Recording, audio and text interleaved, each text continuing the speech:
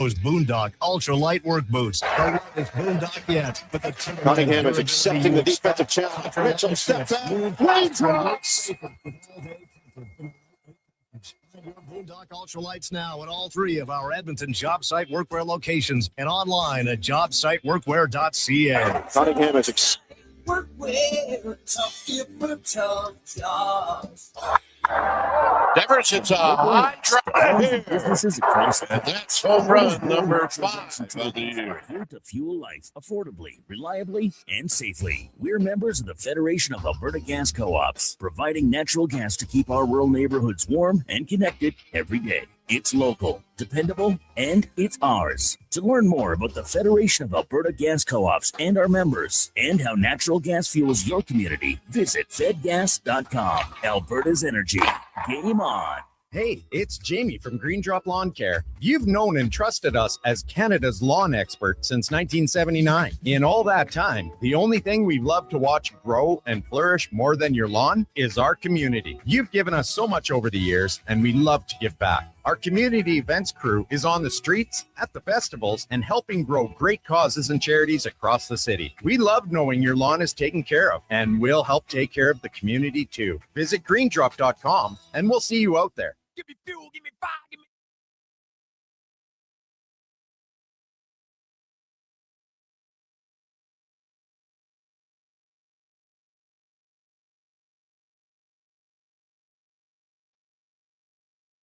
The Jason Gregor Show. Well recovered by Middleton. Drury gloves it down. Kelly. Score! Parker Kelly with the quick release off the feed from Drury. On Sports 1440.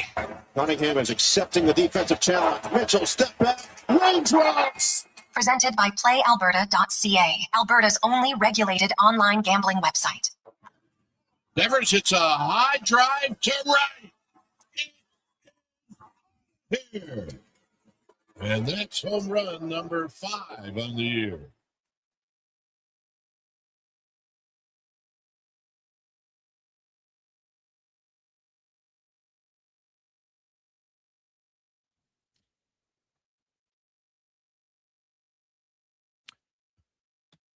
Well, a terrific Tuesday afternoon.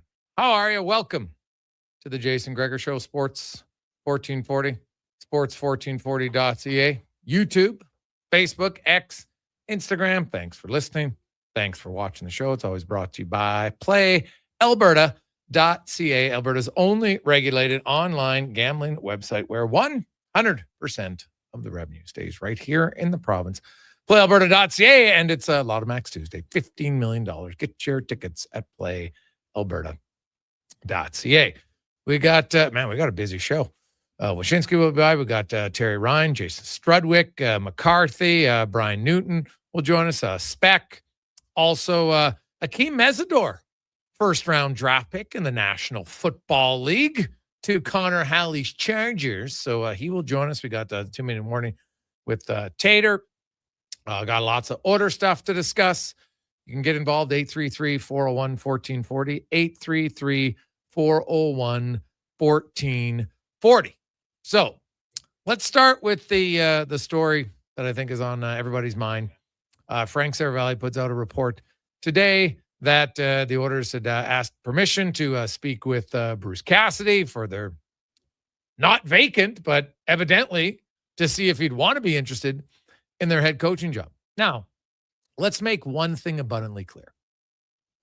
I have no issue if the Oilers want to fire their coach. That's their choice. We can debate whether that's right or wrong. Fine.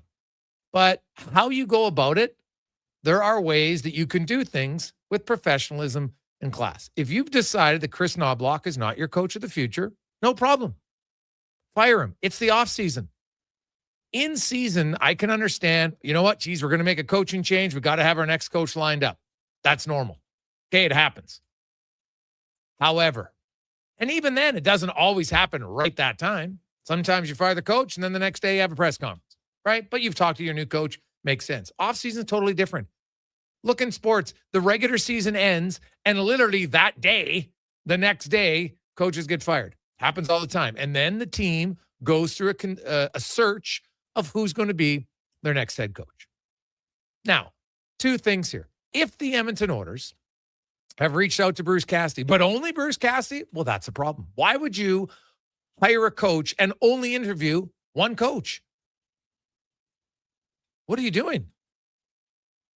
You have the opportunity to have a reset. You fire a coach, especially in the offseason. In season, usually then you still interview a few, but lots of them could be working, so it's a little bit harder. In the offseason, you have way more opportunities. And most importantly, you have time to go through a proper hiring process. So why do you have your head coach twisting in the wind? What are you doing? I'm sorry. It reeks of unprofessionalism. There's zero reason to do it. Call up Chris Knobloch, shake his hand. Thanks for everything. We're going in a different direction. Simple, clean, short, easy. Then you move on. Why hasn't that happened? Give me one good reason why it hasn't happened.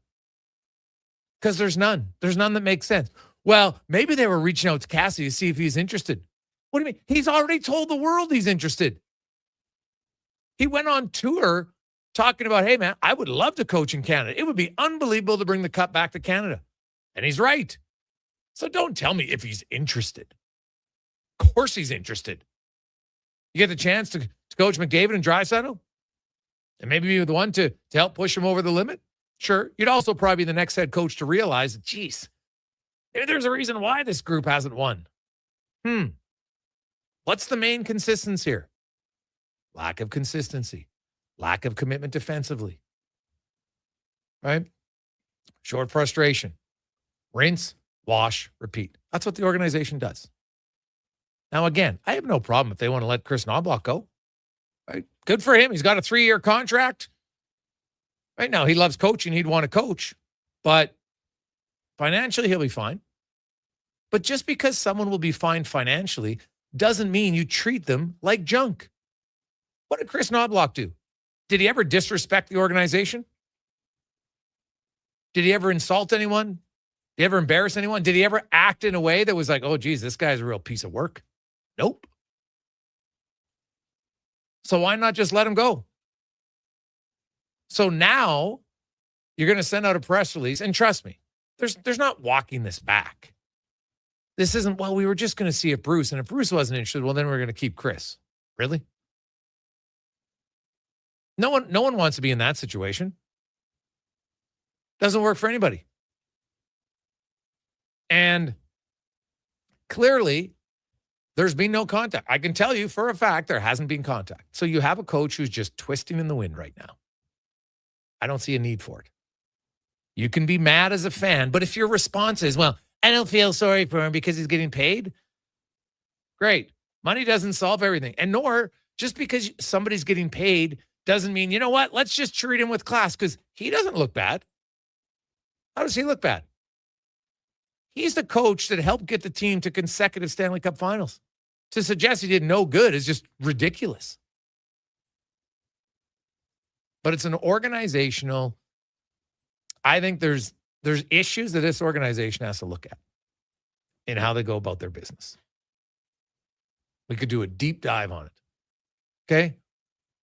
There's lots of questionable things that are done in the organization, on and off the ice. And now we can debate over line changes and whatever, and that's all fun. But there are ways to treat people. And when you get a reputation not treating people well, I'm a big believer that eventually it comes back to you. Now, that doesn't mean that people will disagree with how you go about things. Right? Not everybody's going to like you. Welcome to my world. I sleep very well at night. I don't care if people online or people listen to the show disagree with me or don't like me. It doesn't impact my life. Sorry. Doesn't. Now, if I've made decisions that impact loved ones and they thought I treated them like crap, well, that would be different. And then I would definitely want to talk about that. But if you disagree with who I think's on the power play, like honestly, not bothering me. But any business owner out there knows there's certain ways to go about how you let people go. No one loves firing someone, unless I guess they were a complete POS. right? A complete one. I know there's people say, yeah, but Gregor, the report was he didn't play who the managers want. Well, see, what's interesting about that report, I question it. Because every GM I've ever spoke to over time says the coach plays who he wants to play. Because if the GM tells you, you know what, I want you to play blank, I want these two guys to play with McDavid. And the coach's like, well, I don't really want to play. No, you play him. Well, then if it doesn't work, how can you go? Then you're going to fire the coach because he did what you wanted and it didn't work, but he has to be responsible for it? No chance. It's not how it works. You can't hire the coach and then tell him, yeah, but you got to play this guy and this guy. It's not how it works. You hire the coach, you let him coach. Now, if he doesn't coach how you want, you can have a discussion and be like, you know what? I don't think this is our guy. That's fine. That's your job as a GM. That's your advantage as a GM. But the minute the GM starts telling coaches who to play in what situations, that's the problem. It's not just a coach's fault. I would blame more of the GM. Get your hands out of it. That's not your job. Your job is to find the players. Now, you talk to your coach beforehand. Hey, do you like this guy? Like that guy?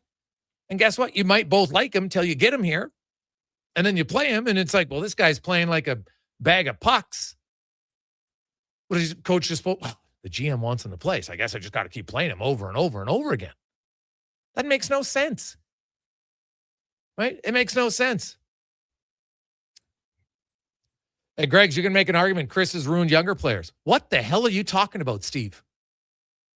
Tell me how he ruined Matt Savoy. Please tell me. How did he ruin him? He didn't ruin him at all. Ty Emberson's developed. Podkolzin's developed really well. They don't have any young players. Which other young players?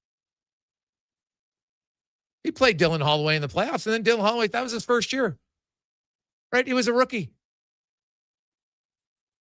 Who are these young players that he's ruined? What are you talking about? Like, don't make up stuff to make yourself feel better. Bring it with facts. Show me the young players he didn't develop. They developed Matt Savoy perfectly. Went to the minors for a year.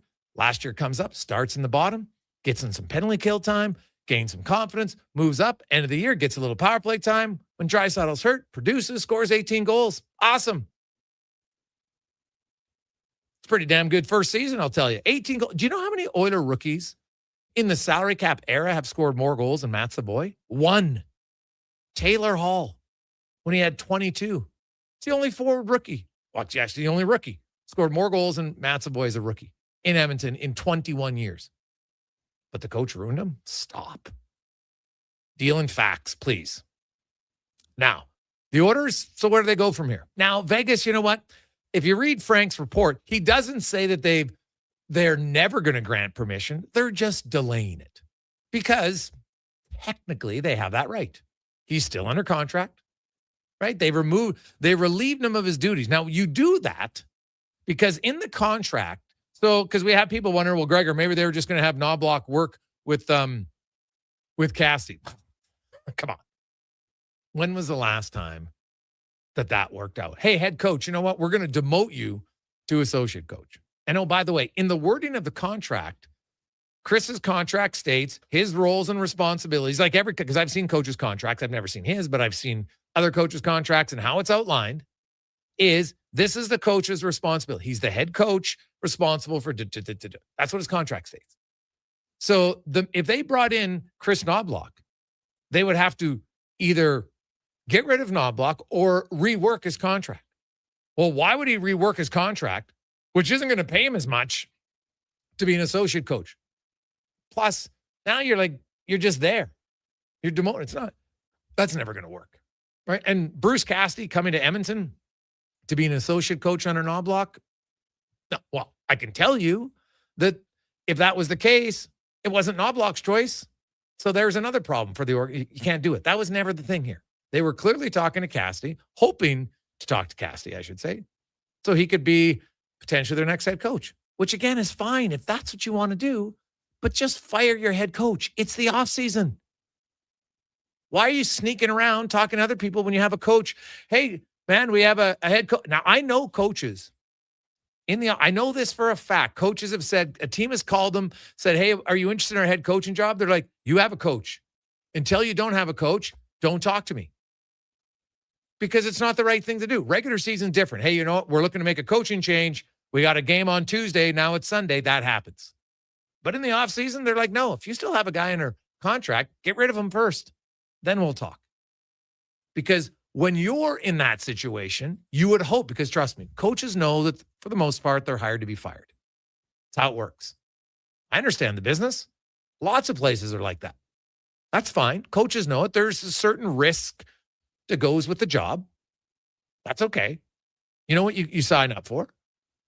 But you don't sign up to be just twisting in the wind and now knowing that your time is done. Chris lives in Edmonton. He has family. His son was going to play for the Huskies this year. Unfortunately, he got an injury, so he's out. But so you got a son, 18, 19. You think, hey, what's happening to your dad? Oh, I read this online. How do you think that feels? How do you think it feels? And guess what? It easily could have been avoided. Chris, we're going in a different direction. Thank you for what you did for the organization. We wish you best of luck. You're going to get paid out on your contract.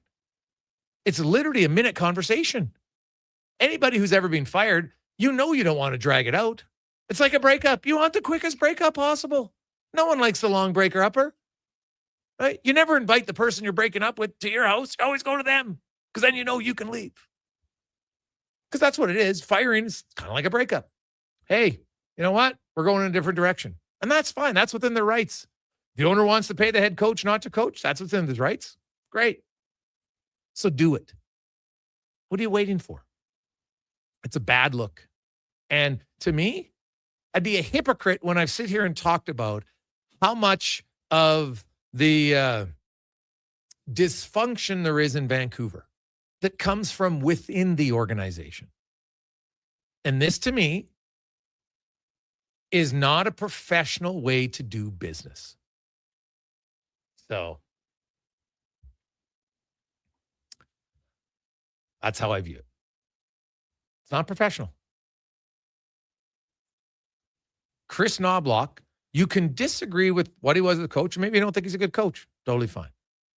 Doesn't deserve to be treated like that. That's just simple, basic human ones, right?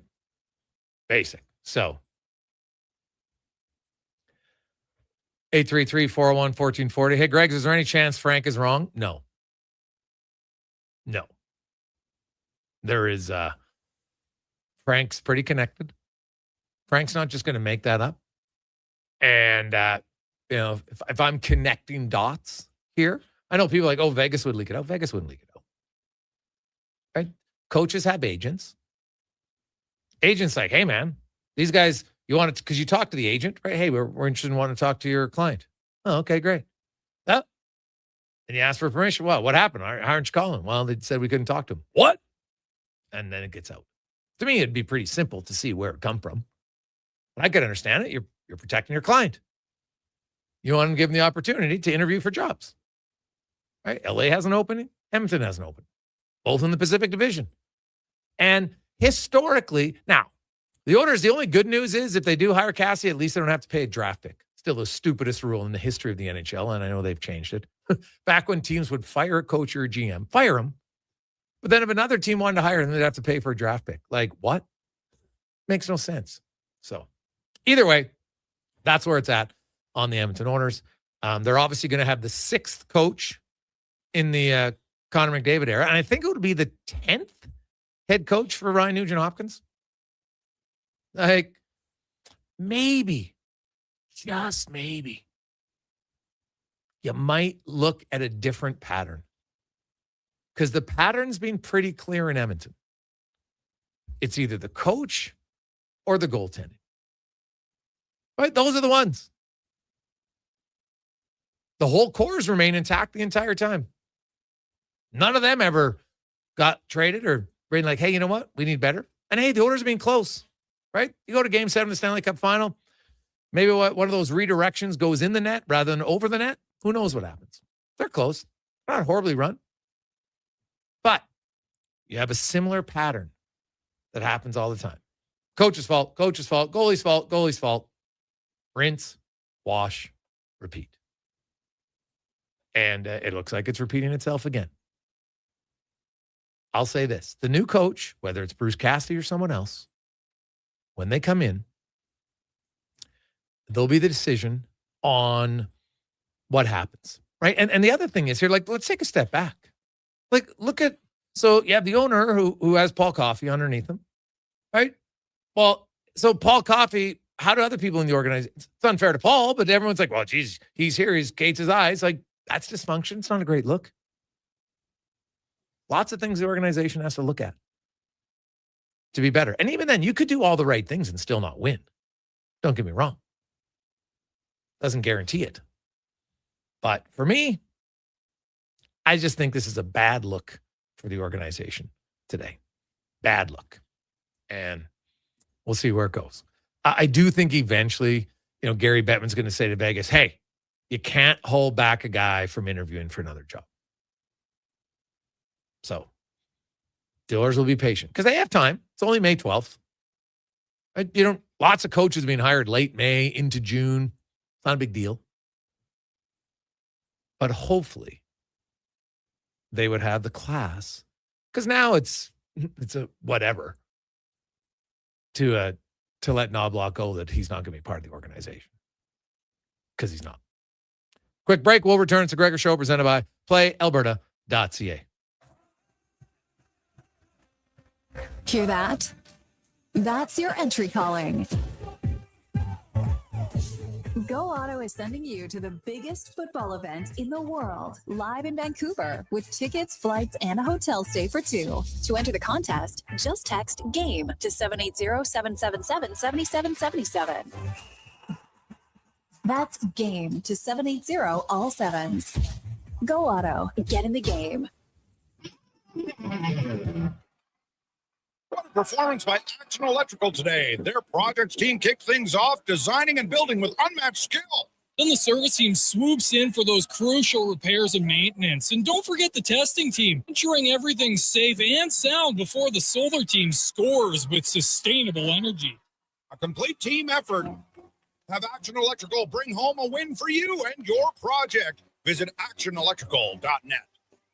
Whether you're a craft beer connoisseur or more of a wine aficionado, there's always something new to discover at Sherbrooke Liquor, a unique family-owned independent liquor store. The selection, incredible. The non-alcohol section is also very impressive. Sherbrooke Liquor, expert, knowledgeable staff with a passion for unique finds. More than just a liquor store, we're a community. Alberta's best, the one and only Sherbrooke Liquor. Wine, spirits, and oodles of beer. Visit SherbrookeLiquor.com. Your protein drink should work as hard as you do. That's why Booster Juice is hitting the gym harder than ever, brother. Meet your new gym buddies, the Way Too Good and Green Gains Booster Mixers. 2 new ripped and refreshing menu options that bench some serious protein. Perfect for pre or post-workout. Way Too Good and Green Gains Booster Mixers taste like motivation. So what are you waiting for? Let's go! Booster Juice. Canadian born, blending since 1999. Get ready for a night of rock with the Gene Simmons Band. Monday, November 30th at Silent Ice Center in Nisku. The Gene Simmons Band, performing your favorite classic hits. Monday, November 30th at Silent Ice Center in Nisku. Tickets on sale now at silenticecenter.com. Don't miss the Gene Simmons Band. Cantork has turned 25. That's right, 25 years of building tools so good, they practically torque themselves. Hard work and innovation equals problem solved. See our latest designs at cantork.com. Looking for a solid 4x4 that checks all the boxes? The 2026 Jeep Compass is in stock now at St. Albert Dodge, and this is a great value, starting from just $36,900. It's a Jeep, so you've got 4x4 capability, plus features like an 8.4-inch touchscreen, Apple CarPlay, active lane management, a Park View rear backup camera, and more. Over 30 in stock right now in just about every color you'd want. Head up the trail and see how easy it is to do business at St. Albert Dodge. Say hello to your new favorite drinks. Introducing new McCafe Refreshers. Icy cool, undeniably refreshing, and available in 3 flavors. Strawberry watermelon, mango pineapple, and blackberry passion fruit. Only at McDonald's. All the protection you want, none of the weight. Introducing Timberland Pro's Boondock Ultra Light Work Boots. The lightest Boondock yet, with the Timberland durability you expect. Conquer long shifts, move faster, and work safer with all-day comfort in a lightweight package. Find your Boondock Ultra Lights now at all 3 of our Edmonton job site workwear locations and online at jobsiteworkwear.ca. Job site workwear, tough different tough jobs. I'm Rick Showers from Noble RV, and I want to give you something for free. A free roof assessment on your used RV. And remember, basically every RV is a used RV. What do I get for my free roof assessment, Rick? Well, Bob, we're going to climb up on top of your RV and take a good detailed look at your roof. Check all the joints, connections, and seals. Then we'll give you a written report so you know exactly what's going on up there. You should do this at least twice a year. You were just doing this out of the goodness of your heart, Rick? Cards on the table, Bob. About 1 in 10 RVs we see have something wrong with the roof. If yours is one of them, then yes, we're going to offer to sell you a repair. But we'd rather do a small repair when your leak is small than sell you a big, expensive repair when it's so bad you can see it from the inside. And you don't have to accept our offer to fix it. It really is free either way. So come by Noble RV and know for sure. And that's Noble. NobleRV.ca.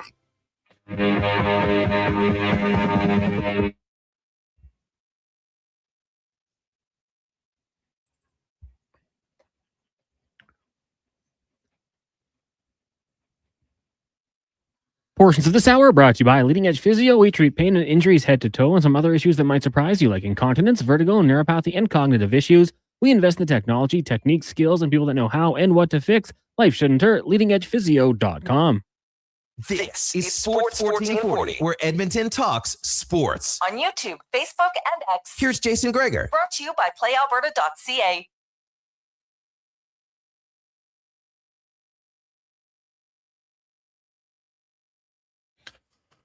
$2:25.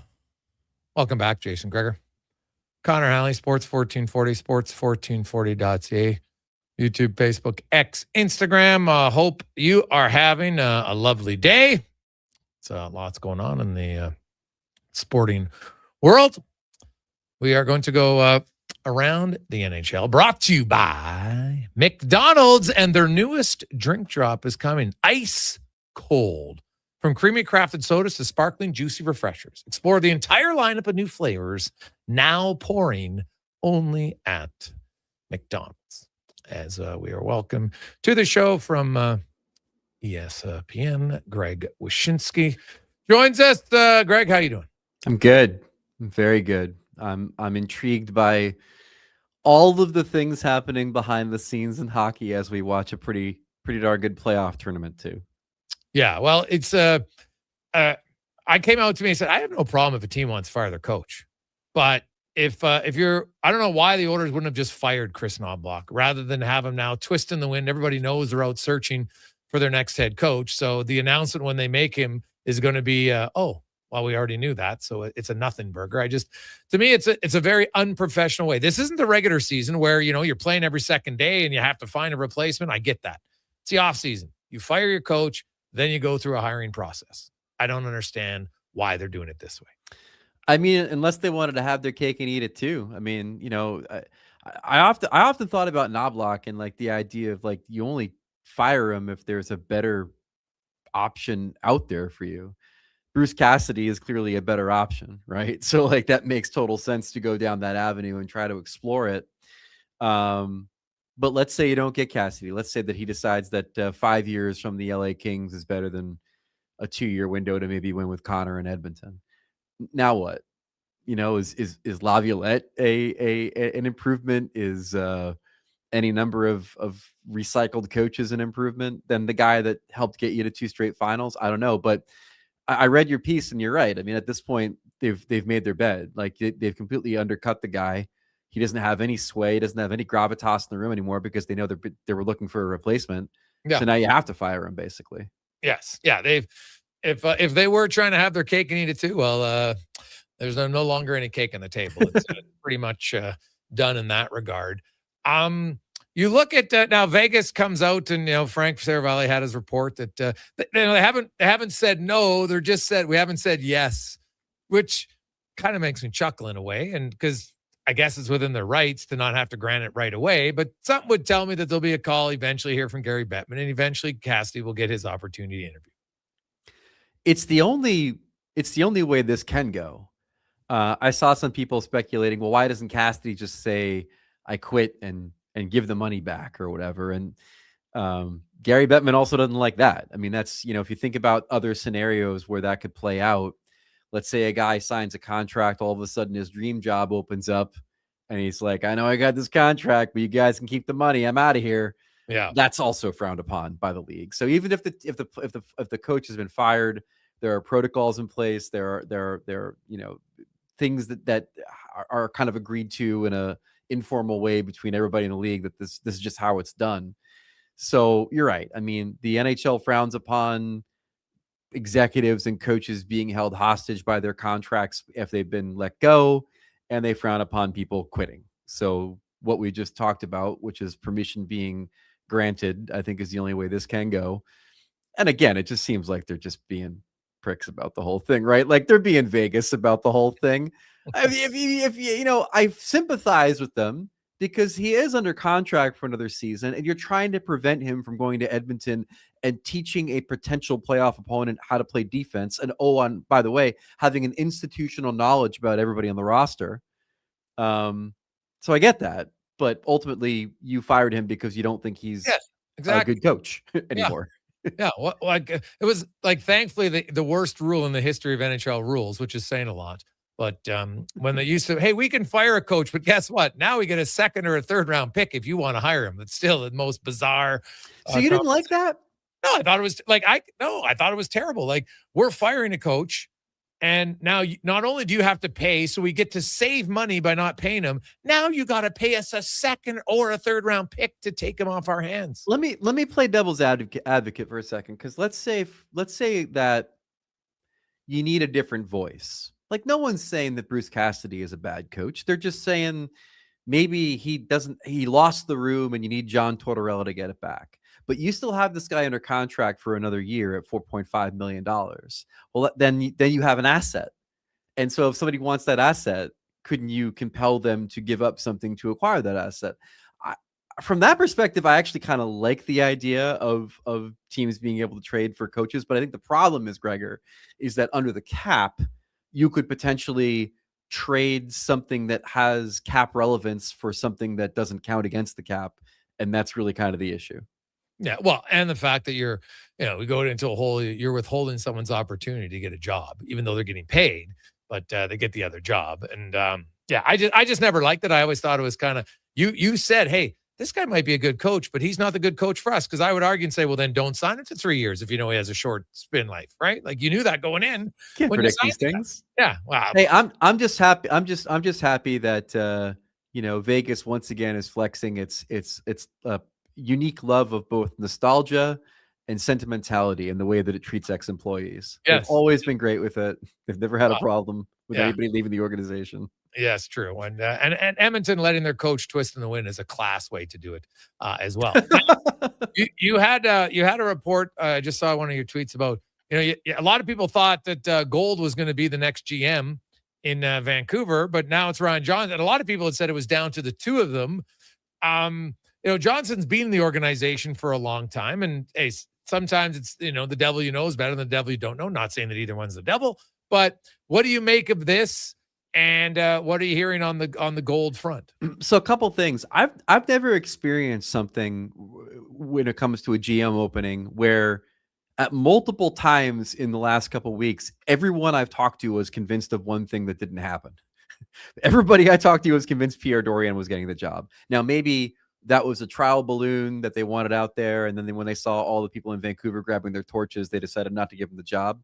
And then everyone I talked to in the last 24, 48 hours was convinced that Evan Gold was getting this job.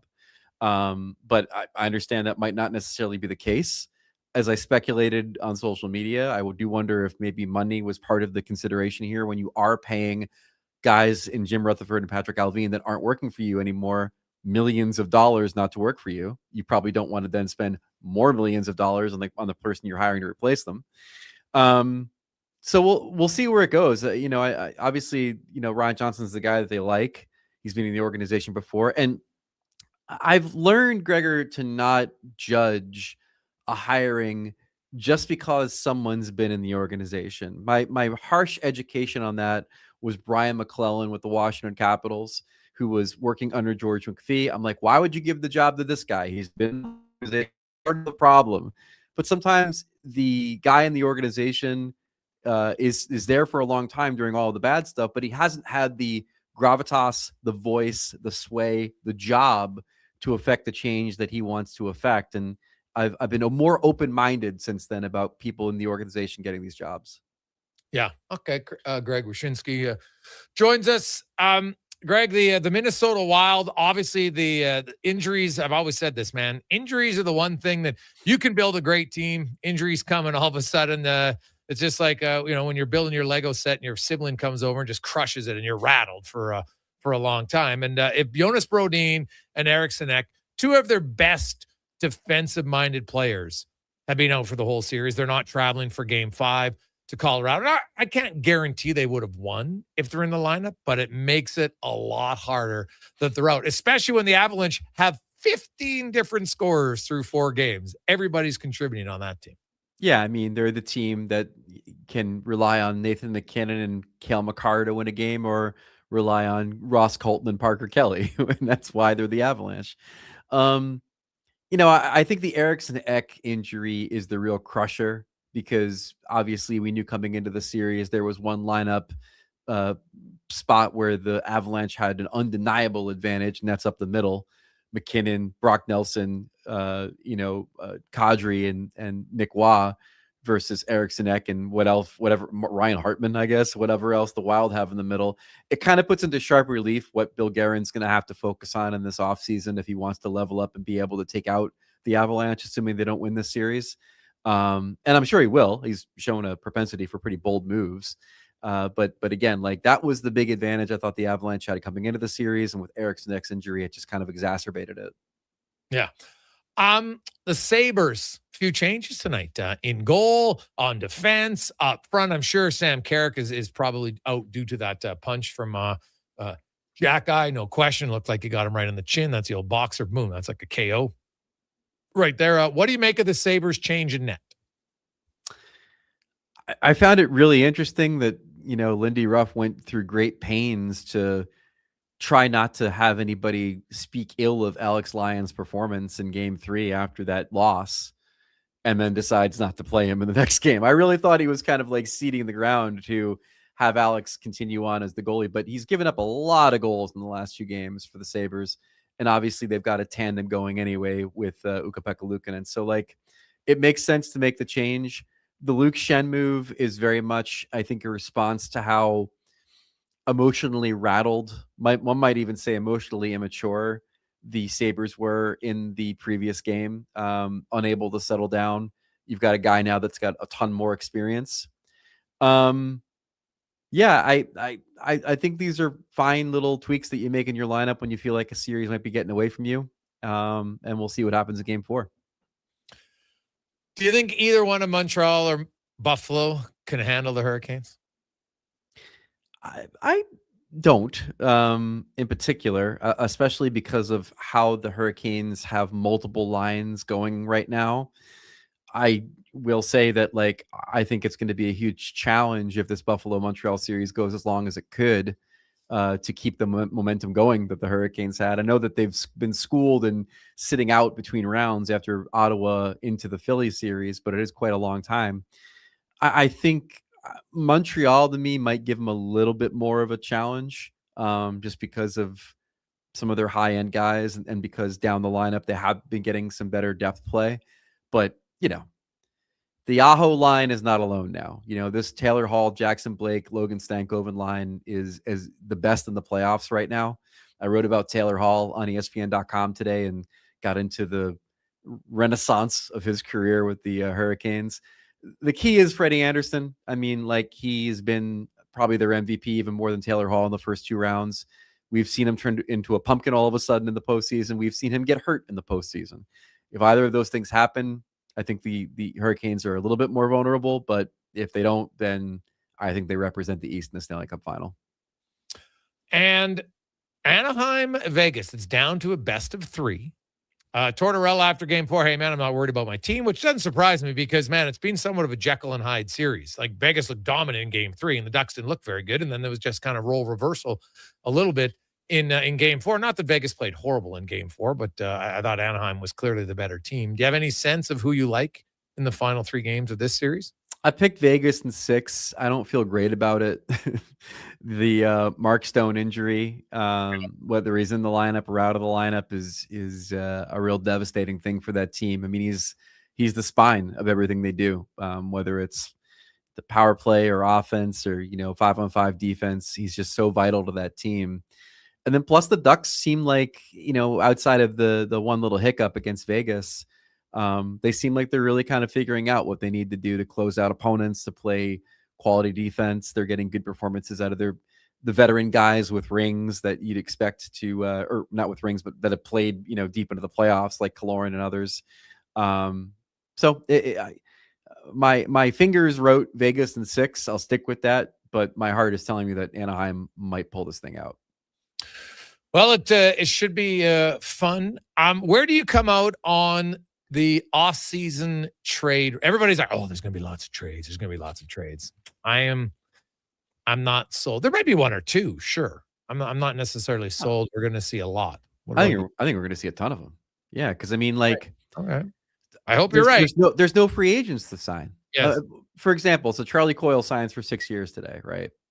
And now you take him off the market. You look at the center spot in the market, and it's like, okay, if he resigns and Malkin resigns, your top center is Jason Dickinson, probably at this point. It is, and that's not to besmirch the good name of Jason Dickinson. It's just to say that there isn't a lot available in the center spot, to the point where Don Waddell, the GM of the Blue Jackets today, said between 10 and 13 teams called him to try to get the negotiating rights to Charlie Coyle before free agency. Like, that's where we are right now. So if they're willing to make trades for the negotiating rights to Charlie Coyle, they're willing to make trades for people that are actually under contract and trying to, solve problems on their roster. So I think we're going to see a real busy trade market.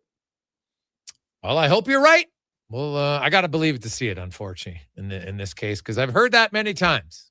Usually leading up to the draft, there's going to be lots of trades. And then it's like, pick 26. So I hope there's trades. It should be fun. There's lots of teams that will be interested, but we'll see what happens. Greg, as always, appreciate your time. My pleasure. Hey, by the way, do you is that like, what's that called? Because I know you're trendy in the hair. Is that a fade? What do you call that hairstyle you're rocking right now? That is called, I had hat hair and then sprayed it to put it up. Oh, so is that like, but some mousse in there? Some just your general run of the mill extra hold hairspray. Like, and then also, it's so people that are watching can refer to my hair as Lego hair. I've gotten that a lot. The fact that I have hair that looks like this, and they well, it's pretty thick. I'll say that. Like, can you like that? Looks like it got a thick coif going on there, right? Like there's I mean, there's no 4 or 5 heads coming from you anytime soon. I am blessed with remaining follicles late in life. Good. I didn't have to go to Turkey. It's all there. It's all me. You and probably needs to be a different color than what it is, but it's all me. You and Connor Halley both blessed with incredible. Like, I don't even think Connor can run his fingers through his hair. His hair, so it's nice. I was just curious if that was like the new fit. Kind of looks like. Do you remember Astro Boy? Yeah, Astro Boy, Jimmy Neutron. I get a lot of it all the time. Nice, I like it. Awesome. Okay, Wysh, have a good one, buddy. Take care.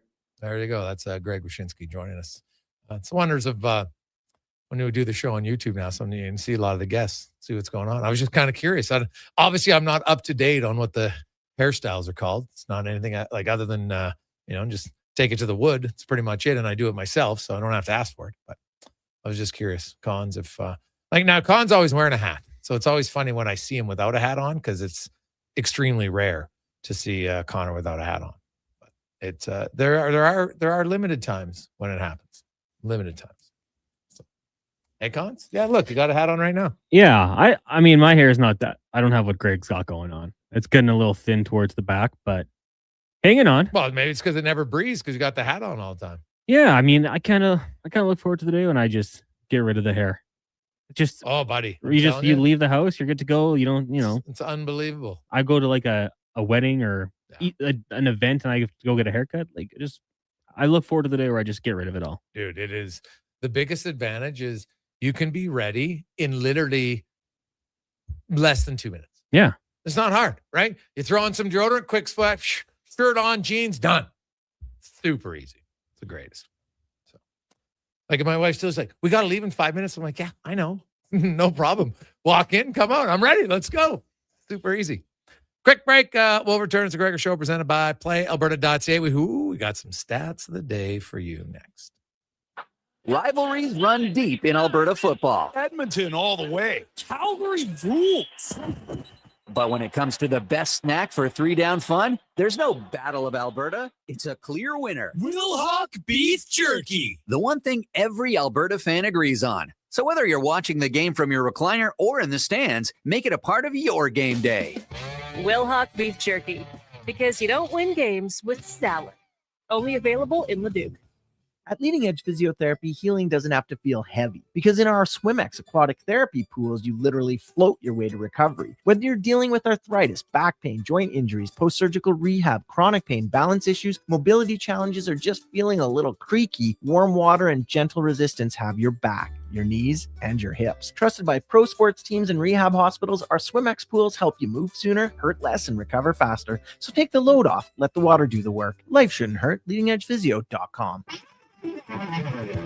Action Electrical's projects team takes the field, folks, ready to execute the entire play for new commercial builds. Absolutely. They're masters of design, build, sketching strategy from initial blueprints to core electrical infrastructure. The team never misses on complex projects. Known for handling big league constructions and major renovations, ensuring flawless execution, hire the Action Electrical team to bring home a win for your project. Visit actionelectrical.net. Hi, Mike here from Northgate Chevrolet Buick GMC. No one's ever accused car shopping to be fun. I mean, think about it. Awkward standoffs to get a price. Let me go talk to my manager. Dealers asking for your credit card, then melting your phone if you say no. See, not fun. At Northgate, I promise you a different experience. We make it fun. And you will like us, I promise. 0% financing, a great selection of new and pre-owned units. So for some fun, stop in today. 13215 97th Street or visit us online at northgategm.com. You're in Northgate country. Who's that working on the underground utilities over there? All-Star Construction, that's who. What about the street lighting? Yep, All-Star Construction. And the directional drilling, hydrobacking, neighborhood renewal, and telecommunication work? Yep. And yep. Since 2009, All-Star Construction has been doing all that and more, shaping and building Edmonton communities for land developers all around Edmonton. That's what All-Star Construction is all about. This is you. Hi.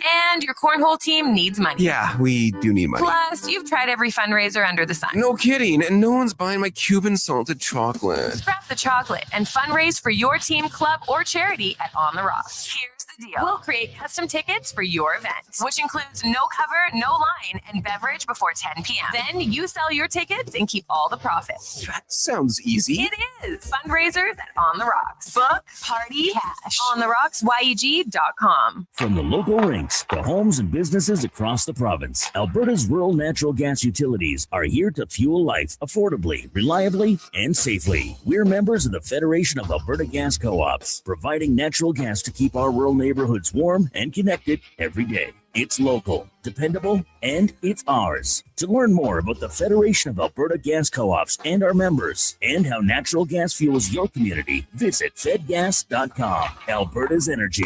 Game on.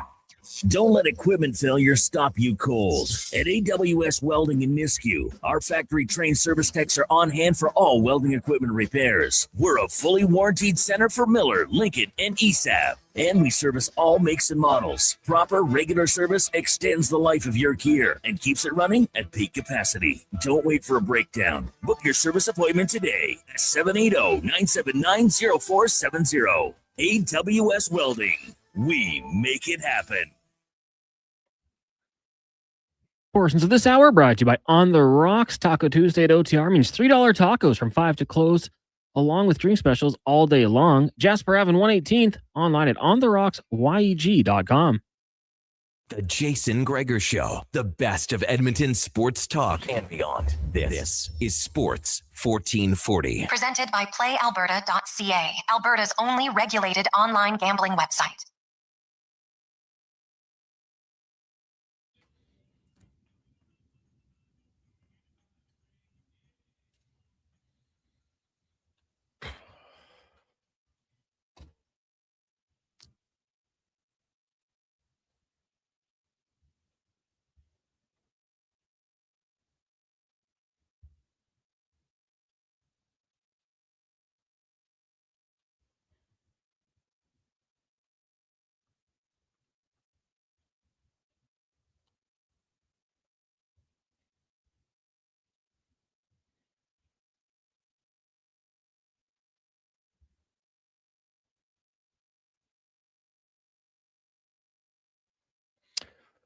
$2.49.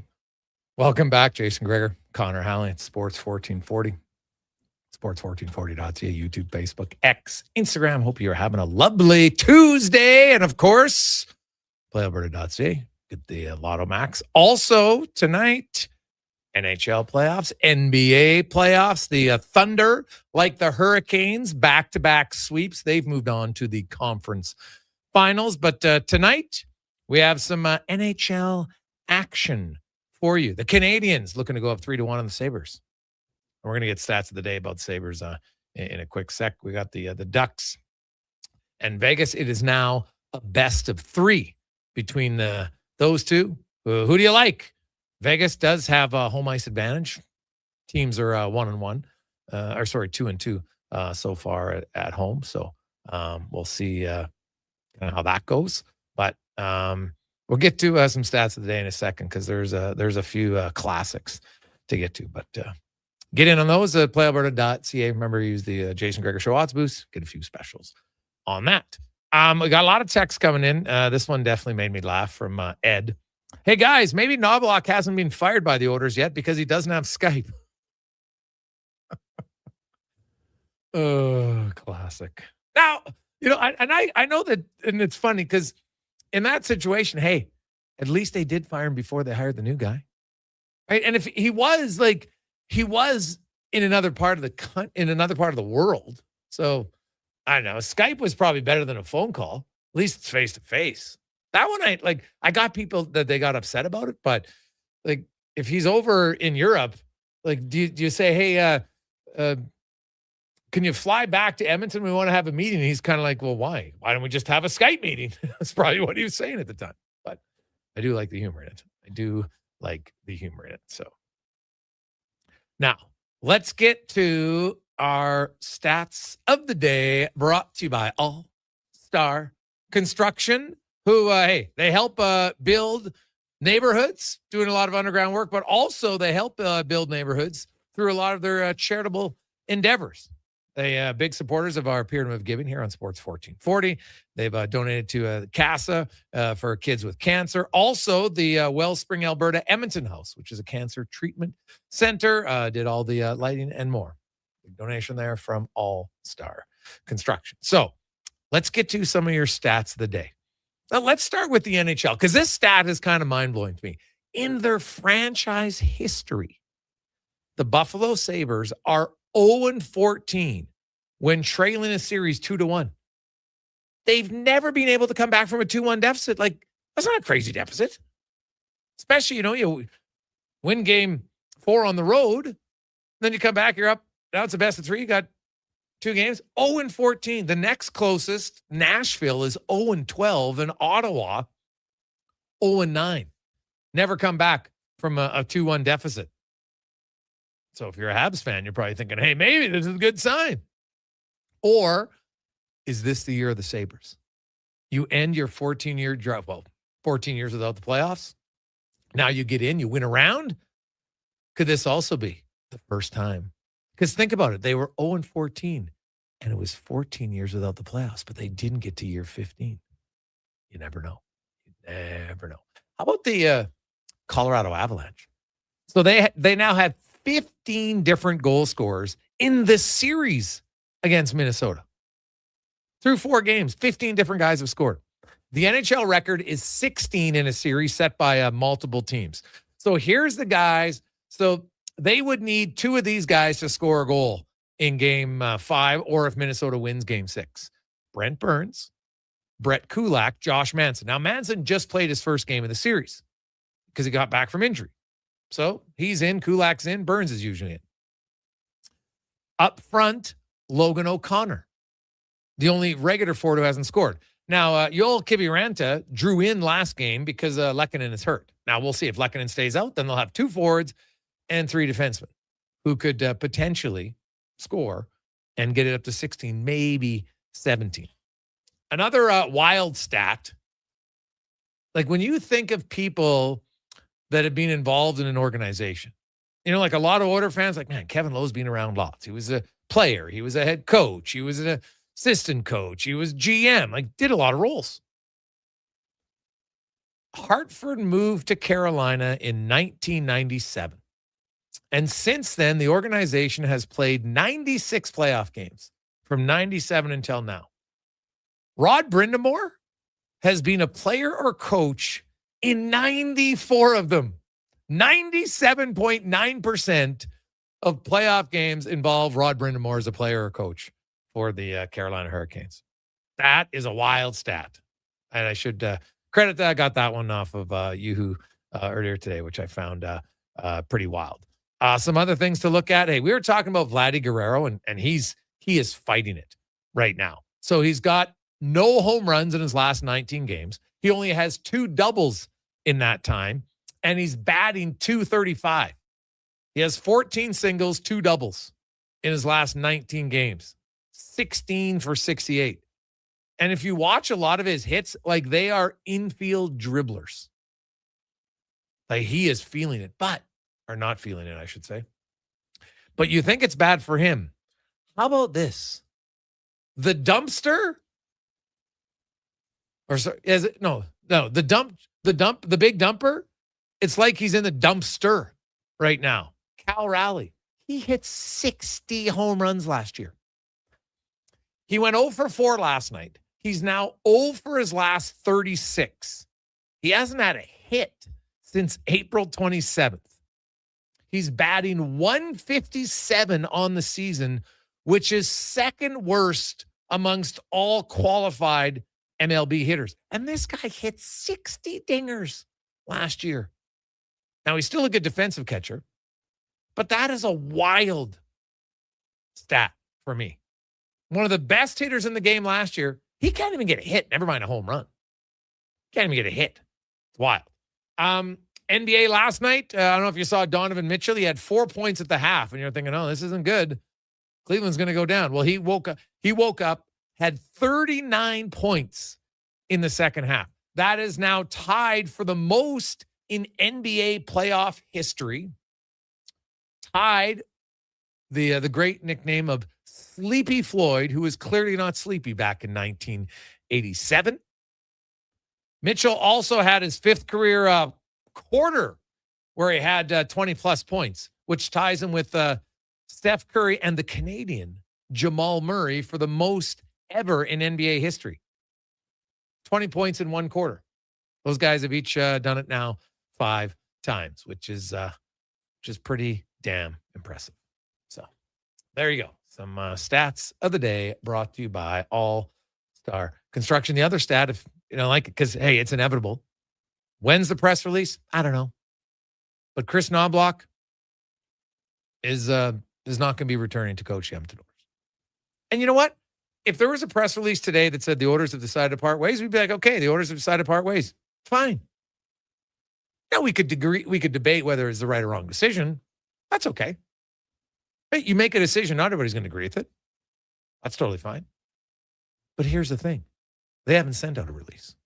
What happened was Frank Saravalli broke the story that they've reached out and got said, no, thank you, at least for the time being, to speak with Bruce Cassidy for your not vacant job, but soon to be vacant, evidently, head coaching job. So, because you can't walk that back. Chris Knobloch knows they were looking for someone to replace him. His players know it. You can't have him coach in that situation. It's impossible. Right? Like, they're always going to be, oh, yeah, well, geez, do I really have to listen to the coach? Like, clearly the organization doesn't trust him. And I know you're going to say, well, people wouldn't do that, but yes, they would do that. It's kind of how it works. So, hey, boys, Rally's going full Chris Davis. Oh, that's a good pull. Yeah. Well, remember that season with the Orioles he had? It was unreal. And then he fell off of it. So, hey, Gregor, is it possible they've told Knobloch he's out and they're waiting to announce a firing? No, Matt, I can tell you 100% that is not the case. You would never tell a guy, hey, we're going to fire you, but we're not going to announce it until we have your replacement. Why would you? There's no need to do that. Are you saying, well, we don't want other teams to know that we're talking? Well, obviously you have to, because you have to ask Vegas for permission to speak to Bruce Cassidy. So they would know. And now they do know. And now the league knows. Now Knobloch knows. But I can tell you without question that they have not told Knobloch that was their plan.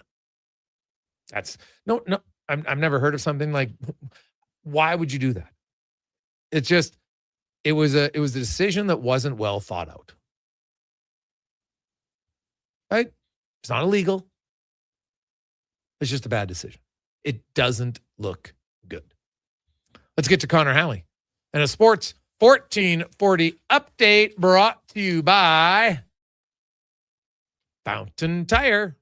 Oh, baby, it's nice out. I've seen a lot of convertibles. Everybody's getting ready. Well, you know what? Make sure you've got your tires. If you don't have them now, get a new set. Some rubber on the road, fountaintire.com. The Sports 1440 update. 2 games tonight in the Stanley Cup playoffs. At 5 o'clock, you got Canadiens and Sabres. Montreal looking to take a 3-1 series lead. Then at 7:30, Ducks in Vegas. That series tied at 2 games apiece. Sidney Crosby will be suiting up for Canada at this month IIHF World Championship, replacing Islanders forward Matthew Barzal, who is out with an undisclosed injury, and Charlie Coyle signing a 6-year, $36 million deal with the Columbus Blue Jackets. He had 20 goals and 38 assists in 82 games last season. In the association, Spurs and Timberwolves meeting in San Antonio. Tip-off 6 o'clock. That series tied at 2 games apiece. And the Toronto Blue Jays looking to bounce back against the Rays once again. First pitch, 5:07. We'll have that one for you here on Sports 1440 immediately following the Jason Gregor Show on our AM feed. Elsewhere, Angels and Guardians. Orioles hosting the Yankees. The Rockies taking on the Pirates. White Sox up against the Royals. Padres in Milwaukee. Astros and Mariners. Cards get the Athletics, and the Dodgers hosting the Giants in the PWHL. They're back after the delay yesterday. Montreal and Minnesota. Puck drop at 5. Winner advances to the league final next week against Ottawa. Coming up in hour 2 of the Jason Gregor Show, we'll be joined by our co-host and former NHLer Terry Ryan, also Jason Strudwick. I'm Connor Halley. This has been a Sports 1440 update.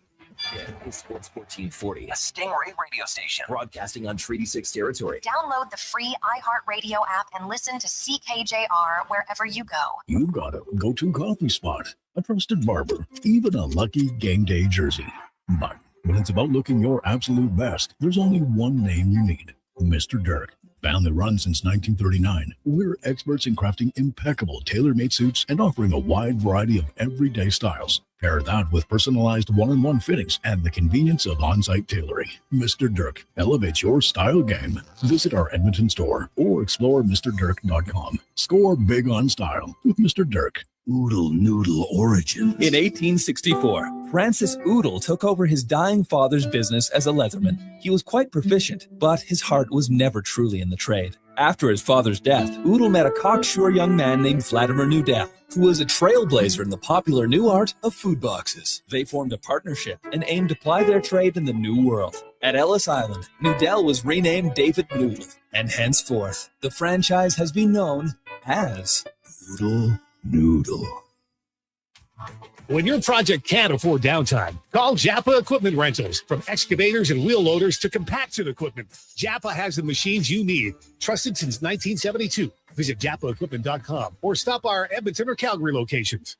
Start your day with a blast of sports. Kevin Carius, along with Brandon Douglas, brings the fire, the fun, and the fearless takes. Weekdays, 7 to 11. Text Kevin, 883-401-1440. Mornings with Sports 1440. With Play Alberta, backing the home team goes beyond the bets. That's because your picks have provincial impact. Play Alberta is the only app in the province that puts all revenue directly back into supporting programs and services that Albertans rely on every day. By investing in the General Revenue Fund, every play, bet, and buy made on Play Alberta helps make a difference across the province. It feels good to know your fund goes further at home. Visit playalberta.ca/Gregor to learn more. Must be 18 plus to play. If you gamble, use your game sense. A lot of you love hockey season. But when it comes to construction season, Come on already. you're not as excited unless you work for GS Construction. It's true. As one season is winding down, ours is winding up with all sorts of great projects to make the city we live in better. And our team is hiring. GS Construction is scouting for pipe layers, topmen, and heavy equipment operators. So if you want to score a great job, visit gsconstruction.ca today.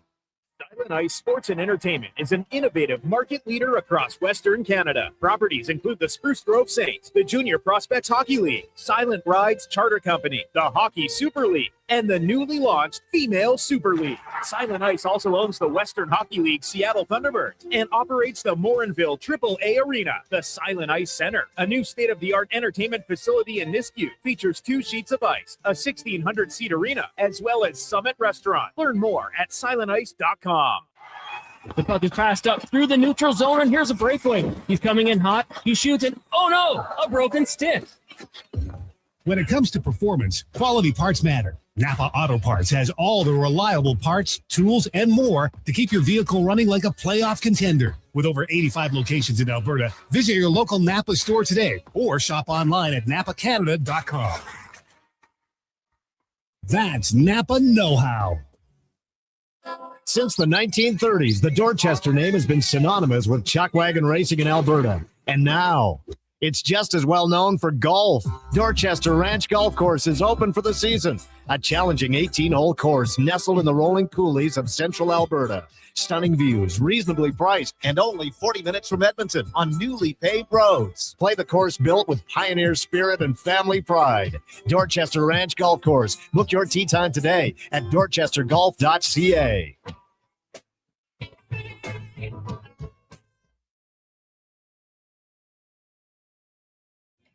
Portions of this hour brought to you by Cantork, made in Canada, made for Canada, where extreme isn't theoretical. Find your solution at cantork.com. The Jason Gregor Show, the best of Edmonton sports talk and beyond. This is Sports 1440. Presented by PlayAlberta.ca, Alberta's only regulated online gambling website.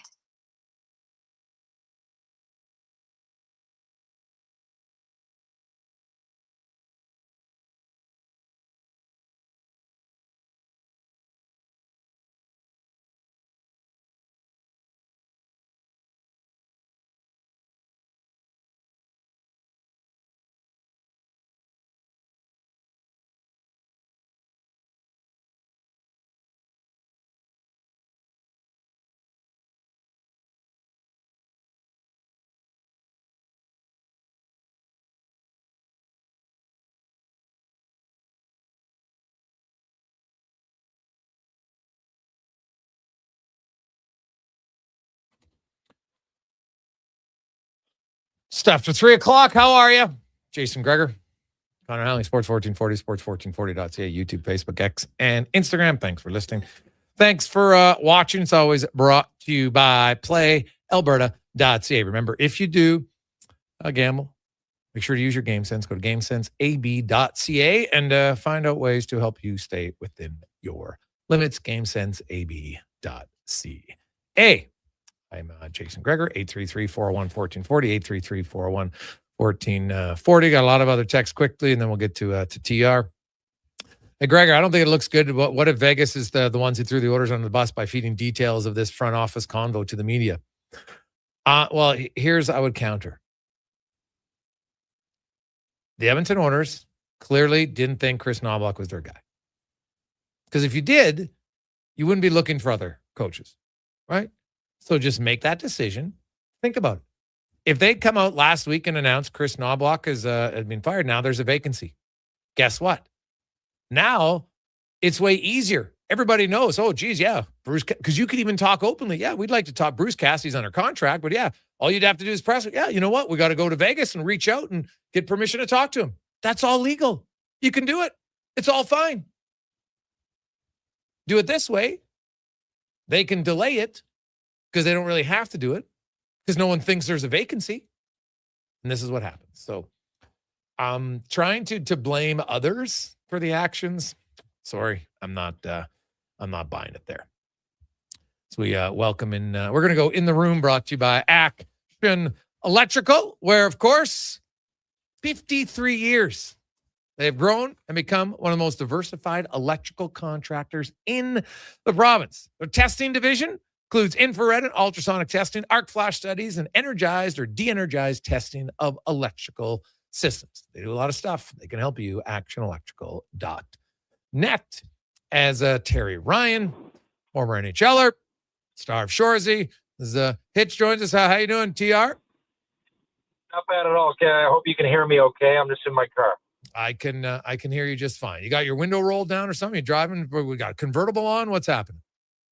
Nah, it's raining, but the weather's getting progressively nicer, but it's raining here today. No, I got to drive my daughter to soccer and work out, and there's a big banquet in Mount Pearl, the Sports Alliance, the year-end awards. There's a lot happening in my little circle right now, but happy to be on the air with you guys. Speaking of lots happening, what do you make of the reports? The Oilers have obviously reached out. They're looking for Bruce Cassidy. They're obviously going to make a change in their coaching staff. Okay, fine. But I don't like the direction and how they went about it. Just fire your head coach, then move on accordingly. It's the off season. There's no reason to have to not do it that way. I just don't understand it. Yeah, and there's just a lot to unpack. Because if you look at it from one point of view, getting rid of Knobloch itself, just that idea.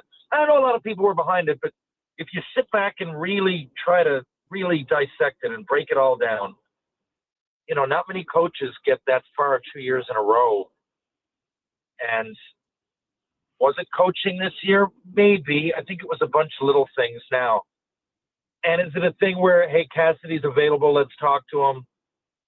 Let's talk to 2 or 3 that are available, and maybe we will, maybe we won't. If that's the case, it was a silly, silly way to go about it because it's out. And now if I'm Chris Knobloch, just there's no way that I'm not, even if you decide to stick with me, it's something. It's just something negative that was kind of unnecessary. And if you were going to go and talk to Cassidy and say, well, no, we were getting rid of him, we knew that, well, just do it. I just think there was no need, again, for such a professional organization that has had data to work with and, research, data, the analytics behind it all, like for months and months, years. And there's so much knowledge there that it's a really weird way to go about it. And I know that we're not looking back at Chris Knobloch with Stanley Cup rings, but the next best thing, he got you as close as possible. So I'm not even saying keep him. You want to get rid of him, but that deserves some level of and respect, doesn't it? It's a terrible thing. I feel like he's a minor hockey coach and found out from one of the parents. It's just a really weird way to go about it. 100%. I just don't think it looks good. And hey, I think I'd be a hypocrite if I didn't at least mention the fact that I've talked openly about, I think the dysfunction that's happened in Vancouver from their organization is not good. And if you look at some of the things, Paul Coffey goes away, then they have to bring Paul Coffey back in, right? Like that. There's lots of little things here that add up that aren't necessarily great looks. If you want, everybody talks about one of the biggest important things for a team is to have everybody pulling in the same direction. And some of the actions in the past year would suggest that not everybody's pulling on the same rope. And you should know as a professional organization that publicly it's going to look like that. And optics are important, especially if you string together a bunch of losses and you disappoint and you underachieve. Yep. Now the magnifying glass is going to be on you a lot more than it was. And these public examples of everybody not being on the same page seem to be a little too frequent. And you would have to think with the experience and the resumes involved that they would know that. So I'm not sure. Like, your wires really have to be crossed if it keeps happening publicly. That's what I think, because it's easy enough for that not to happen if you're talking about a junior B team. So I don't know. Yeah, it's a head scratcher and makes one wonder if problems don't lie a lot deeper than Chris Knobloch. Exactly. I just think too often the organization, the fallback has been head coach goalies. Those guys are responsible for everything. They're the only reason you ever lose. It's always on them. And that's how it's been. And it's a pattern that we've seen for many years. And hey, like in life, we all have patterns that are hard to break. I understand it. And away we go. Now, this just coming down. Wow. Charlie McAvoy. Not overly surprised by this, but Charlie McAvoy suspended for 6 games to start next season for his slash at the end of the series against the Buffalo Sabres. Was that the slash over the wrist? Arm/wrist on Zach Benson. Yeah. Yeah. I remember. I was wondering if he would say, I mean, that was a hell of a tap, but if you're going to do that, if you're going to do that, then every other time, what's the word? You've got to be consistent across the board.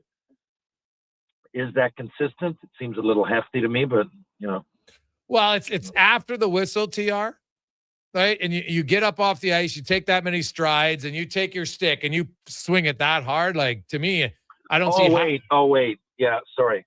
Yeah, I don't. I'm not trying to bail on what I just said. Now I remember exactly what it was. Yeah, it was intent to injure with a focus, with a point. Sorry. Yeah, I was thinking of another play. I know exactly which play you're talking about. Sitting here in my car going through the mental imagery of it. Yeah. There's not much. There he is. I'm going to do it. Here's my stick. I hope I hurt you. Boom, I hurt you. Yeah, I can see the logic. Yeah, no, it's hard to argue with 6 games for sure. It's kind of go. That's I look at it, and so it'll be a 78 game season maximum for Charlie McAvoy next year. Of course, as the NHL goes up to 84 games. Not the first time in NHL history. We should remind people that there were 2 seasons in the 90s when prior to the short lockout, where they had 84 games. They'd gone up to 84. Then they went into what that was unfortunately foreshadowing for what was going to become a regular trend in the NHL for a long time, where they would have lockouts for CBAs. And we had 2 seasons of 84 games. Something tells me this one might last a little bit longer. The extra 2 games, and for those who kind of forgot, it's just going to go in your own division. So now you will play every team in your division 4 times. It used to be 26 games in your division. Now it's going to be 28 games in your division. It'll be 24 games against the other teams in your conference, and then 32 games against the 16 teams in the other conference. So even schedule up until they expand, and then it'll be uneven again. So here we go. TR, get into your Montreal Canadiens. I know you're obviously the organization that drafted you. They're up 2-1, and they're up 2-1 without really any contributions, even strength from their top line. Like, Caulfield did score in a power play. Slavkovsky's got 4 power play goals all playoffs. Doesn't have a 5-on-5 goal yet. Demidov doesn't have a goal at all. And Caulfield, hasn't scored 5-on-5 either. But they're winning, and kind of just shows you what they're doing. And really, like the something about Montreal and rookie goaltenders, and from Dryden to Roy to now Dobish, who's been really good for them. Yeah, man. And people say momentum isn't a thing in the playoffs, but I really disagree. I think it is, because I know personally, I don't have much NHL playoffs to tell you about, but personally in my life, when I've been in a competitive zone and playing in the playoffs at all different levels, I do take momentum in. I'd like to ask Alex Newhook that question. Good Newfoundlander, by the way.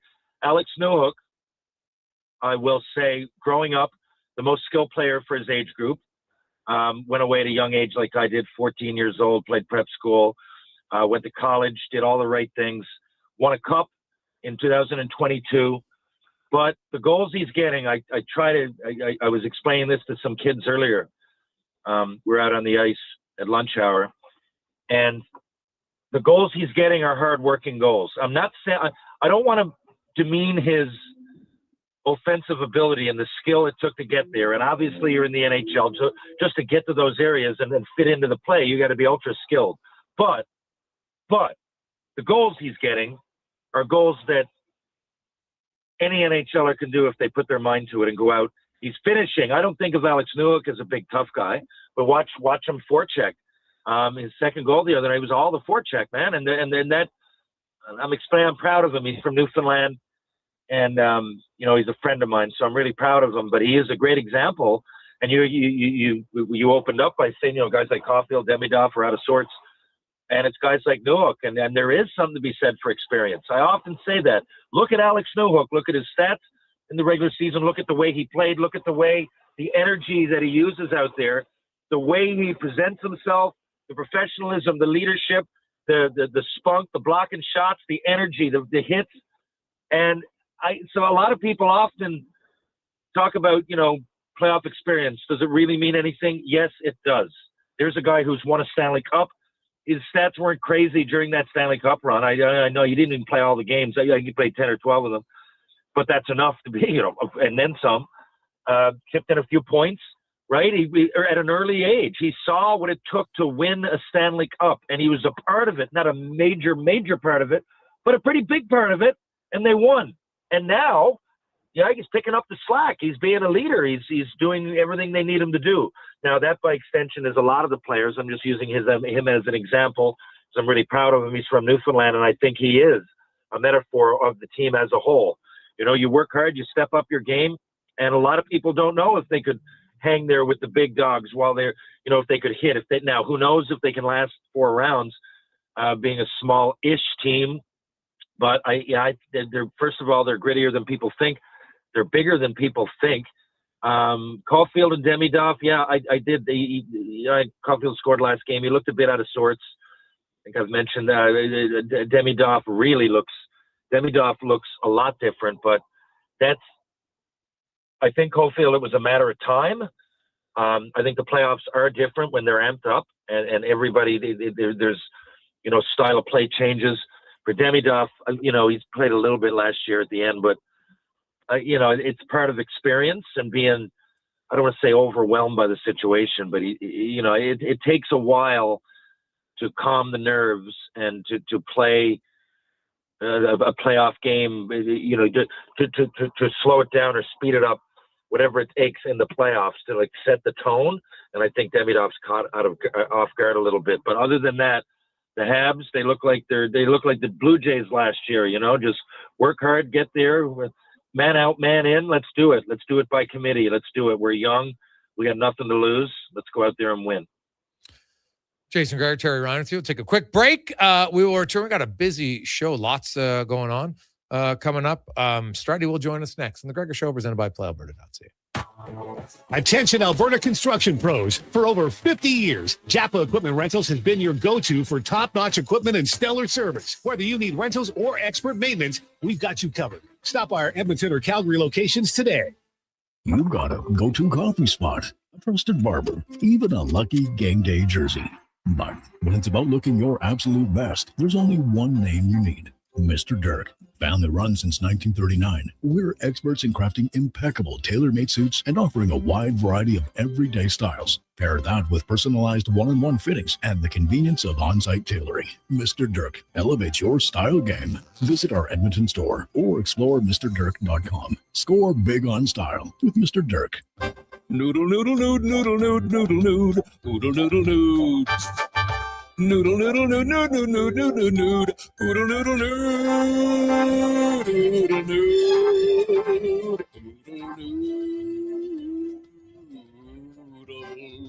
noodle, noodle, nood, noodle, nood, noodle, nood, noodle, noodle, nood. Noodle, noodle, nood, nood, nood, nood, nood, nood, nood, noodle, noodle, nood. Troll low down to Oodle Noodle tonight because dine-in is open. May brings more of what you're looking for at Wolf GMC Buick. The selection, never better. The savings up to $12,000 when you combine cash discounts on your new 2026 Sierra 1500 pickup. Up to $1,750 in cash rebates on remaining 2025 Terrain SUVs. Plus 0% financing up to 72 months on most models. And ask about the truck trade-in bonus of up to $1,500 on select new in-stock Sierra 1500s. Wolf GMC Buick. We're making it easy. Come for Canada's largest trade shows, the biggest names in entertainment, exhilarating sporting events, and more. And stay for the experience at the Edmonton Expo Centre. Looking for the perfect place to host your next big event? From trade shows to galas, meetings, and concerts, the Edmonton Expo Centre has the space, event expertise, and service to make your next event unforgettable. With over 522,000 square feet of flexible event space, in-house catering, and operational expertise, they bring your biggest vision to life. Learn more at edmontonexpocentre.com today. Your weekend hotspot is at On the Rocks. Party with Edmonton's best bands every Friday, Saturday, and Sunday. And we got them all. From the Varkels to Tallboy, Radioactive, Curves, the Brute Squad, Morningwood, Roxilla, Punch Buggy, and more. Plus, the guy who keeps the party going every weekend. DJ Kenny K on the ones and twos, live. Get ready to have a good time this weekend. Your bar, your party. You're On the Rocks. On the Rocks. Jasper Ave and 118th. At Hughes, it's all about getting in and out quick and clean. No cash, no problem. With Hughes' new tap and wash system, all you need is your debit or credit card to get your vehicle sparkling clean. Find us at HughesCarWash.com. Legacy Heating and Cooling jingle auditions take one for Gene Principe. Hey, thanks for being on time. I'm always punctual. Now, how about some cool beats while I drop the heat? Ready when you are. Tall legacy, tall legacy. Nice. Boom! I'm a musical genius. Legacy's going to love this for AC season. What's not to love with no interest and no Principe payments for 1 year? Are you always like this? Yep. Unlike Legacy, I never know when to cool it. Legacy Heating and Cooling.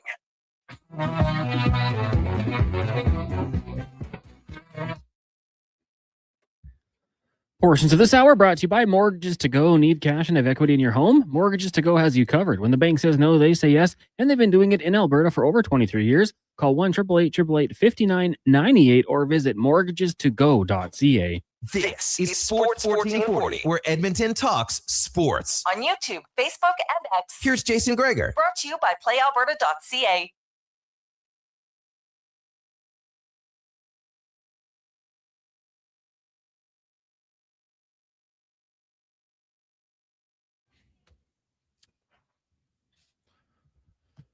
$325. How are you? I will say, man, when that music comes on, it's hard not to get in a good mood. Catchy tunes, man. Catchy tunes. It's a Gregor Show is always presented by playalberta.ca, where tonight, Lotto Max. $15 million. Get your tickets, playalberta.ca. And while you're there, check out the Jason Gregor Show Daily Boost. We got a little some Blue Jays action for you, some NBA, some NHL. Crazy stat about the Sabres. 0-14. And they trailed 2-1 in a series. But they were also 14 years without the playoff until they ended it. So who knows? Maybe they'll end another 14-year, well, not year, but streak with the number 14 in it. We'll see. Let's get to the oil report brought to you by Go Auto. If you're looking for a vehicle, look no further. GoAuto.ca.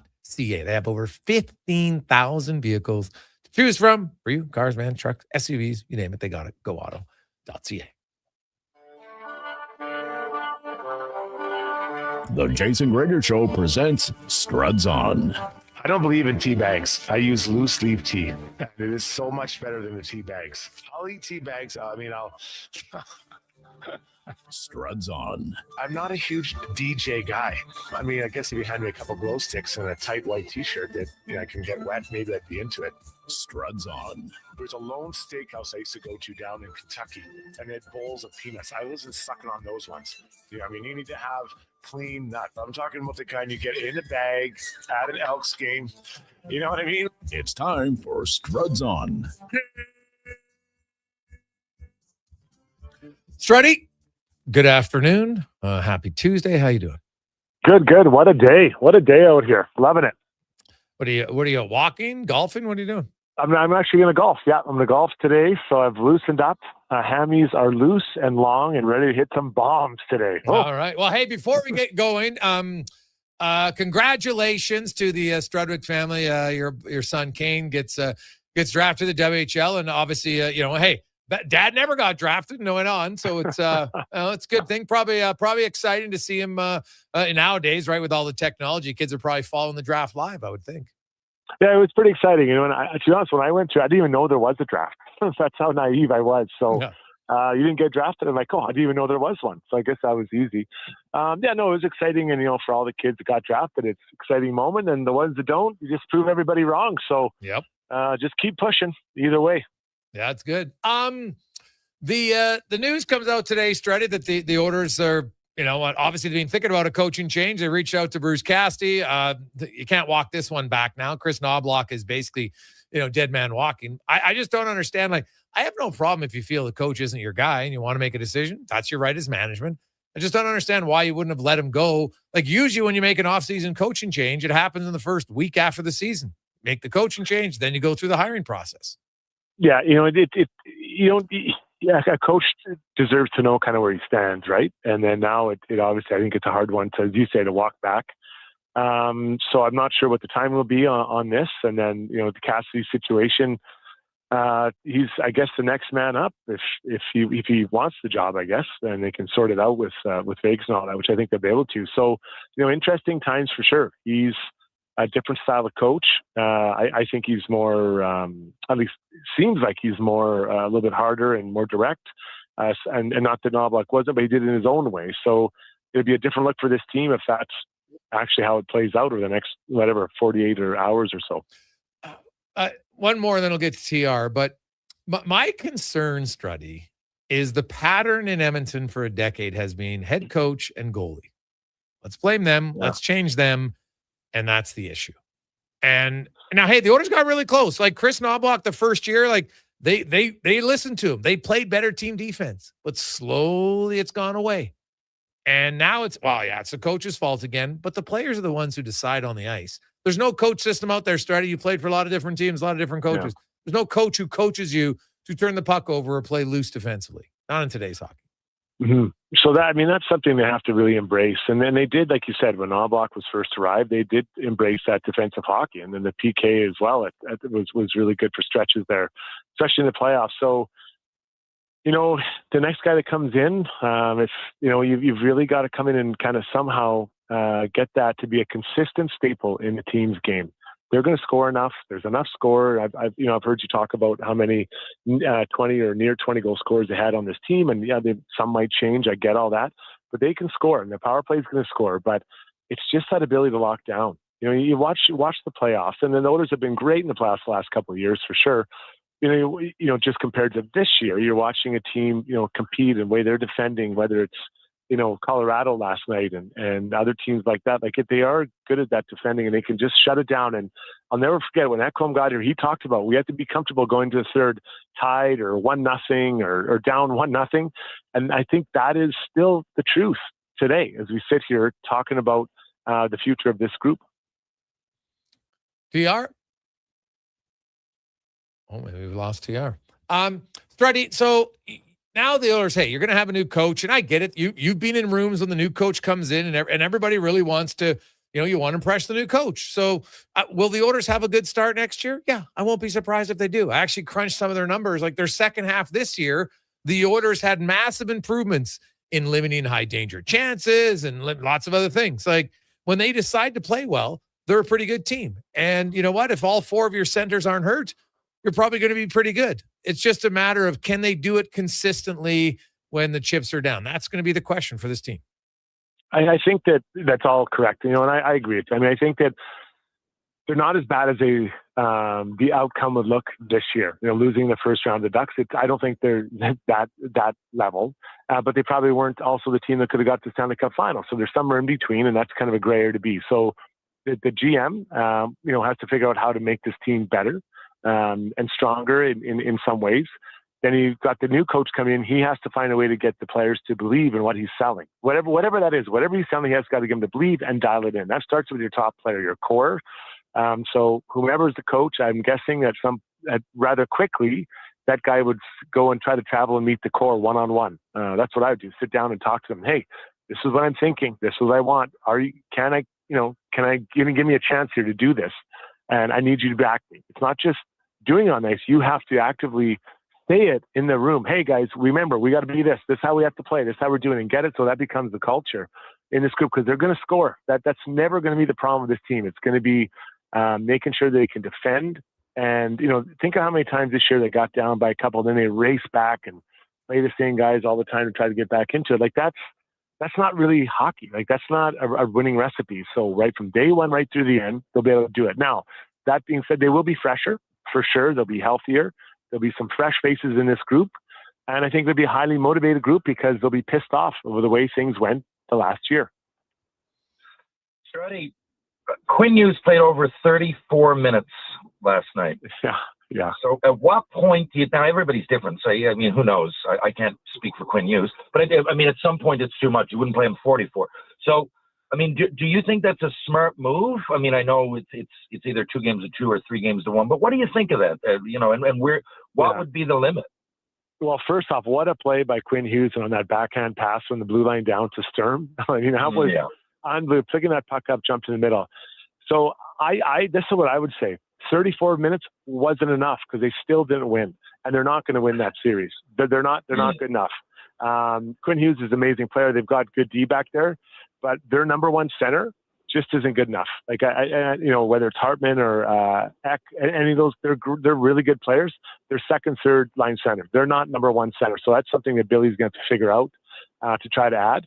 But I would, in the playoffs, I'd play him. I'd play him like that because you're not good enough. You're not good enough to beat them with him playing 20, 25 minutes. You want to have your best player out there, and he is arguably, probably him or Kaprizov are the 2 best players. Yeah. For you, did you ever find yourself playing with someone like that? I'm guessing Hughes, Hudson, McCarr, Bouchard. You've got to be really aware because they're going to take a lot of chances. They all do. Bouchard gets all the crap for it, but they all do. They play a ton, and it usually works out. But you got to take chances in order to play like that. Have you ever played with somebody like that? And did you, how did you approach it? Yeah, so I played with 2 guys. I played with Brian Berard, who was like that, and then Jovanovski, both really talented offensive players. And in all honesty, I actually liked it because I didn't really want to touch the puck. I didn't feel if I went through the game and only touched it for 2 seconds, I'd be like, yep, that was pretty good. But the things that they weren't, I was, which is physical, a little more defensively aware. And there were times where it would screw you over. You'd get a 2-on-1 or a 3-on-1 with the other team's best players, and that was hard to deal with. But I knew that was what you had to accept. Just like Ekholm knows, just like at times Faber knows, that you have to take those and you have to try to prevent goals on those, because that going the other way, that guy is going to place some pluses in your pocket just by virtue of you being on the ice. So I liked it because it was a clear definition of titles. We knew, and our roles. We knew exactly what our role was on that partnership. So it does make it easier. And you think back when, who was the guy? There was in Ottawa, Eriksson, Mathot.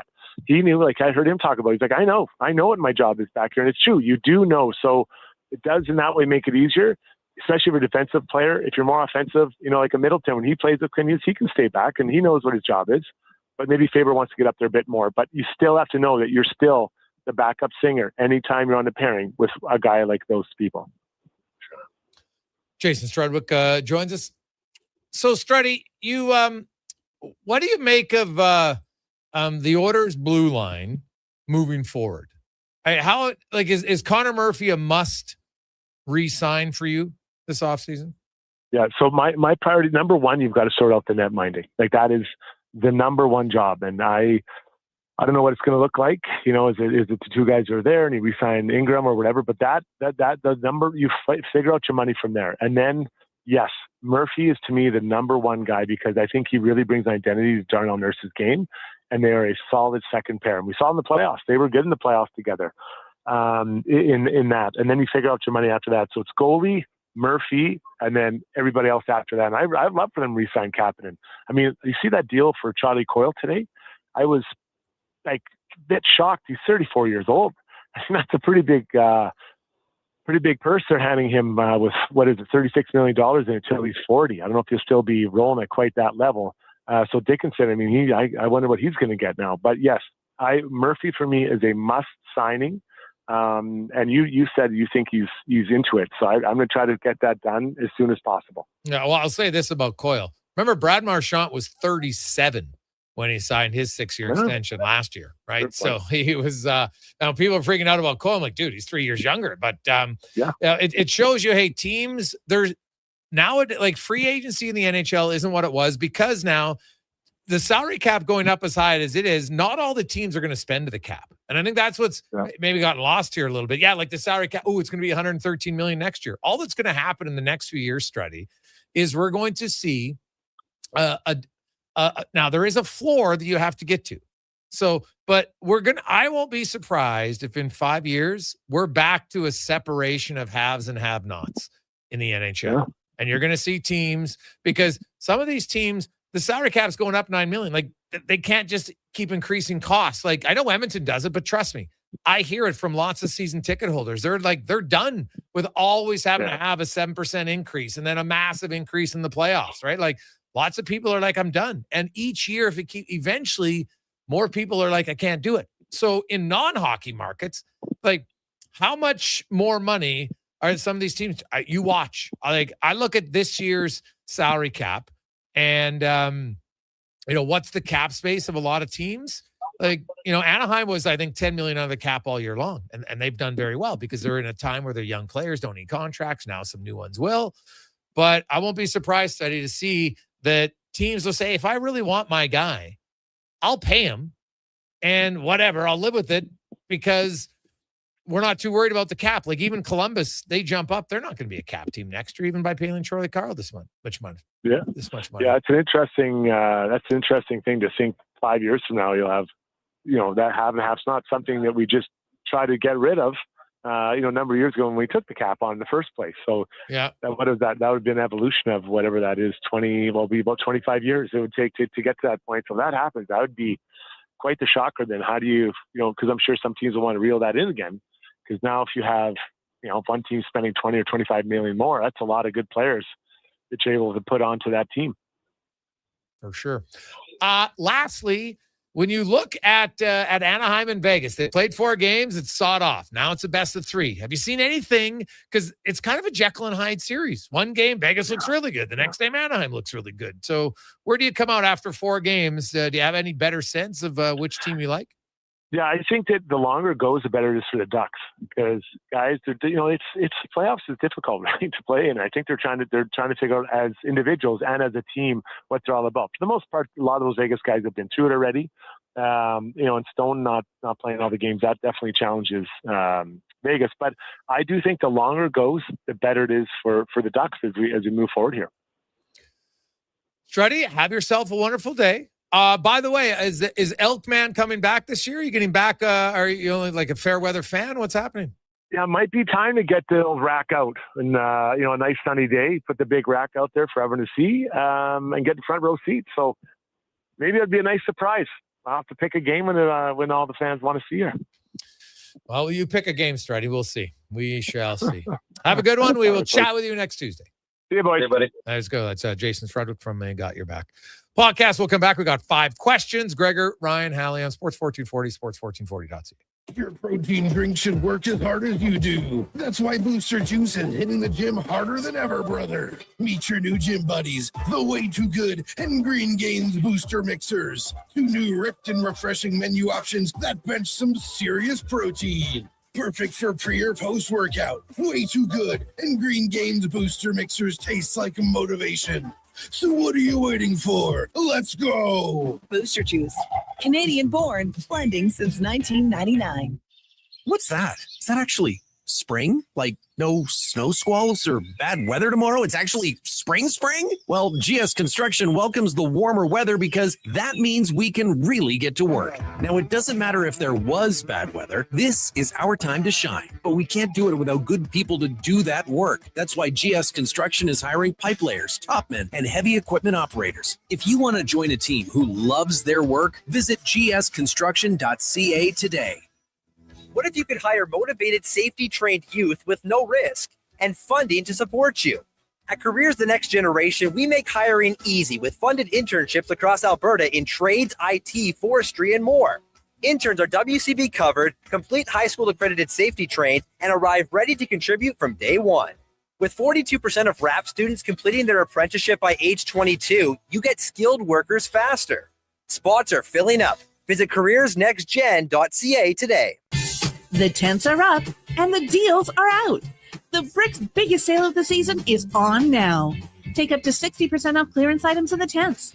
Sofas start at $3.99 and save up to 50% on select mattresses. Get a sofa, coffee table, mattress, bed frame, and dining set, all for less than $1,500. Only at the Brick's tent sale. See in store for details and exclusions. The Brick, saving you more. Hey there, I'm in the Fountain Tire sidecar, making a list of the things I'm doing this spring. 1. Saving you money, with up to 20% off select tires until June 13th. 2. Water skiing, tricky in a sidecar, but fun. And 3. Saving you more money, with mail-in rebates of up to $100 off a set of 4 select tires and $50 off a $150 service with the purchase of 4 select tires. Oh, that's 4 things. Oh well, restrictions apply. Book online at fountaintire.com. Fountain Tire. We're on this road together, Canada. Our new McCafe crafted sodas just strength or something more. Like Sprite Berry Bliss, Creamy Strawberry Coke, and Orange Dream. All swirled with fizzy flavor and topped with silky cold foam. Only at McDonald's. At participating McDonald's restaurants in Canada. Millions and millions of Canadians do not have a doctor. We have a crisis. Canada's Medical Clinic is opening clinics across Canada to allow everyone to have a doctor to call their own. Early detection saves lives. We've got some great news. You can call now and book an appointment with your new doctor. Canada'sMedicalClinic.com. And more good news. Canada's Medical Clinic Windermere is also now a walk-in clinic. We'll see you there. Ready to upgrade your ride this spring? Come on down to the Golf Cart People. They're a family-owned and operated business that's been serving the community since '97. Whether you're looking for a brand new or quality pre-owned cart, a rental for a special event, they do that too. The Golf Cart People have a huge selection of parts and accessories, and their expert service team is here to keep you rolling. The Golf Cart People, your one-stop shop for everything golf cart. Visit golfcartpeople.com. Summer is calling. Is your vehicle ready for the road trip?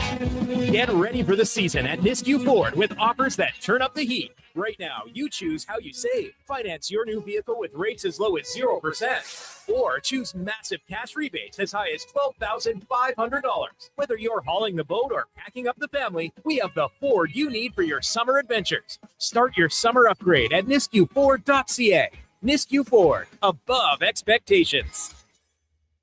Summit Restaurant, located in the heart of the Silent Ice Center and just minutes from South Edmonton Common. Summit is your destination for exceptional house-made pizza, delicious entrees, and expertly crafted cocktails. Experience the perfect blend of flavor and ambiance in a modern setting. Join us for a straightforward yet elevated dining experience where our commitment to quality speaks to every bite and sip. Make Summit Restaurant your next night on the town.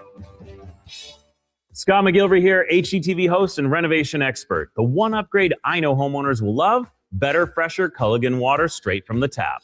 Culligan's Aquasential reverse osmosis filtration system takes your water to the next level. With up to 7 stages of filtration and 14 filter options, they're certified to reduce over 90 contaminants. Your tap water is about to get a major upgrade, safer water that tastes great. Get started with a free in-home water test at Culligan.com. Culligan. Water you love. You see it?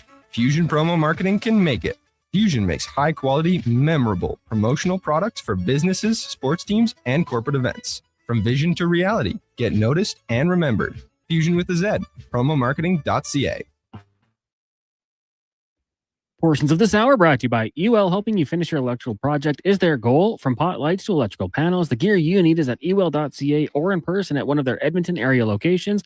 UL.ca, your partners in power.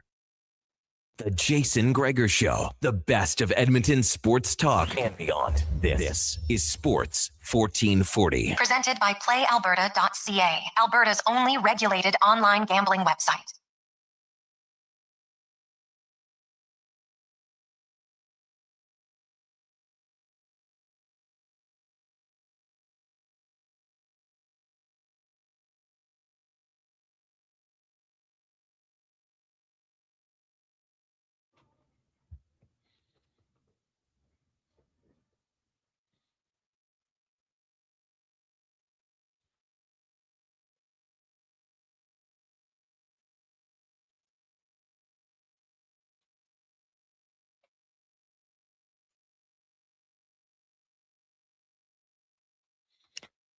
Rolling through. How are you, Jason Gregor? Sports 1440, sports1440.ca, YouTube, Facebook, X, Instagram. Hope you're having a fantastic Tuesday afternoon.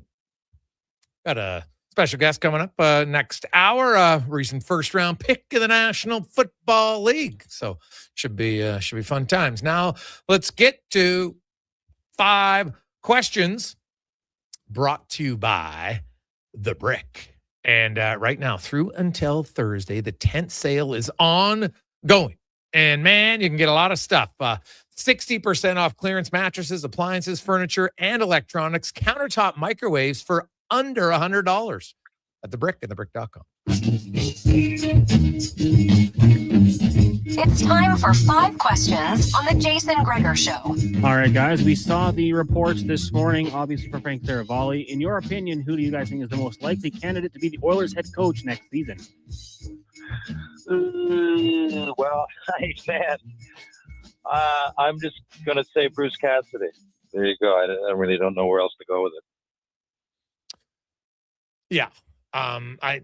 If you're Bruce Cassidy, he already came out and said he would love the opportunity to coach in the Canadian market and bring back the Stanley Cup. The only Canadian market right now, Toronto maybe will get a head coach. We'll see. But if you have the choice between Edmonton and Toronto, you're taking Edmonton all day long. So, yeah I think it's going to be Bruce Cassidy. All right, question number 2. We saw Garen McFarland and Verbeek as the nominees for the GM of the year. Is there a GM not listed that you think had a deserved season?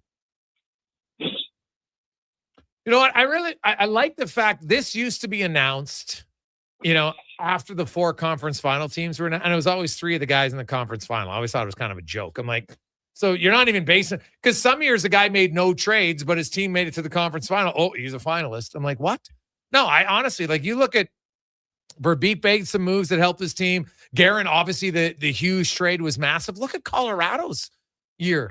Nazem Kadri, Nick, they made some impactful trades. Honestly, I don't know if I can think of a team or a GM that made bigger moves that worked for their team. So I like these 3. I'll go with my old teammate, Kevin Adams. There you go. Off the board. Hey, funny, but it's also, there is a shred of legitimacy to it. Question number 3 for you guys. This could be team or individual, but is there a pick for feel-good story of the Stanley Cup playoffs so far? Well, I'm going to go, I've already talked about it, but Alex Newhook, and I'm going to keep banging that drum.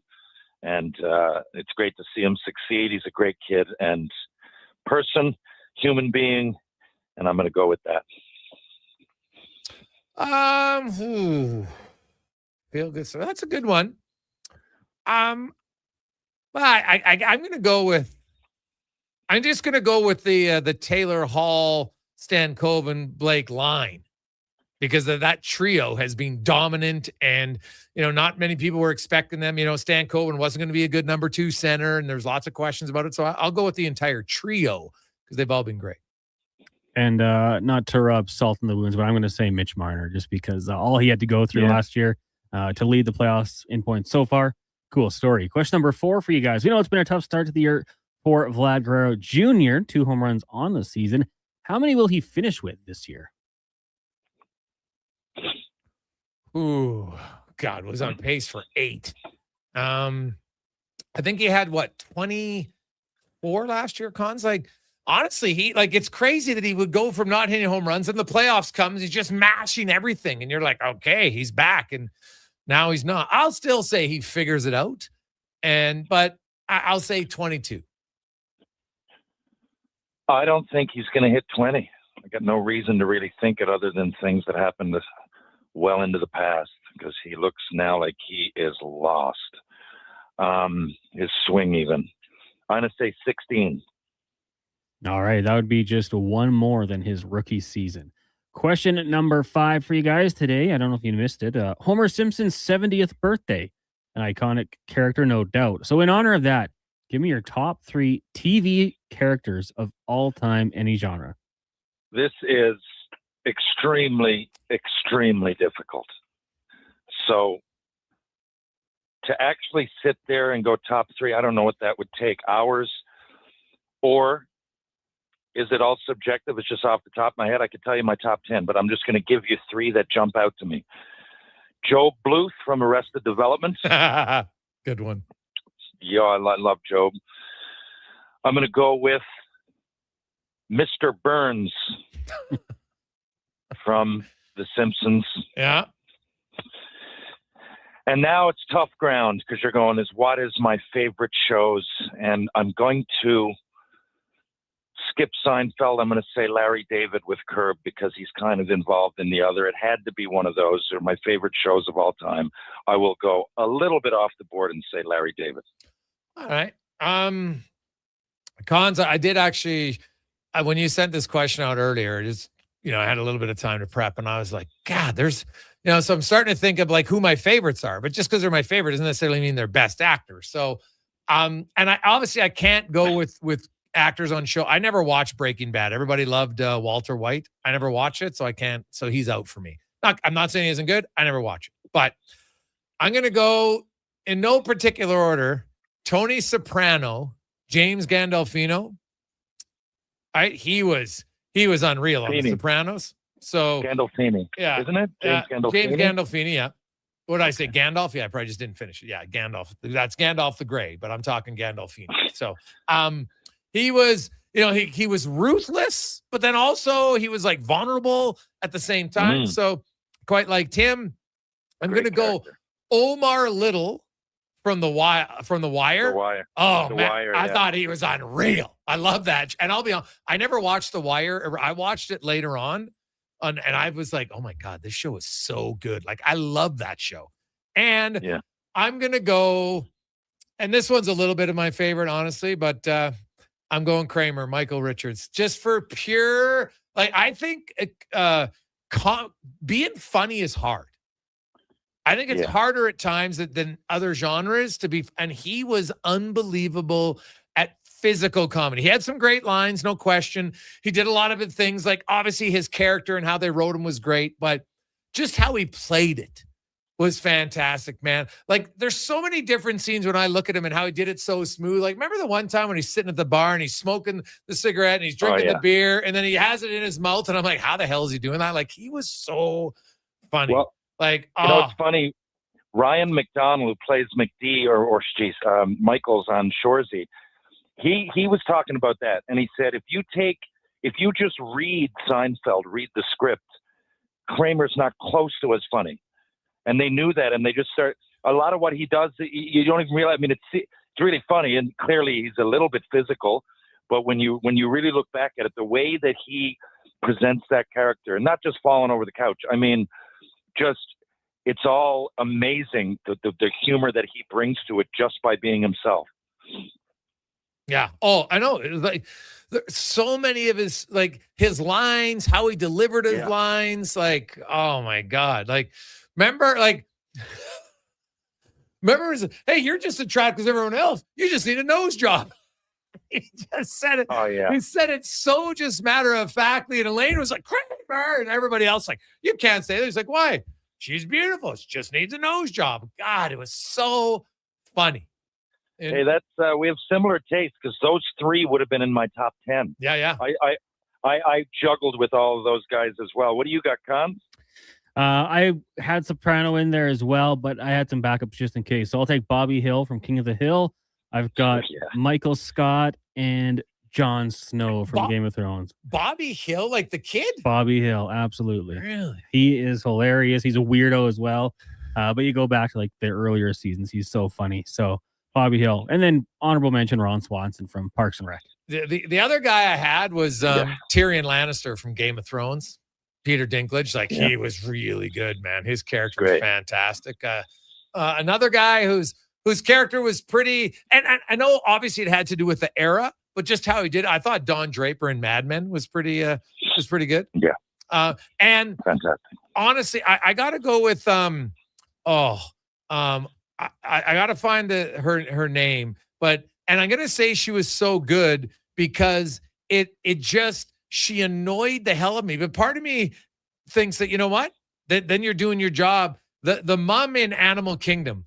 And and they had different characters because they had her when she was the mom, and then of course that later on she died, and then they did flashbacks to the younger mom. And both of those actresses, and I'm forgetting the name right now of Ellen Barkin. Ellen Barkin, and I think was it Leela George Cons? Can you look it up? Is that the younger mom? Yeah, okay, that's what it was. But I'm telling you, I despised Ellen Barkin on that show. But that tells me she was doing it really good. Like, she played the bee so good in that show.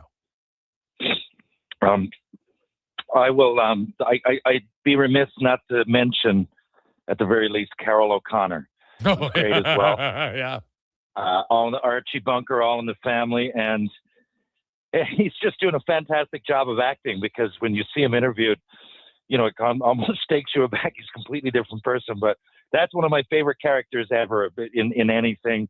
I find that guy really funny, and I think Peter Griffin, Homer Simpson, on and on. I think they're like versions of that guy. Yeah, awesome. TR, great stuff, buddy. Have yourself an awesome Tuesday, and we'll chat with you on Thursday. Thanks, Connor. Thanks, Jason. Thank you, Edmonton. Talk soon. When we return, Hakeem Mesidor, newest member of the Chargers, of course, Canadian, first-round draft pick. We'll talk to him after Connor Halley. And a Sports 1440 update brought to you by Hire Good. For professional property services you can feel good about, get Hire Good. Site cleanup, debris removal, seasonal maintenance, and more. Check out hiregood.ca. Stable jobs create stable lives. This is the Sports 1440 update. 2 games tonight in the Stanley Cup playoffs, getting going at 5. You got Canadians and Sabres from Montreal. Montreal leading 2-1 there. And at 7:30, Golden Knights and Ducks from Sin City. That series tied at 2 games apiece. In the association, Timberwolves and Spurs, that gets going at 6 o'clock. Series tied at 2 games each. Major League Baseball, Blue Jays taking on the Rays once again. First pitch, 5:07. We'll join that game in progress on our AM feed following the Jason Gregor Show. You've also got the Rockies and Pirates, Tigers, Mets, Braves host the Cubbies, Marlins in Minnesota, Brewers host the Pirates, Mariners taking on the Astros, and the Dodgers take on the Giants. PWHL news, they got a game tonight after it was delayed yesterday. Montreal, Minnesota, Game 5, puck drop in just over an hour. The winner will advance to the league final next Monday against the Ottawa Charge. Coming up in hour 3 of the Jason Gregor Show, we'll be joined by LA Chargers first-round pick Hakeem Mesidor, also Dave McCarthy from SiriusXM. We'll talk about an event coming to our city with Brian Newton. I'm Connor Halley. This has been a Sports 1440 update. Sports 1440, Stingray radio station. CKJR broadcasts from West Edmonton Mall and Wetaskiwin. Download the free Stingray music app and listen wherever you go. With Play Alberta, backing the home team goes beyond the bets. That's because your picks have provincial impact. Play Alberta is the only app in the province that puts all revenue directly back into supporting programs and services that Albertans rely on every day. By investing in the General Revenue Fund, every play, bet, and buy made on Play Alberta helps make a difference across the province. It feels good to know your fund goes further at home. Visit playalberta.ca/Gregor to learn more. Must be 18 plus to play. If you gamble, use your game sense. When life unexpectedly changes, it can leave us feeling unbalanced, uncertain, and unsure of how to move forward. But you don't have to go through it alone. I'm Corey Anderson with Fairway Divorce Solutions. Our team helps reestablish balance, guiding you through your divorce with compassion, clarity, and support. Fairway has helped more than 6,500 families across Canada find a path towards a peaceful, fair resolution. With 2 offices in Edmonton, we're here to make your journey easier. Discover your options at Fairway Divorce. Mr. Rooter gets attacked by a Canada goose. Oh, look at that. Another on-time arrival. Nothing stops Mr. Rooter from plumbing on schedule. You gotta be kidding me. Hello, Mr. Goose. I'm Mr. Rooter. Okay, this is what you train for. Through rain, sleet, or goose, the pipes get fixed. For a plumber who does whatever it takes, Mr. Rooter. Getting your vehicle sparkling clean doesn't have to cost a fortune. Take it into Hughes today and pay just loonies a wash. Find us at HughesCarWash.com. Are you overwhelmed by debt and getting non-stop calls from creditors? It can feel like there's no escape. Debt doesn't have to be a life sentence. A single call can turn things around. My name is Parveen Middleton. I'm a licensed insolvency trustee at BDO right here in Edmonton. I can help you become debt-free with a solution just for you. Let's put an end to those calls from creditors together. Call 1-833-BDO-TALK or visit bdodebt.ca to discover your debt-free future. The Ford It's a Big Deal event is on now. Get a big deal on a 2026 F-150 STX with Black Appearance Package. Visit your Alberta Ford store today. And here comes Action Electrical service team sprinting onto the scene. These are your first responders for any electrical emergency. That's right. With their fleet of service vans and specialized gear, they assess, they service, and maintain electrical lighting and automation systems. They're all about rapid response. Quick diagnostics and repairs to restore power and safety fast. Hire the Action Electrical team to bring home a win for your project. Visit actionelectrical.net. Think a quality golf cart is out of your budget? Think again. At the Golf Cart People, we have a fantastic selection of fully inspected, pre-owned carts starting at just $4,500. Choose from gas, electric, or lithium-ion power to fit your lifestyle. And the best part, every used cart comes with a 1-year warranty for total peace of mind. Why wait? Get the cart you've always wanted today. Visit the Golf Cart People. Find out more at golfcartpeople.com.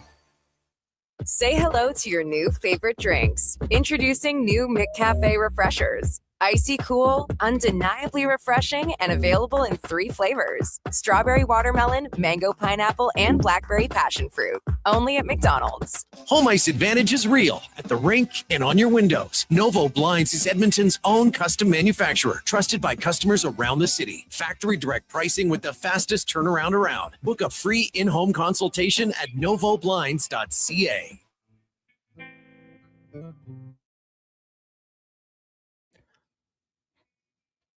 Portions of this hour brought to you by Papa John's. Get the Puck Drop special at Papa John's, a large 2-topping pizza and 8-piece wings for only $28.99 with promo code PuckDrop at papajohns.ca or on the Papa John's app. This is Sports 1440, where Edmonton talks sports. On YouTube, Facebook, and X. Here's Jason Gregor. Brought to you by playalberta.ca.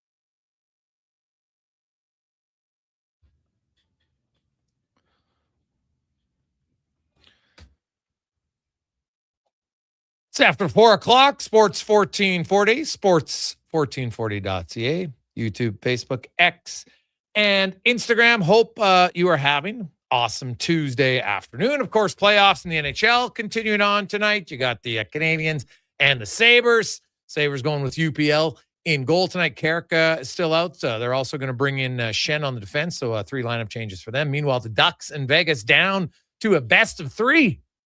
Vegas, of course, hosting Game 5 and 7 if necessary. NBA playoffs continuing on. The Jays trying to get a hit. Lots of teams trying to get a hit. But we're going to get to our big guest of the day, who's probably going to be delivering a few hits this coming NFL season. Our big guest of the day brought to you by Style and Ice Center. And coming up later this year, Gene Simmons in concert in a very quaint location. Smaller venues, I find, are even better for concerts. So if you're a big fan of Gene, you're going to want to go. Get your tickets. Silent Ice Center. As we are joined by a gentleman who was the first round selection. Rush end for now, the Los Angeles Chargers. Hakeem Mesidor joins us. Hakeem, congratulations, man. That's a huge accomplishment. How you doing? Thank you. I'm doing well. So kind of take me through draft day for you. Obviously, you know, you lead up to it. I'm sure you talked to a lot of organizations. Did you have a sense the Chargers were that interested? Kind of where's your feeling in the draft? Is it nerves or excitement every time a name gets announced? It's kind of a mix of both. You're just waiting because the teams call you before TV, anybody else knows. So I was just waiting for my phone to ring. But I had a kind of a sense that I could come to LA. I had a meeting with them at the combine, and my agent was just telling me that LA was a team that would pick up an edge. So I got the call, and I was ready. You began playing football for the North Gloucester Giants in back in Ottawa, Ontario, and like most kids, obviously you just enjoyed it. What positions did you play at a young age? Everywhere? I played everywhere, offense and defense, all over the field. What was your favorite position as a youngster? It was linebacker, just because I could see everything, and really just at a young age, it was see ball, get ball. So the more I could see, the more plays I could get, I can make. So linebacker.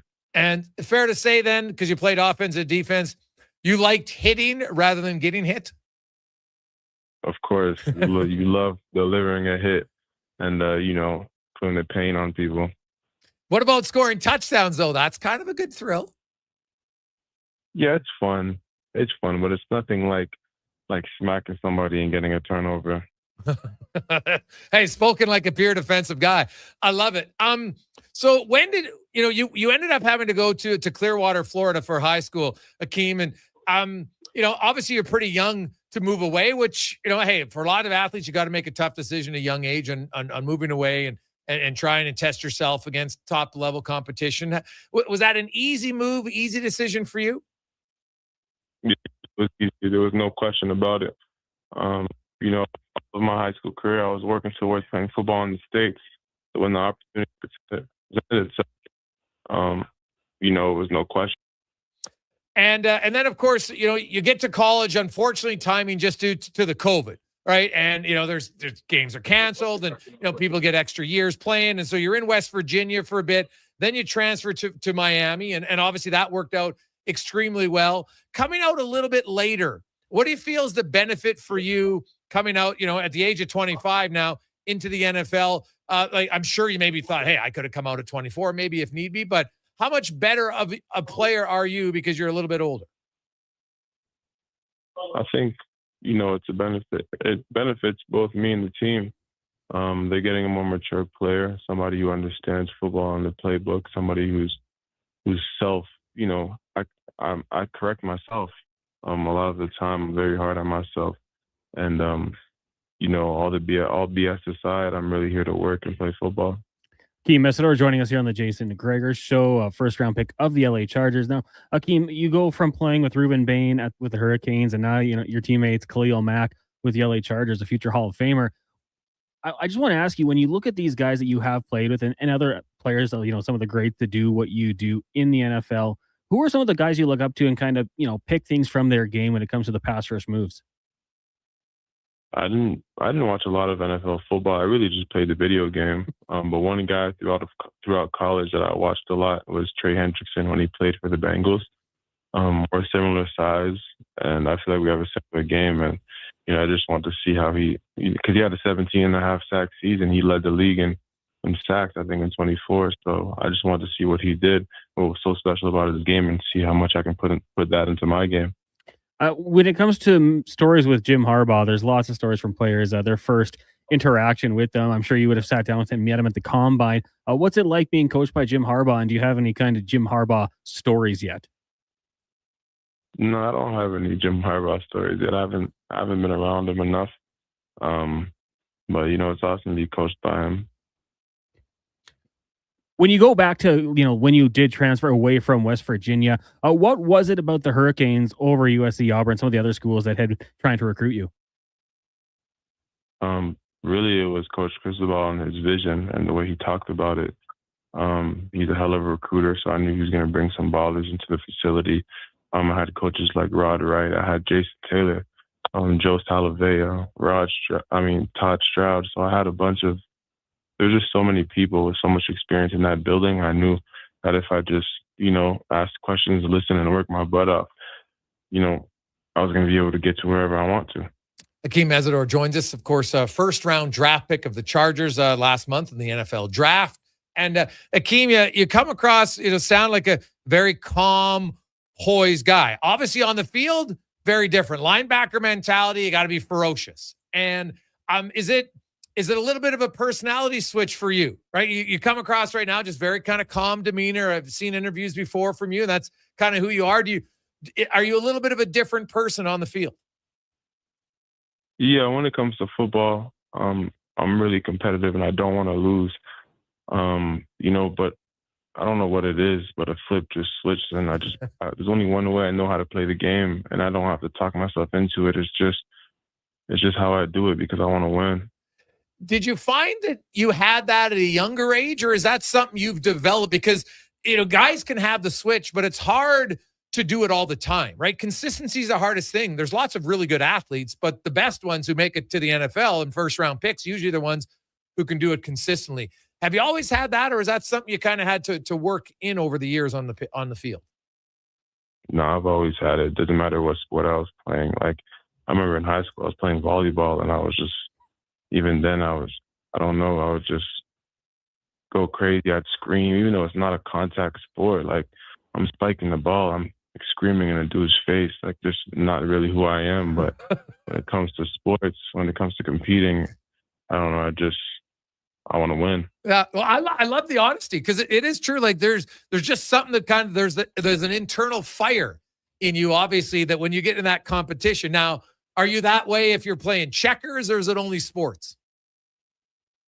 It's typically only sports, depending on who I'm playing against and how much trash they're talking. Are you a trash talker on the field, or more of a responder if somebody talks to you first? I'm more of a responder. Who is the best trash talker you've played with? Best trash talker I've played with, probably Inez Cooper. He always has something to say. And so are you a guy that when others kind of on your team, does the trash talk, not that you get involved in it, but you hear it, does that fire you up more? Is it get you in the game even more? Yeah, of course. Like, I remember one game, a tackle was talking trash to Ruben, and then I chipped in, and then it was just, we were hunting him. So you've exceeded at every level, and obviously you believe in yourself. I know you mentioned, hey, you know what? I haven't watched a ton of NFL, but now you're Chargers property. When you look at the game and you see your skill set, what makes you confident that you're going to be able to just continue on that journey and be an impactful player like you have been in every other level? I think because when I look at myself on film and I look at my technique in indies and team periods, I try to perfect my technique, and I'm very hard on myself, and I put in the work. So I'm confident because I know I've put in the work, and I continue to do so. How have you improved as a tackler? What's the best way for any of the young football players listening? How have you improved your tackling technique? It's really the drills that we do during practice. There's a bunch of different drills that we do. I don't know how to explain it. But yeah, I'm not sure how to explain it over the phone. I'd have to just show you. Do you find like what's maybe the most underrated part that a lot of the average fan, myself included maybe, who doesn't realize what it takes to being a good tackler? It's really just the most underrated thing is keeping your eyes open, keeping your eyes up. A lot of people close their eyes or duck their heads, and that's why they miss tackles. Okay, so eyes open. I like it. Kind of give me, what's the sense then for you, Hakeem? What's the plan? Kind of give us an outline of what happens now from May 12th up until training camp. Is it all set out? Do you know exactly where you're doing, when you're going to mini camps, where you're going, what your training regime is? Is it like that almost to the day or to the week for the next few months for you? No, it's kind of weird. So we just finished rookie mini camp, and right now we're in OTAs. OTAs will end, I think, mid-June. I'm still trying to find out where I want to train. You have a month break from mid-June to mid-July. Okay. I could either go back to University of Miami. I can go anywhere. But I haven't found a spot where I'm like, this is where I'm training. What are you looking for the ideal training grounds? I really want, there's a lot that I want. I want to get stronger. I don't want to just do maintenance work. So I want to, like, upper body, power stuff, like upper body, we bench, do a bunch of single arm stuff, rows, whatever it is, do a bunch of upper body, a bunch of lower body, squats, single leg stuff, but then also I want to do explosive work, cleans, whatever it is. Because as a football player, you don't want to just be strong. You need to move weight fast. So whatever it is, I want to be able to get stronger, but also get more explosive by moving weight fast. And then when it comes to the field, a bunch of, plyometric speed mechanics and stuff that requires me to change direction. Hakeem, a lot of players in all different sports, your body is like your vehicle. Obviously, the more fine-tuned it is, the better. So have you become somewhat of a student of your own body? You know what works for you, whether it's come certain, workouts, whether it's certain, food that you're intaking. Like, how much work do you go into ensuring that your vessel is running the best possible chance? A ton of work. I've learned a lot throughout the years about my body, what to eat, what not to eat, what feels good, what's not as great for me. Just I'm starting to understand my body, but I still don't feel like I'm to the point where I've mastered it. So I'm just going to keep asking questions, doing different things, and just to see what works. And and maybe you've announced this, so my apology if I missed it. Do you know what number you're going to wear this year? And are you a numbers guy? Like, is there any significance to the number? Well, I'm wearing number 90. That's the first number I had in college. Obviously, 3 is not available, so I just decided to go back to 90. 90. All right. Well, Hakeem, congratulations. It's a thrill. I want one last one for you, but just about your family and what they've meant to you to get to this point thus far. Your mom, your dad, your siblings. Who's kind of maybe had the biggest impact in helping you get this far? There's been my mom. She just did she had to make a bunch of sacrifices in order to put me in this position. So the biggest person in my family would be my mom. Your mom? All right. Well, hopefully she's there when you play your first NFL game later this fall. Congratulations and enjoy OTAs. Thank you. I appreciate it. Hakeem Mesidor. And I love his honesty, because you listen to him and he sounds pretty calm. He's very relaxed, and all of a sudden, man, get on the field. Heck, you get on the volleyball court.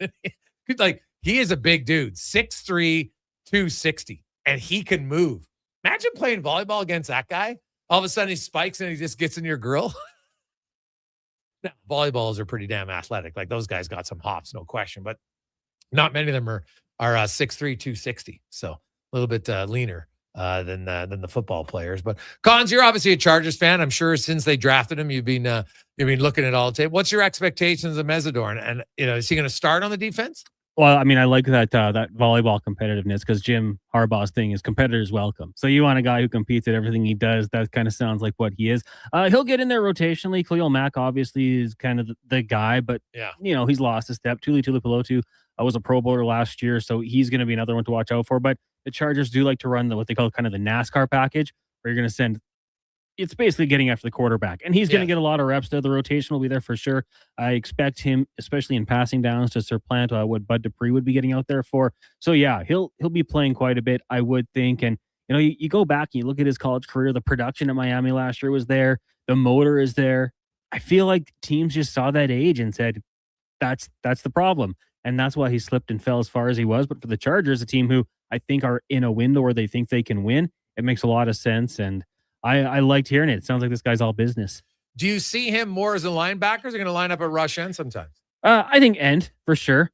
He played a little bit in the interior as well at his collegiate level. I'm not sure he's big enough to play interior. No, right, I mean, for certain situations, I think he can get in there. But yeah, he dropped a lot of weight when it came to getting to the outside at Miami. I think there was a story about how he picked up swimming and dropped 20 pounds in the offseason. So he, I think he's got that versatility. So he'll be moved all around, and I think that's probably going to be advantageous to him.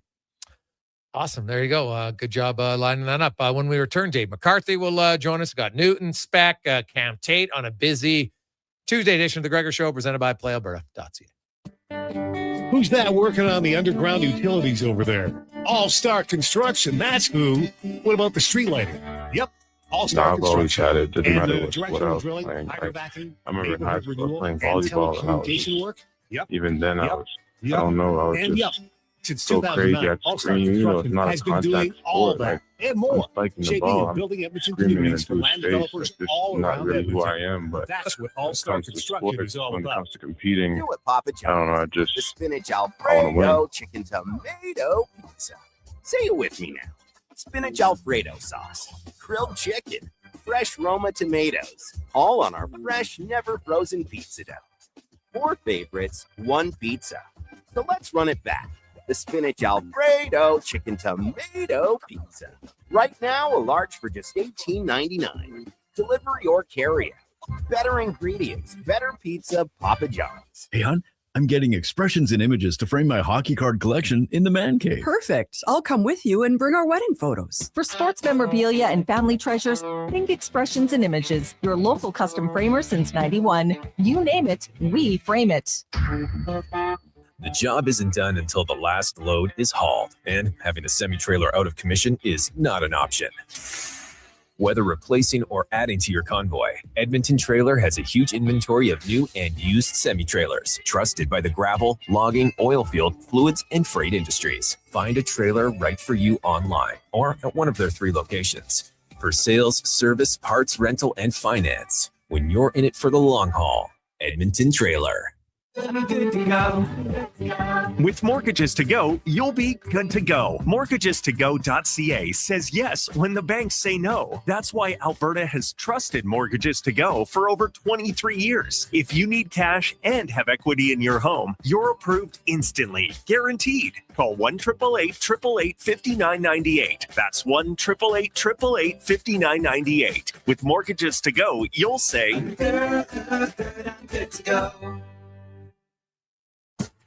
Summer, it's coming. An unstoppable force that will turn your home into the sweatbox.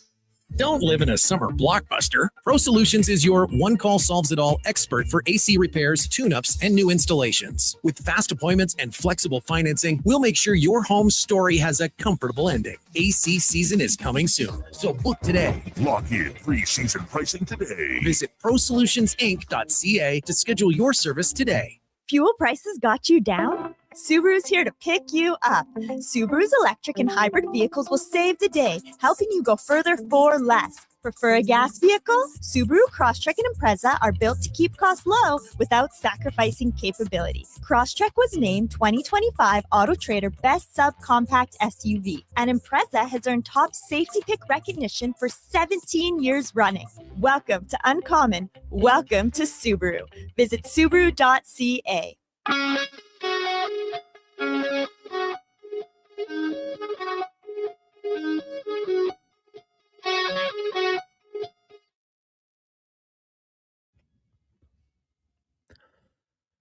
Portions of this hour brought to you by Japa Machinery. Rent it, run it, get it serviced. Japa Equipment Rentals has you covered from their shop to your job site.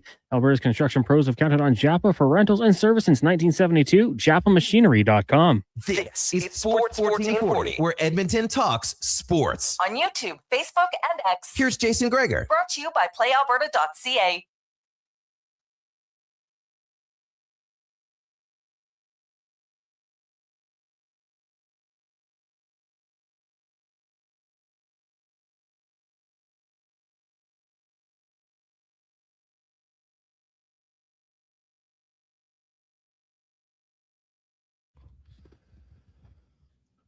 So Scotty Scheffler is the favorite to win again. I think I saw a stat. This is his 13th consecutive major where he's the favorite going in. Now, of course, he doesn't win every time, but that's a pretty good streak. Where going in, everyone's like, "Hey, I think this guy's the favorite to win." Doesn't mean he wins, of course, because if he did, that'd be unreal. No one's ever won 13 in a row. But shows you what kind of run he's on right now, and if he gets going, then he could be rather dangerous for sure. 833-401-1440, 833-401-1440. It's a Gregor Show presented by PlayAlberta.ca, Alberta's only regulated online gambling website where 100% of the revenue stays right here in the province. PlayAlberta.ca.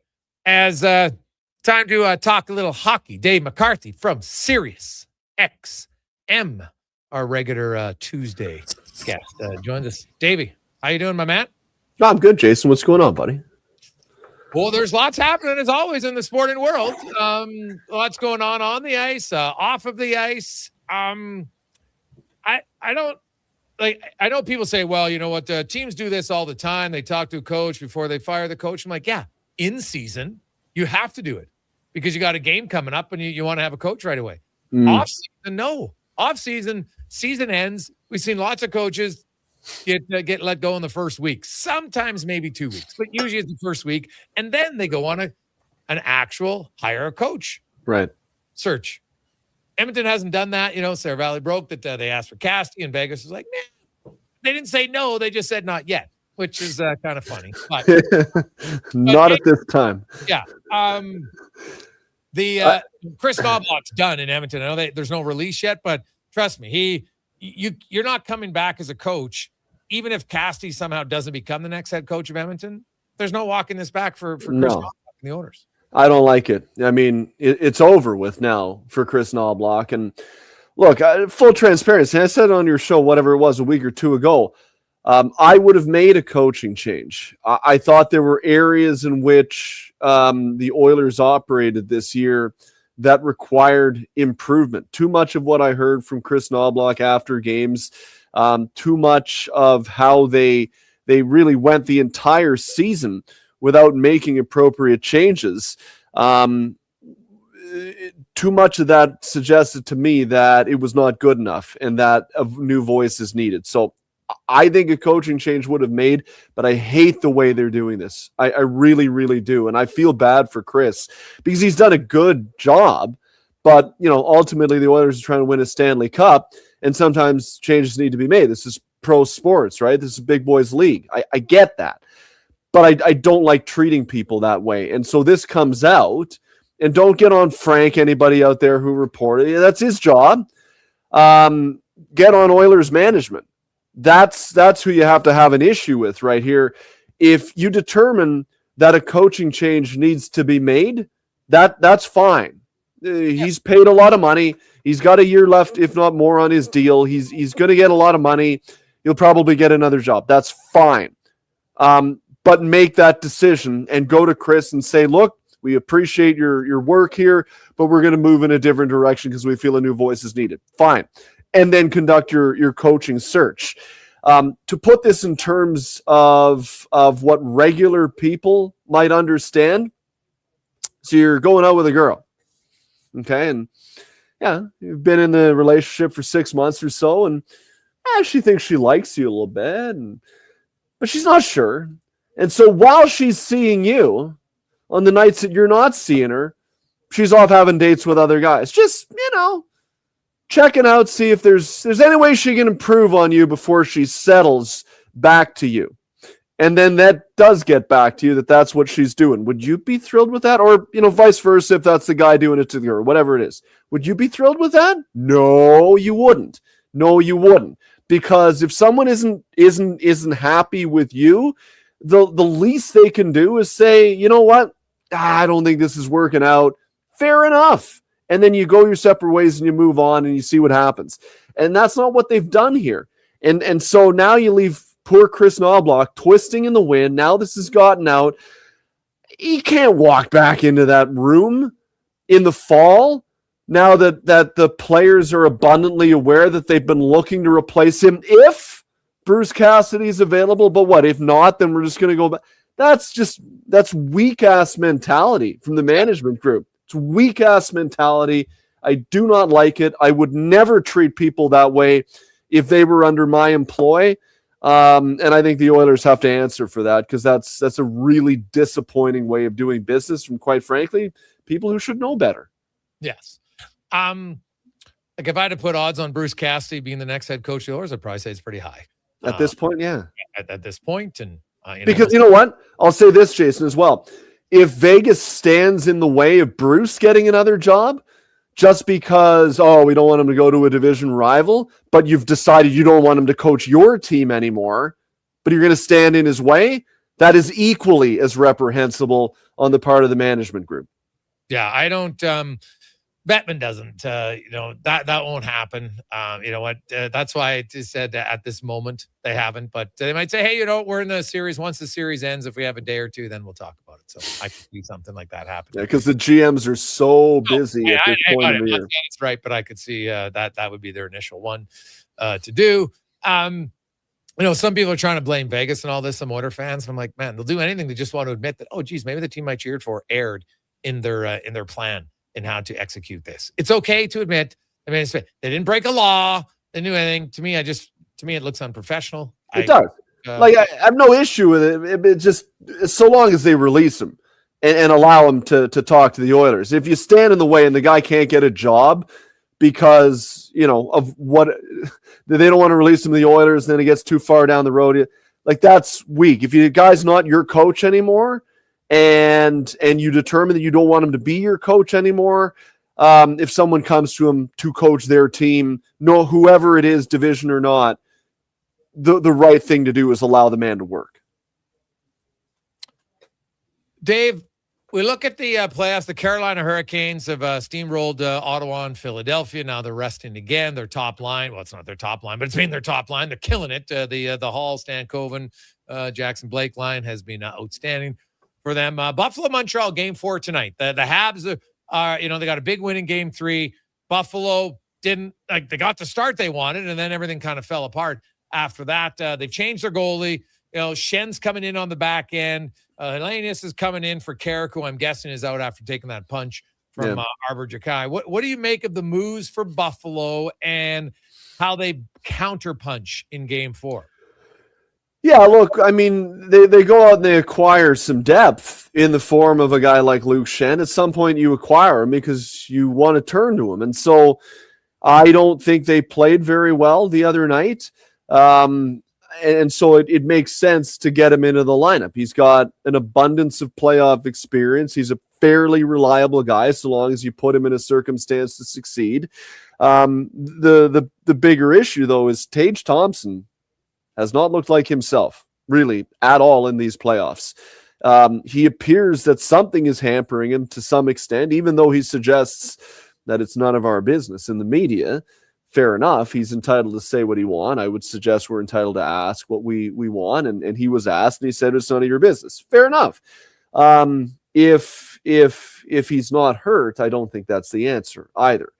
And so he doesn't look like himself. And if they don't have their top guys, especially up front, driving the bus, it's nice to put Luke Schenn in, and I'm sure he can give you 12 to 15 reliable minutes and all of that. But if they can't generate up front, Luke Schenn isn't going to help in that regard. And I don't think that's why they're putting him in the lineup in the first place. So I'm starting to wonder if there's just too much injury up front in that lineup from guys that are demanded upon, really, to drive the bus in Buffalo to have success against a team in Montreal that certainly the other night seemed to find their footing and gather some confidence along the way. And so long as they can play structurally sound, like they did the other night, Montreal, if guys like Cole Caulfield start to roll a little bit, and those type of guys, I'm wondering here if Buffalo's kind of run out of real estate. So I picked Montreal. I can play the tape on the brunch Sunday morning. I said, no, I think Montreal is winning this game. They did. And I don't see anything changing at this point. So I'm still sticking with Montreal despite the changes. I would have made the same changes. I would have brought Luke Schenn in. Why get him if you're not going to use him? I like Luke Schenn. And Alex Lyon's gone on a good run here, but you've got a couple of goalies, like so many teams do, that they're comfortable in using. Kind of stubbed his toe a little bit, turned back to the guy who will be hungry and has played well during the regular season, and see if he can't not only give you serviceable goaltending, but have the change give the boys a little bump. I would have done the same thing, but I really like what I'm seeing out of this Montreal team right now, and I'd pick the Habs to win again tonight. Vegas, despite the Cassidy thing, are in a pretty big series against the Anaheim Ducks. It's down to a best of 3. What's interesting about this series is each team lately has look like, man, they could just steamroll the other. And then the other one looks like they're not even interested. And then they each bounce back with a good performance. John Tortorella after game 4 is like, hey, I have no worries about my team. And he might be right. Now, they do miss Mark Stone. And the one thing about Mark Stone is he's the emotional leader of that team. Always has, right? Injuries are something that he's battled for a long time, and he's banged up again. How much, if any, do you think that the Stone absence factors into this? Yeah, I think it's a huge loss. You talk to anybody that's played with Mark Stone during his career, I have yet to find a guy that doesn't just say nice things, but doesn't say glowing, shout it from the rooftop type things about what Mark Stone brings, not just on the ice, but in the room. And so I think that is a huge void to fill. In addition to that, what he delivers on the ice, like he's so reliable. You hear guys talk about the quality of his stick all the time, how he's just always in the road, so to speak, for the opponent, picking plays off, being in the lane so they choose to make a different, more difficult play that is less likely to have success. And the guy, he's functionally fast. He's not fast, but he tends to get where he needs to be and into the right position to be dangerous. And so I think missing Mark Stone is a huge loss. But beyond that, this series is really difficult to predict because every time I think one team is kind of taking a stranglehold, like I thought the other night when Vegas won Game 3, I was kind of expecting the older, more playoff savvy bunch to put the Ducks in not a stranglehold, but control the game the other night. And it was much the opposite. The younger, upstart, plucky Ducks were able to use their youth and their energy and their speed to their advantage the other night, and they took that game over. And so I honestly don't know what to think going into this Game 5. But quite honestly, there haven't been many series like that so far this playoffs. The Montreal Tampa would have been one of those series where I had no idea what to expect. But this is one of the others where I truly don't have a read. And I think those type of series are what makes each game, especially when you get to this point in the series, the best, because I'm going in blind and I truly don't have a reading on which team is going to be at their best. I would not be surprised if either the Ducks or the Knights won tonight. Dave, before we go, just a very fun random question looking ahead to the summer. The salary cap's going to go up to $104 million next year. How many teams do you think are actually over $100 million in payroll by the start of next season? That's a good question because it's starting to become a consideration. Like there are not a ton of teams that I think will just blindly spend at the cap the way they did when it was $80 million. Like for some teams, $24 million is a lot of money. Really, when the cap was at $80 million, that's like a 25% increase on the cap, right? Like that's a lot, maybe a little less, but actually I'm trying to do math of the year. Anyway, point is it's a lot of money.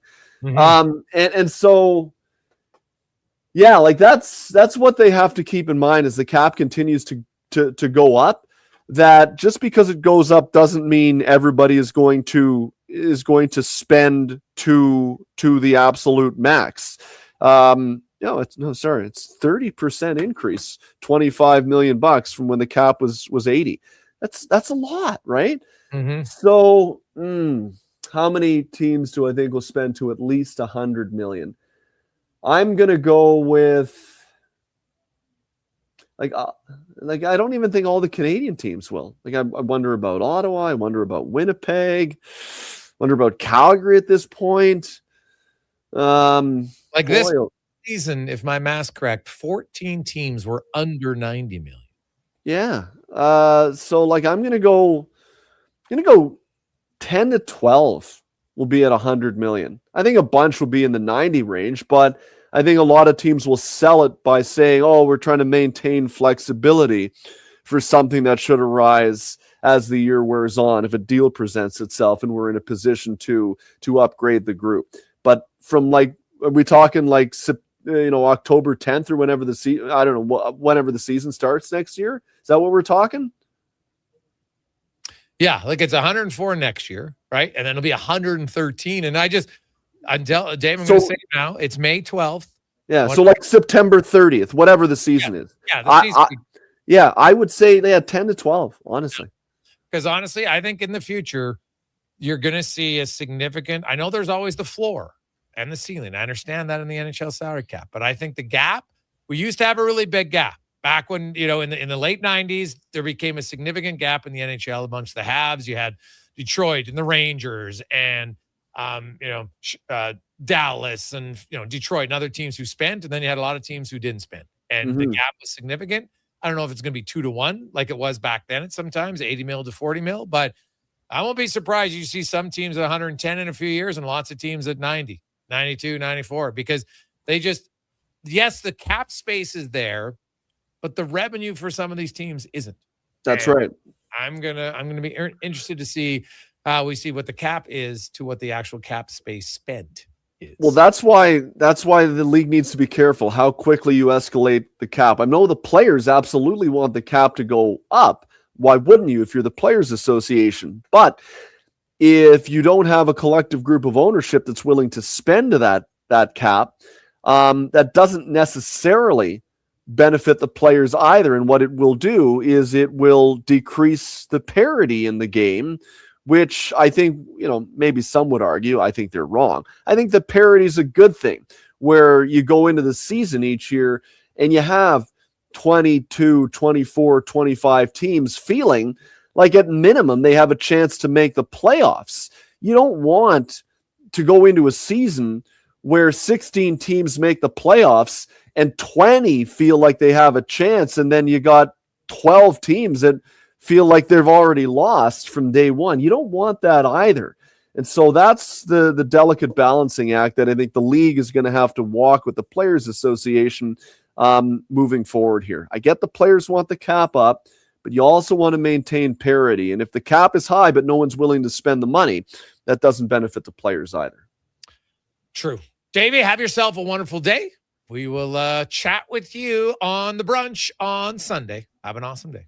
See you, buddy. There you go. That's Dave McCarthy from SiriusXM. Quick break.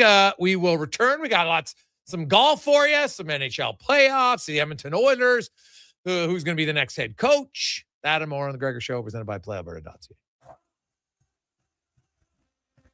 Hear that? That's your entry calling. Go Auto is sending you to the biggest football event in the world, live in Vancouver, with tickets, flights, and a hotel stay for two. To enter the contest, just text GAME to 780-777-7777. That's GAME to 780 all sevens. Go Auto, get in the game. With Play Alberta, backing the home team goes beyond the bets. That's because your picks have provincial impact. Play Alberta is the only app in the province that puts all revenue directly back into supporting programs and services that Albertans rely on every day. By investing in the General Revenue Fund, every play, bet, and buy made on Play Alberta helps make a difference across the province. It feels good to know your fund goes further at home. Visit playalberta.ca/Gregor to learn more. Must be 18 plus to play. If you gamble, use your game sense.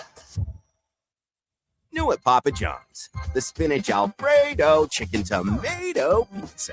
Say it with me now. Spinach Alfredo sauce, grilled chicken, fresh Roma tomatoes, all on our fresh, never frozen pizza dough. 4 favorites, 1 pizza. So let's run it back. The spinach Alfredo chicken tomato pizza. Right now, a large for just $18.99. Delivery or carry out. Better ingredients, better pizza, Papa John's. Legacy Heating and Cooling is your supplier of maximum comfort, bringing you the cool AC you need. You just have to call Legacy. Call Legacy. For comfort at night when the hot air suffocates you. Call Legacy. Call Legacy. For comfort in your wallet with no payments or interest for 1 year. Call Legacy. Call Legacy. You deserve comfort. Cool off today with AC from Legacy Heating and Cooling. Smart, connected, community driven. Jason Gregor sets the standard for sports talk in Edmonton. Join the conversation on Sports 1440. Text Gregor 833-401-1440. Sports 1440, where Edmonton talks sports. You don't just need property services, you need problems handled. HireGood provides cleanup, debris removal, site monitoring, and safety attendance across Edmonton. We reduce issues on your property, keep spaces safe, and take pressure off your team. We resolve real problems for businesses while creating real impact, because our team is built on second chances, and they show up every day ready to prove it. Visit hiregood.ca or call and mention Jason Gregor for a first-time discount. HireGood. Stable jobs create stable lives. The tents are up and the deals are out. The Brick's biggest sale of the season is on now. Pick up to 6% off clearance items in the tents. Sofas start at $3.99 and save up to 50% on select mattresses. Get a sofa, coffee table, mattress, bed frame, and dining set, all for less than $1,500. Only at the Brick's tent sale. See you in store for details and exclusion. The Brick, saving you more.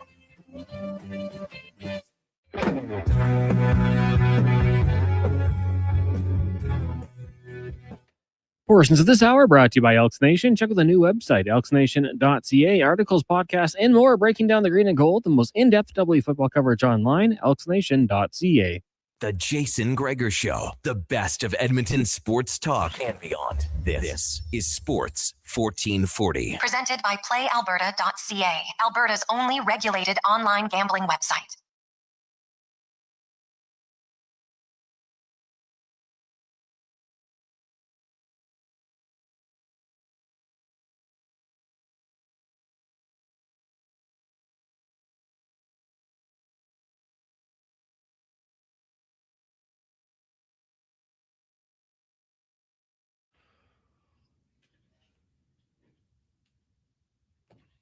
Where did you send it to?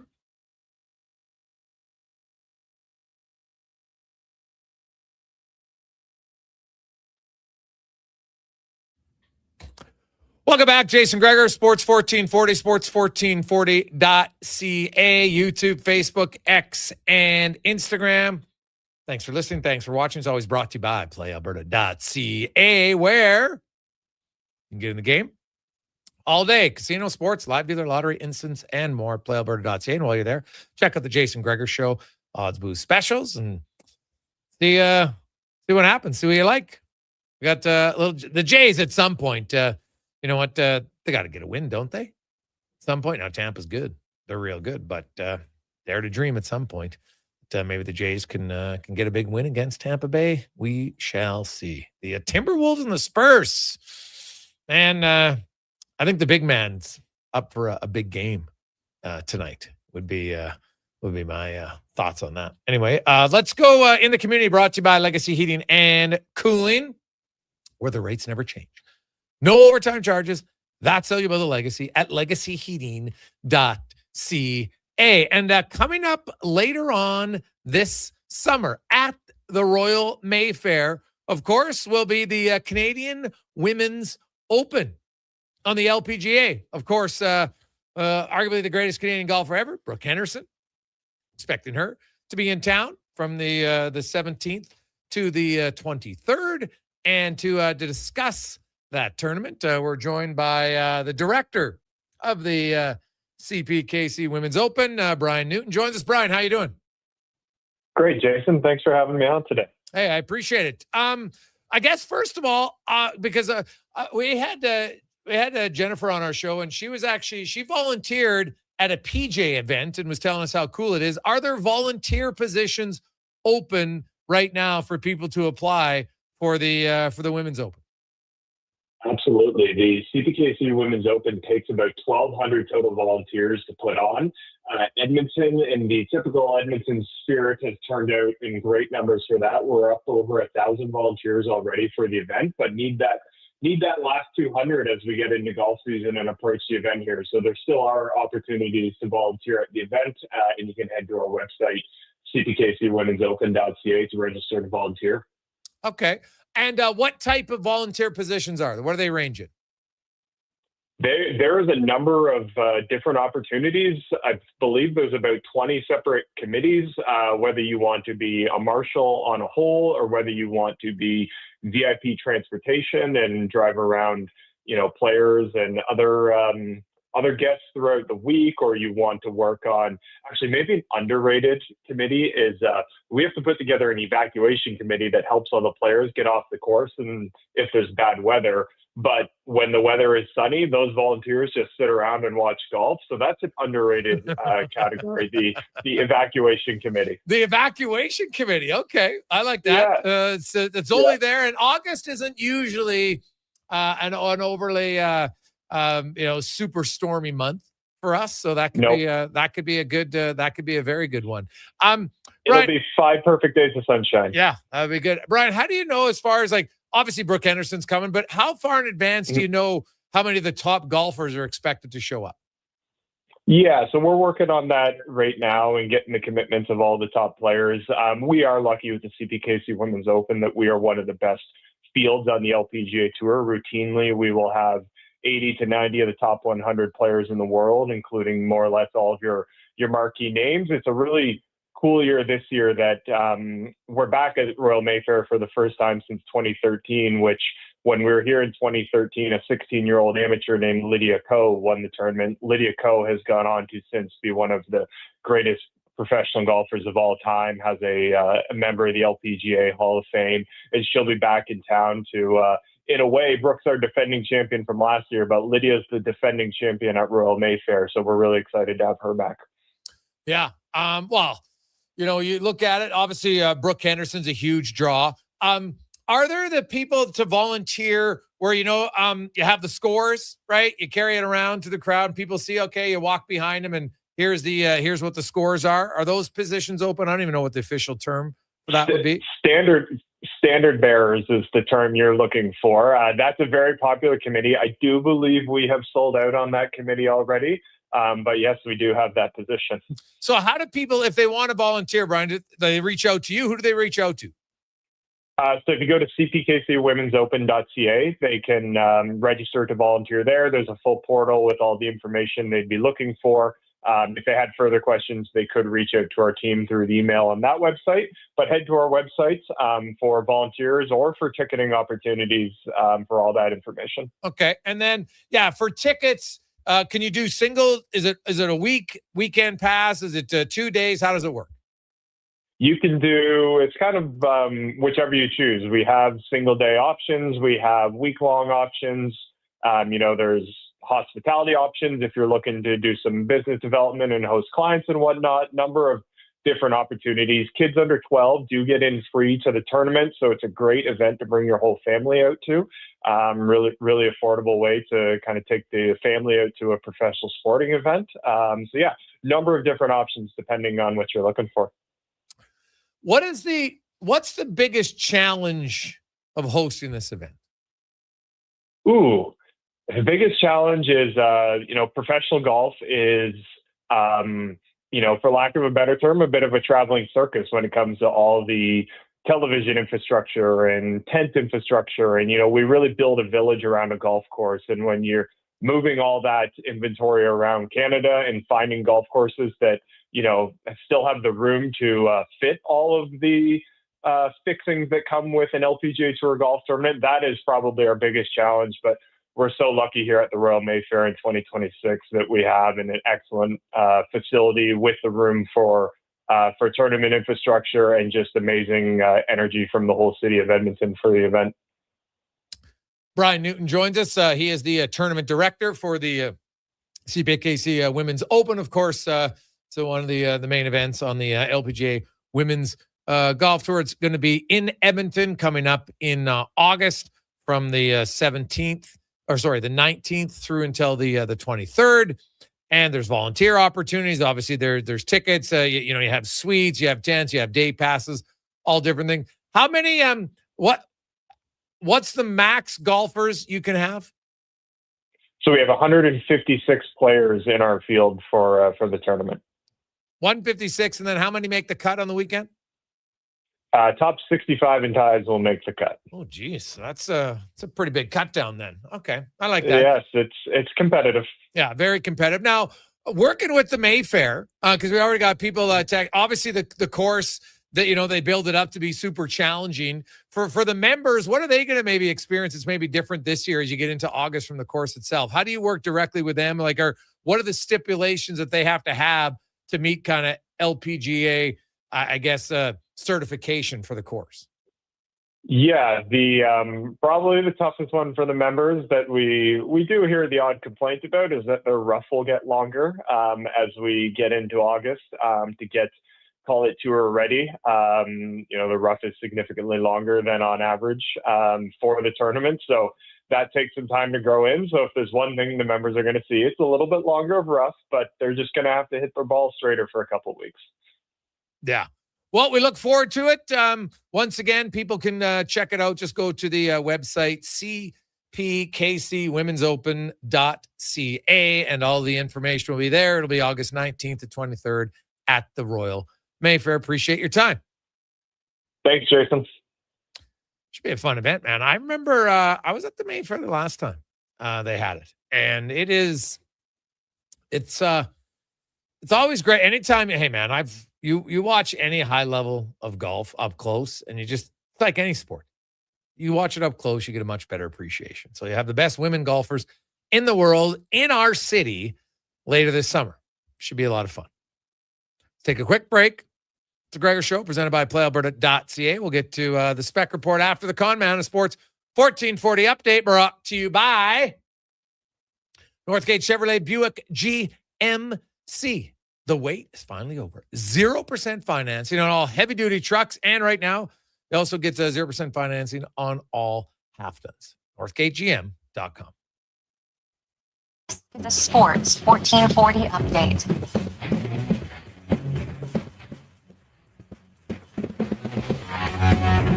Two games this evening in the Stanley Cup playoffs. Canadians and Sabres getting going in about 10 minutes time. Montreal up 2-1 in that series. And at 7:30, Ducks and Golden Knights from Vegas. That series tied at 2 games apiece. Sidney Crosby will be suiting up for Canada at this month's IIHF World Championship, replacing Islanders forward Matthew Barzal, who's out with an undisclosed injury. Charlie Coyle signing a 6-year, $36 million extension with the Jackets earlier today. In the association, just one game tonight. Wemby and the Spurs taking on and the Timberwolves tip off 6 o'clock. That series tied at 2 games apiece. And in the majors, the Blue Jays just about to get going, taking on the Rays in Toronto. We'll join that game in progress on our AM feed immediately following the Jason Gregor Show. Elsewhere right now, Yankees up on the Orioles 1-0. Pirates the Rockies 1-0 as well. Later tonight, Tigers in New York taking on the Mets. The Braves will host the Cubbies. Royals in Chicago, Twins and Marlins. Diamondbacks get the Rangers. Astros host the Mariners. And the Giants taking on the Dodgers. In the PWHL tonight, Game 5. Between Montreal and Minnesota, puck drop in about 10 minutes' time. The winner advancing to the league final against the Ottawa Charge. Coming up in hour 4 of the Jason Gregor Show, we'll be joined by Mark Spector of Rogers Sportsnet, and here Cam Tate's 2-minute warning. I'm Connor Halley. This has been a Sports 1440 update. Sports 1440 in West Edmonton Mall and Wetaskiwin. CKJR is a Stingray radio station. Download the free radio player app and listen wherever you go. New at Papa John's. The spinach Alfredo chicken tomato pizza. Say it with me now. Spinach Alfredo sauce, grilled chicken, fresh Roma tomatoes, all on our fresh, never frozen pizza dough. 4 favorites, 1 pizza. So let's run it back. The spinach Alfredo chicken tomato pizza. Right now, a large for just $18.99. Delivery or carry out. Better ingredients, better pizza, Papa John's. Legacy Heating and Cooling jingle auditions take 1 for Gene Principe. Hey, thanks for being on time. I'm always punctual. Now, how about some cool beats while I drop the heat? Ready when you are. Call Legacy. Call Legacy. Nice. Boom! I'm a musical genius. Legacy's going to love this for AC season. What's not to love with no interest and no Principe payments for 1 year? Are you always like this? Yep. Unlike Legacy, I never know when to cool it. Legacy Heating and Cooling. The job isn't done until the last load is hauled, and having a semi-trailer out of commission is not an option. Whether replacing or adding to your convoy, Edmonton Trailer has a huge inventory of new and used semi-trailers, trusted by the gravel, logging, oil field, fluids, and freight industries. Find a trailer right for you online or at one of their 3 locations. For sales, service, parts, rental, and finance, when you're in it for the long haul, Edmonton Trailer.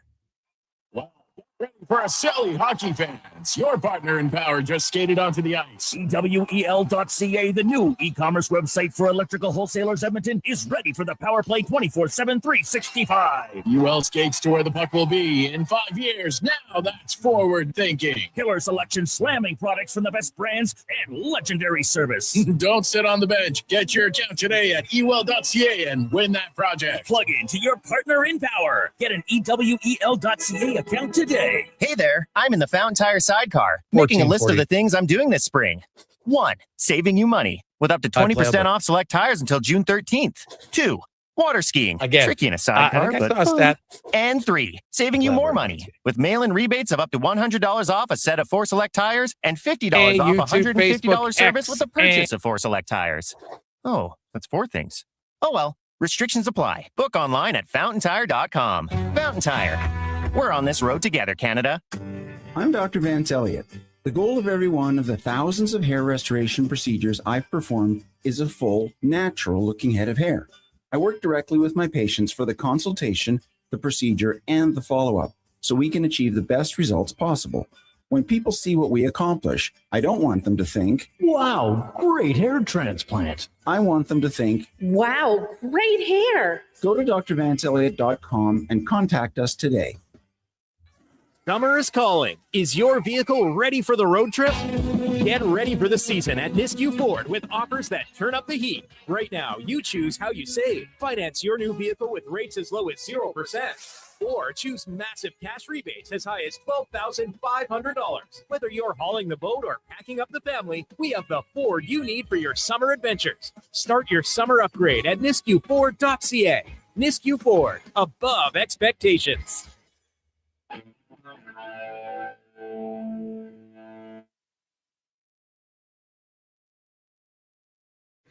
Portions of this hour brought to you by Can Torque. We offer sale, rental, repair, and calibration of hydraulic, pneumatic, and battery-powered torque wrenches, stud tensioners, and flange maintenance equipment.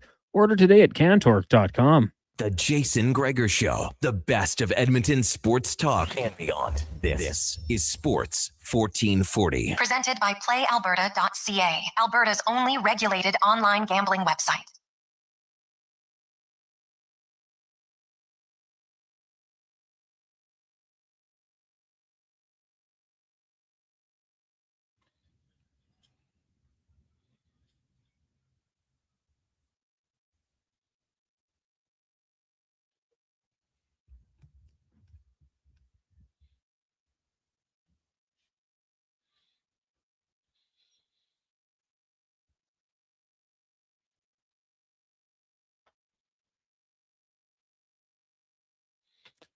It's after 5 o'clock. Welcome back. How are you? Jason Gregor, Connor Halley, Declan Kruger with you. Sports 1440, sports1440.ca, YouTube, Facebook, X, Instagram. Thanks for listening. Thanks for watching the show.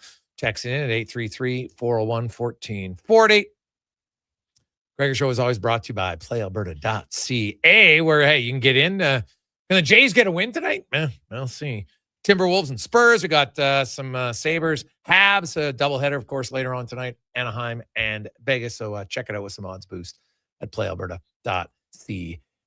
Of course, big story in Edmonton today is that the Oilers have essentially fired their head coach without firing their head coach. We'll get into it. I think it's not a good look for the organization at all.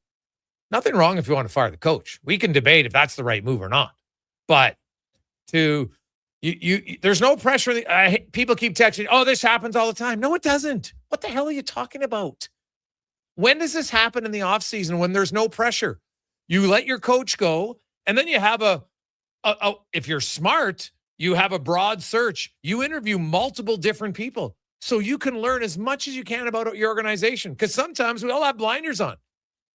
Right? Maybe there's things from the outside that you can learn about your organization. I would hope Bruce Cassidy isn't the only one they talk to. That would kind of be foolish to me. In the regular season, it's a little bit different. Lots of coaches are under contract. It's not free agent guys around. So, you have a shorter prospect pool to choose from. And yes, you usually have your guy in place. Not always, though, but usually you have your predecessor in place. But even in the regular season, we've seen teams fire their coach, and then it's 2-3 games later, before they hire the replacement. That's happened. Lots of times, no, they have the guy ready right there. That's fine because you have a game. The owners have the coach is doing nothing.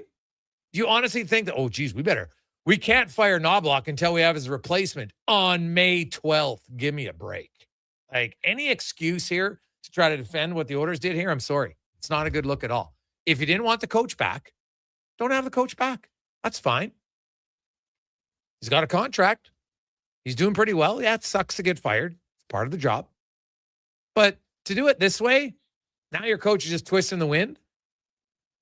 I just think it's classless. I think it's unprofessional. So anyway, let's get to the spec report brought to you by GS Construction, your underground infrastructure specialists. From running water to freeways, they do it all to make us function as a society. GS Construction. As Mark Spector from Rogers Sportsnet joins us. Spec, how you doing? Not so bad. I'm listening to your rant, and I'm not sure that you got anything wrong there, Jay. I think you got it exactly nailed. Yeah. It's just not a good look for the organization, Spec, again.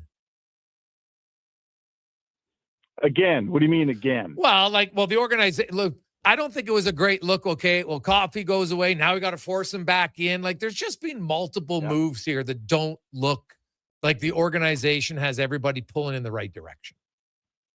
No, that part's for sure. I mean, it's going to take a special front office to, it's one we've learned in Edmonton. It's really, really hard to build a team that can get to a cup. Well, guess what? It's even harder to find that last couple inches and win the cup. And the group that's in charge of doing it has made a lot of mistakes here. They've botched their only 2 July 1sts have been disasters. And now we're heading into the next July 1st, and their very first coaching fire of this regime they're botching that. I think everybody around the league today is talking about the Edmonton Oilers in negative terms. Everybody around the league is looking at the Oilers going, man, what is going on there? Who does that? Why are they treating Chris Knobloch like that? Disrespectful. They got caught chasing around for a coach before they fired theirs. They look dumb. Everyone's talking about the Oilers around the league in those terms right now, Jay. And that is not what you want. That is not a good thing. No, it is not. So, and here's the thing. So they're going to ask permission for Cassidy. I'm assuming now, whenever they make this announcement for Knobloch, because trust me, it's coming. You can't walk this back. Chris Knobloch, you think he's going to, hey, Stan, so, you know what? Well, they didn't grant us permission. You still want to be the head coach? Like, that's not going to happen. Right? So they're going to get a new head coach. So now I'm just curious about, other than Cassidy, how many people you interview? Because I hope it's more than one. Well, it should be. That's the beauty of a summertime coaching replacement, right? Is the fact that you have time and you can interview some guys. And I'll say this, Edmonton has more financial might than a lot of teams in the league. And they also have a better team than a lot of teams in the league. I didn't say every team. I'm saying a lot. And they are one of the not so many, Stanley Cup contenders that are looking for a new coach. So there's a lot of guys that would put this job ahead of some of the other jobs that might be out there. And that means you should be able to interview 4, 5, 6 guys, Jay, and pick from among them, So yes, I would hope, like you, that we're not just interviewing one cat and just taking them and moving on. I think I know Bruce Cassidy pretty well. I think he's a good, I wouldn't complain for a second if they hired him, but I think the process has to be quicker than a one-day process, doesn't it? Well, I would hope so. Yes. Right. Anytime, the best thing in sports or in life, when you have time, use it. Right. Like there's no rush. There's no rush here. And time can give you opportunities to speak to Bruce Cassidy. You want to speak to Laviolette. Maybe you want to speak to Carl, see if he wants to leave Denver. Like, there's other people to talk to, and you can get information.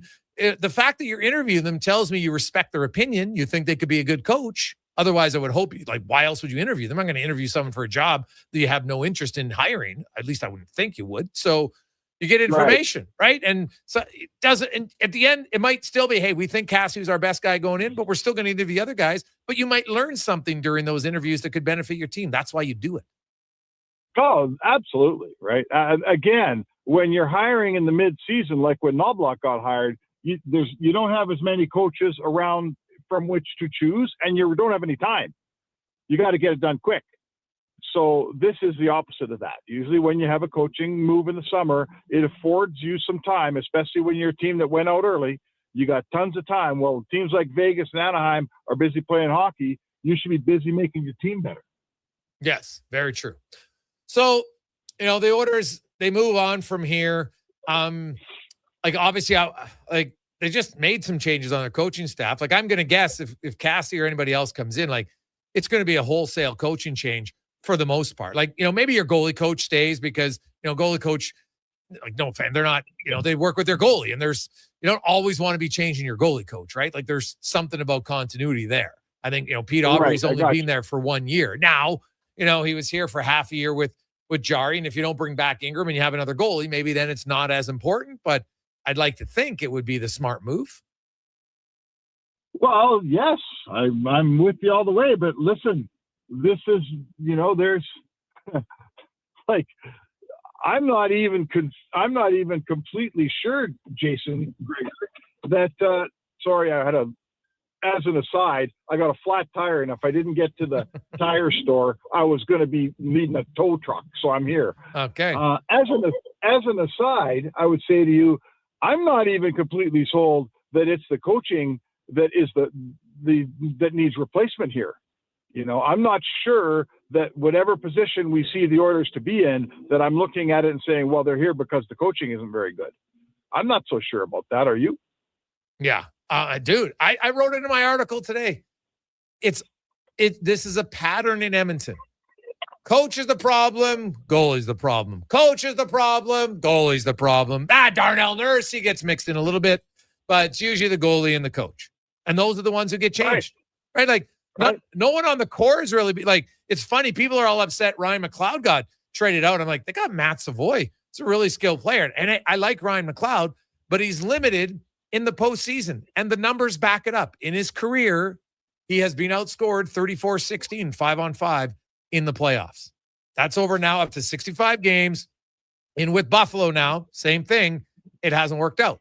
So, but, people will act like, oh my God, getting rid of McLeod and Fogle is what ruined the team. And I don't agree with that. They've had the same core team here all the time, and they just change the outside pieces. And hey, they got really close. Don't get me wrong. Knobloch got them really close. And now he had 1 year where he wasn't, at his best, and he pays the price. And so far, no one else does. Yeah. I mean, it's a goofy thing here. Like, two things for me, Jay. I'm starting to look at last season, Edmonton's season, almost like the lockout, the bubble year. Like, I'm not telling you it doesn't count, but playing 2 Stanley Cup finals in a row, coming back to a compressed season, playing all season, finding your game, and then 4 or 5 of your main guys get totally injured, and you go in the first round. By game 3, half your team's hurt. I kind of feel like no one could have coached their way through that. I'm not sure you could have GM'd your way through that. I think it was just destined to not be a great season. So that's how I feel about last season. But the other thing is, when you're a team that's come to 2 Stanley Cups and you've got to 6 and you got to 7 and you didn't win, like, you're looking around under every nook and cranny to find that final, that final 2 wins out of 100-game season, right? 106 games or whatever they play. I need 1 more win. I need 2 more wins. It's what you do is you end up overanalyzing things. Oh my God, it's the coach's fault. How many coaches won 6 rounds the last 2 years? 1, Paul Maurice. Oh, it's the goalie's fault. How many goaltending tandems won 6 rounds the last 2 years? Nobody, except for Bobrovsky and the guy behind him who never plays. So I just feel like we're searching in Edmonton for this final inch, and I'm not sure we know what anyone really knows where to find it, and I'm not sure if you really can find it, Yeah, like, there's not one thing. but we'll see. And hey, maybe the new coach, the best way the new coach has success is if the core group decides, okay, you know what? We are going, and because the leaders have to be in place, your head coach, everybody has to be on the same page. But Leon Draisaitl said it at the end of the year. He said it. We need to be better at taking the regular season. More importantly, like this year, they really learned nothing from the regular season. They could never figure out how to win 3 in a row at any consistent basis, right? They couldn't figure out how to play better defensively, other than they did a little bit down the stretch for, their numbers overall after the, because I got it from Sportlogic to show the numbers before Olympics and after Olympics were pretty jarringly different. If you look at their goals against, rush chances against, right? They got way better there. So, and hey, then they had injuries. And I've said this all along, injuries are, look at Minnesota right now, Spec. You got no Brodin, you got no Eriksson Ek. I really don't think you have much of a realistic chance to take on a healthy Colorado team. I'm not saying you would have won with them, but I just know your chances of winning without them are infinitely lower. Oh, for sure. I mean, that's why I'm saying, like, I just feel like this year, it just wasn't there for Edmonton. It's not your year every year. That's sport. That's just, Gene Principe was telling me today, he says, my dad used to make wine every year. It was great wine every year. And then one year it wasn't so good. And then the next year it'd be great again, and sports is like that. It wasn't their year.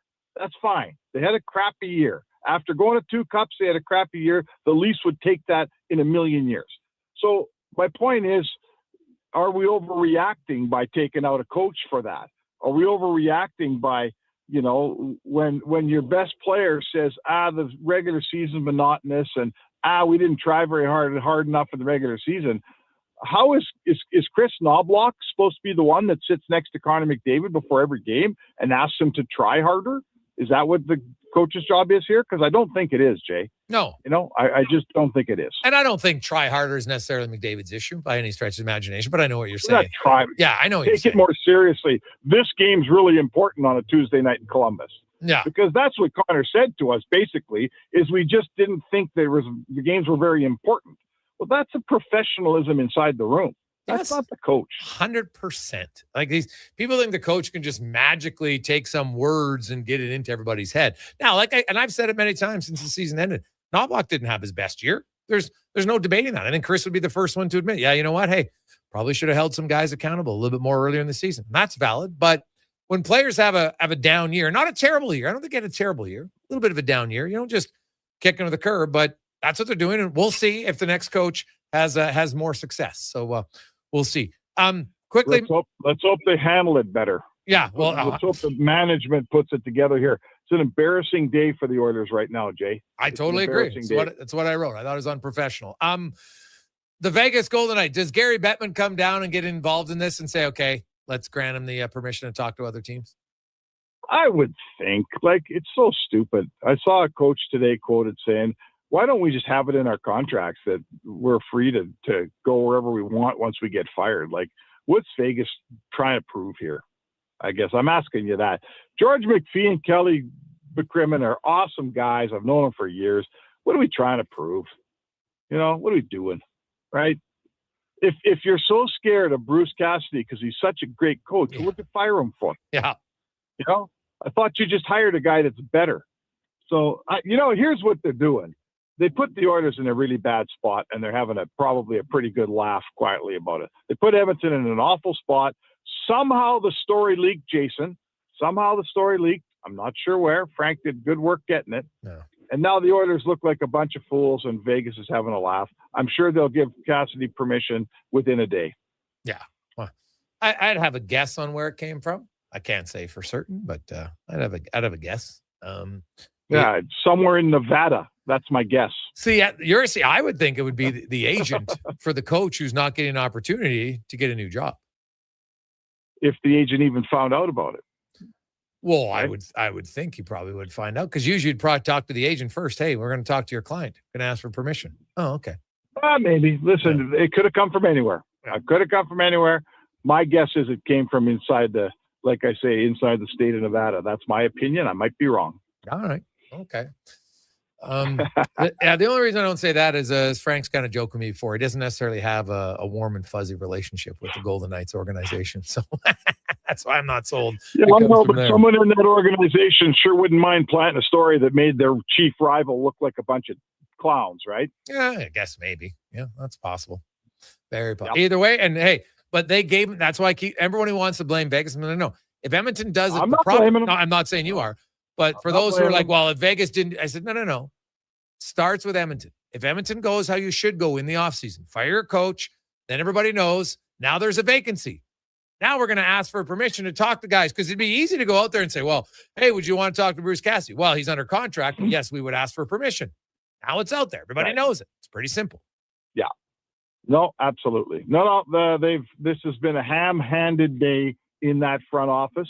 And when I hope that they have the courage to have an actual press conference when they fire Knobloch and not just a news release, because I think there's some questions that Bowman and Jackson probably have to answer here.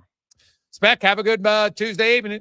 Have a great day. All right, sounds good. There you go. That's the Spec Report brought to you by GS Construction. We'll come back. We got Cam Tate. We'll update you on the NHL playoffs. You should have a goal. You should have like a goal horn or something because there's been a goal. We'll update you when we return on the Gregor Show presented by PlayAlberta.ca. With Play Alberta, backing the home team goes beyond the bets. That's because your picks have provincial impact. Play Alberta is the only app in the province that puts all revenue directly back into supporting programs and services that Albertans rely on every day. By investing in the General Revenue Fund, every play, bet, and buy made on Play Alberta helps make a difference across the province. It feels good to know your fund goes further at home. Visit playalberta.ca/Gregor to learn more. Must be 18 plus to play. If you gamble, use your game sense. Legacy Heating and Cooling is your supplier of maximum comfort, bringing you the cool AC you need. You just have to call Legacy.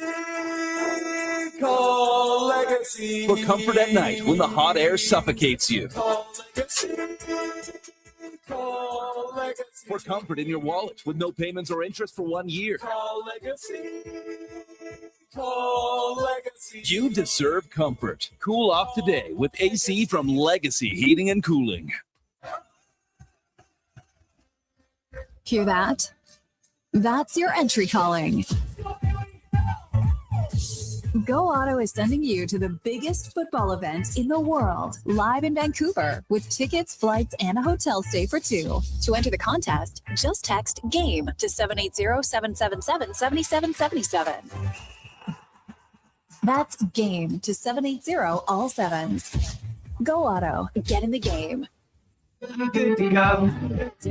With Mortgages to Go, you'll be good to go. Mortgagestogo.ca says yes when the banks say no. That's why Alberta has trusted Mortgages to Go for over 23 years. If you need cash and have equity in your home, you're approved instantly, guaranteed. Call 1-888-888-5998. That's 1-888-888-5998. With Mortgages to Go, you'll say, listen closely, because in the grand Sports 1440. From the first face-off to the final, Sports 1440 is your home for hockey talk with live coverage, expert analysis, and pre- and post-game shows. We bring you closer to the game. Tune in 24/7 only on Sports 1440, Edmonton Sports Station. You don't just need property services, you need problems handled. HireGood provides cleanup, debris removal, site monitoring, and safety attendance across Edmonton. We reduce issues on your property, keep spaces safe, and take pressure off your team. We resolve real problems for businesses while creating real impact because our team is built on second chances and they show up every day ready to prove it. Visit hiregood.ca or call and mention Jason Gregor for a first-time discount. HireGood. Stable jobs create stable lives. Are new McCafe crafted sodas just drinks or something more?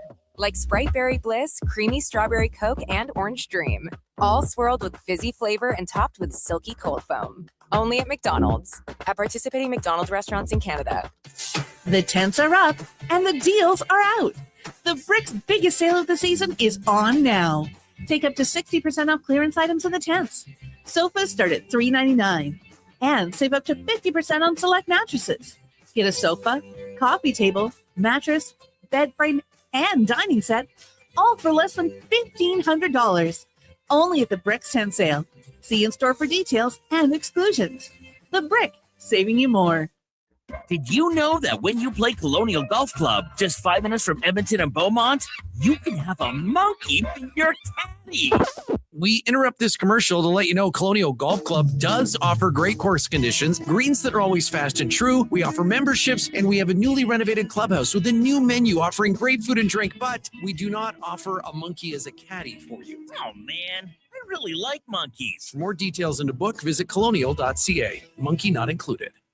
Millions and millions of Canadians do not have a doctor. We have a crisis. Canada's Medical Clinic is opening clinics across Canada to allow everyone to have a doctor to call their own. Early detection saves lives. We've got some great news. You can call now and book an appointment with your new doctor. Canada'sMedicalClinic.com. And more good news. Canada's Medical Clinic Windermere is also now a walk-in clinic. We'll see you there.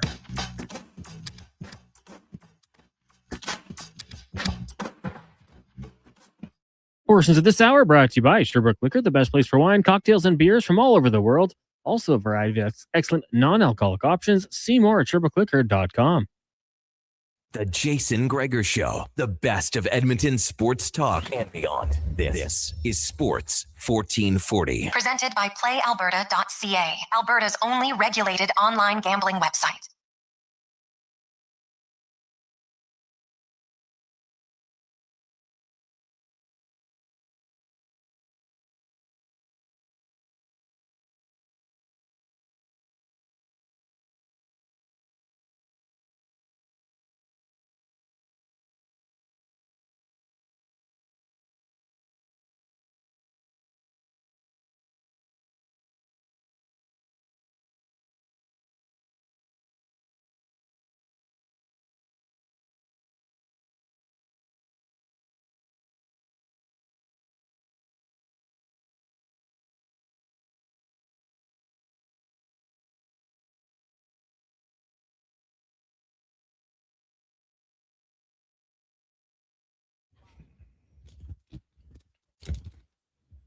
$5:29.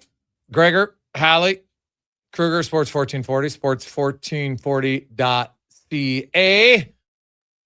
Ooh, do we got another goal? Oh, this is going to be a juicy review. The one angle, the glove sure looks like it's in the net, Connor Halley, but I haven't seen one. Obviously, I'm on air now, so you can check it out to see if that, what are they going to be able to see if, considering we made it a safe assumption the puck was across the line by measuring where the bottom of it was.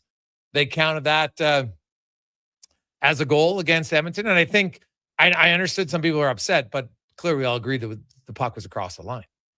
So they've made the precedent that you don't have to see the whole puck across the line. You just have to determine that it was. Look at where his glove is. Look at where that puck is. All you need is a camera angle but it's clearly in the net. Yeah, it's up on end too. It's not the long way. You could see it through the meshing in the glove. So it should be a goal. And I think hockey fans can all agree this, even the Montreal Canadiens fans. It's in the net. Yeah. But will they find a way not to allow it? Yeah, it has to be. Has to be a goal. Yeah. This is the best view. It's from above. Yeah, that's... Yeah. That's a goal. Yeah, it's got to be. So that'll make it an early lead for Le Sabre to Buffalo, which of course I'm not sure that's officially it. But hey, I'll say this about the Sabres: they lose Game 3, and they come back and they are storming out of the gate right now. They are they're all over the Habs. It's 2-0. The shots are 8-1. It's been a great start for the Buffalo Sabres. You couldn't have asked for a better start. Basically, they're getting a shot a minute right now.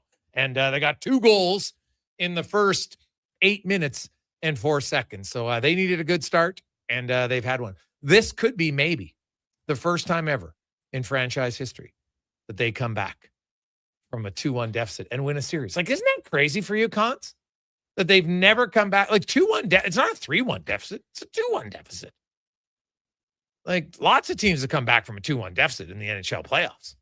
To be 0-14 is just kind of wild to me. That's crazy.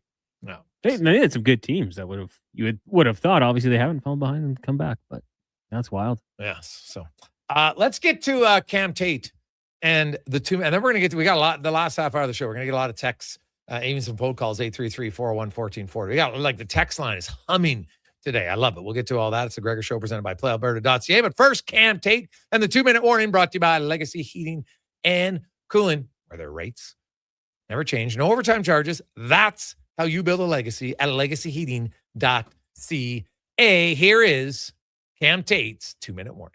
Listen closely, because in the grand, cold lexicon of the arena, we are told over and over until the ears ring that sports is a strictly results-driven business. It is the Al Davis mantra, just win, baby, serving as the transactional heart of the professional franchise, a phrase coined during his tenure with the Oakland Raiders that remains the industry's North Star. When the wins pile up, the bums are in the seats, the merchandise flies off the shelves, it becomes the talk of the town, and the bank account looks pretty darn good. But when the losing starts, the mood sours from the locker room to the corporate offices and every other workspace where the team conducts its business. The bottom line becomes a daily watch, and when it dips even lower, everyone is on notice with a hawk-like intensity.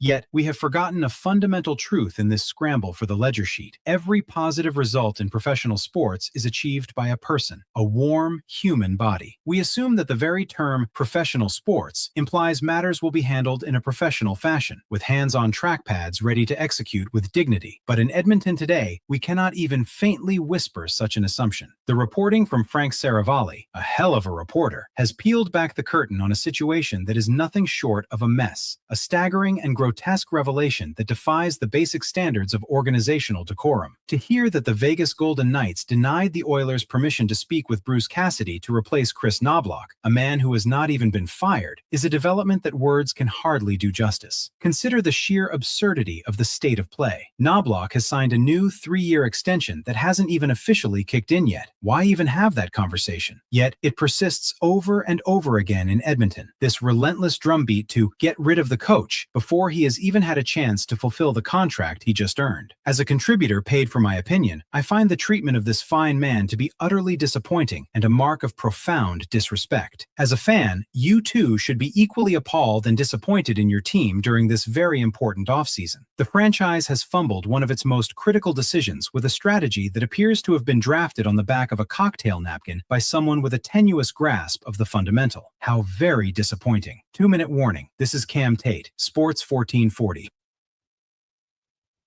Yeah.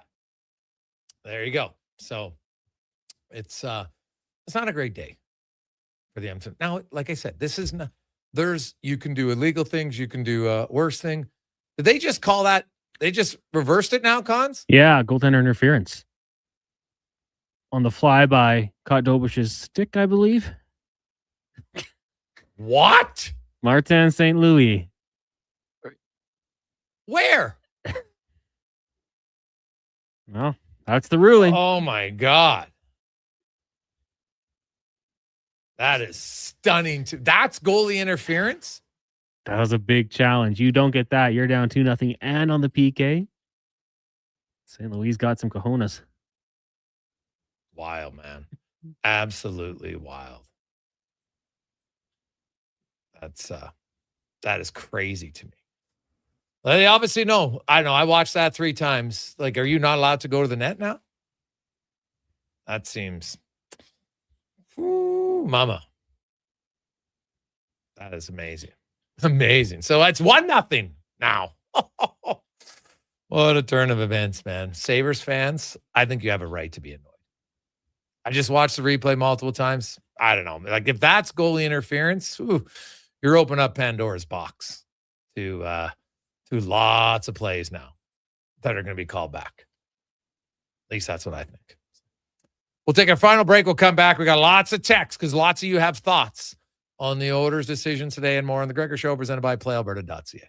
Hey, sports fans, we've got a clear choice for you. At Crystal Glass, we provide customers with the perfect glass for any job. From home to auto and even commercial, installation or repairs, we're your team. Call 310-GLASS or visit crystalglass.ca. Crystal Glass. There's still time to book your tournament at the Ranch Golf and Country Club. As one of Alberta's top tourney courses, the Ranch makes hosting fun and easy for any group or business. No matter how unique or unusual, they'll accommodate your vision for an an event no one will soon forget. Start planning your tournament today at their beautifully landscaped course on the outskirts of West Edmonton. On-site event coordinators are here to help, but hurry, availability is limited and booking fast. Visit theranchgolf.com. Say hello to your new favorite drinks. Introducing new McCafe Refreshers. Icy cool, undeniably refreshing, and available in 3 flavors. Strawberry watermelon, mango pineapple, and blackberry passion fruit. Only at McDonald's.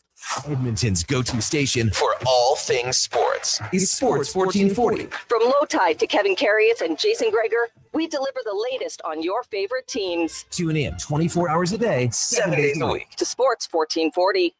Hey there, I'm in the Fountain Tire sidecar, making a list of the things I'm doing this spring. 1. Saving you money, with up to 20% off select tires until June 13th. 2. Water skiing, tricky in a sidecar, but fun. And 3. Saving you more money, with mail-in rebates of up to $100 off a set of 4 select tires and $50 off a $150 service with the purchase of 4 select tires. Oh, that's 4 things. Oh well, restrictions apply. Book online at fountaintire.com. Fountain Tire. We're on this road together, Canada. Backshaw Concrete Products. From concrete and septic tanks to blocks, precast water pads, Jersey barriers and aggregates. Farmers, contractors, homeowners. Plan your next project at BashawConcrete.com. Family owned, over 60 years pouring. Bashaw Concrete Products. Once again, start here. BashawConcrete.com. The sun's out, the pavement's warm, and that low rumble of a Harley rolling by? Oh yeah, that's calling your name. This is riding season, and if you've been thinking about a new ride, Harley-Davidson of Edmonton has the one that'll get your heart pumping. With a huge selection of new and pre-owned bikes, there's one waiting for you. Whether you're upgrading or just getting started. And while you're there, ask about test rides, because the only way to know is to ride it. For more details, visit Harley-Davidson of Edmonton on the Yellowhead Trail, locally owned and operated since 1980, or at hdedmonton.com. Bashaw Concrete Products. From concrete and septic tanks to blocks, precast water pads, Jersey barriers and aggregates. Farmers, contractors, homeowners. Plan your next project at BashawConcrete.com. Family owned, over 60 years pouring. Bashaw Concrete Products. Once again, start here. BashawConcrete.com. My go-to move for getting out of the doghouse is catch of the week. Forget flowers. I head there, and the staff points me to the perfect fish and tells me how to cook it. It's easier than you think. Last week, I made an incredible salmon dinner. My wife was so impressed, she forgot why she was mad. It's my secret weapon. It works every time. They're just 5 minutes from Sherwood Park, but it's worth the drive from anywhere. Stop thinking about dinner and just go to Catch of the Week. Make sure to visit catchoftheweekedmonton.com. Debt can take over your life. The stress, the constant worry, it can feel like you're drowning. When people come to see me, they're often anxious and feeling hopeless. But when I explain how I can help them get out of debt, those feelings melt away. I'm Parveen Middleton, licensed insolvency trustee at BDO here in Edmonton. I will create a personalized debt relief plan so you can move forward with confidence. Call 1-833-BDO-TALK or visit bdodebt.ca to discover your debt-free future. From the locker room to your radio, Sports 1440 is Edmonton's sports leader. Real talk, big personalities, and your texts. It's interactive. It's fun. It's where Edmonton talks sports. Sports 1440. Portions of this hour brought to you by Crystal Glass, your clear choice for residential windows, locally manufactured and installed. Crystal Glass provides a beautiful product and incredible customer services for all of your residential needs. Call 310 Glass or visit crystalglass.ca for a quote.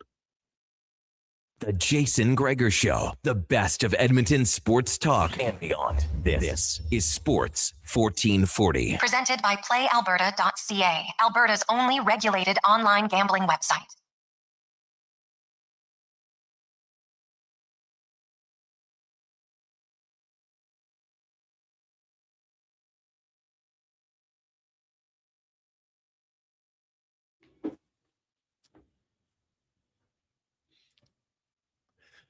We roll through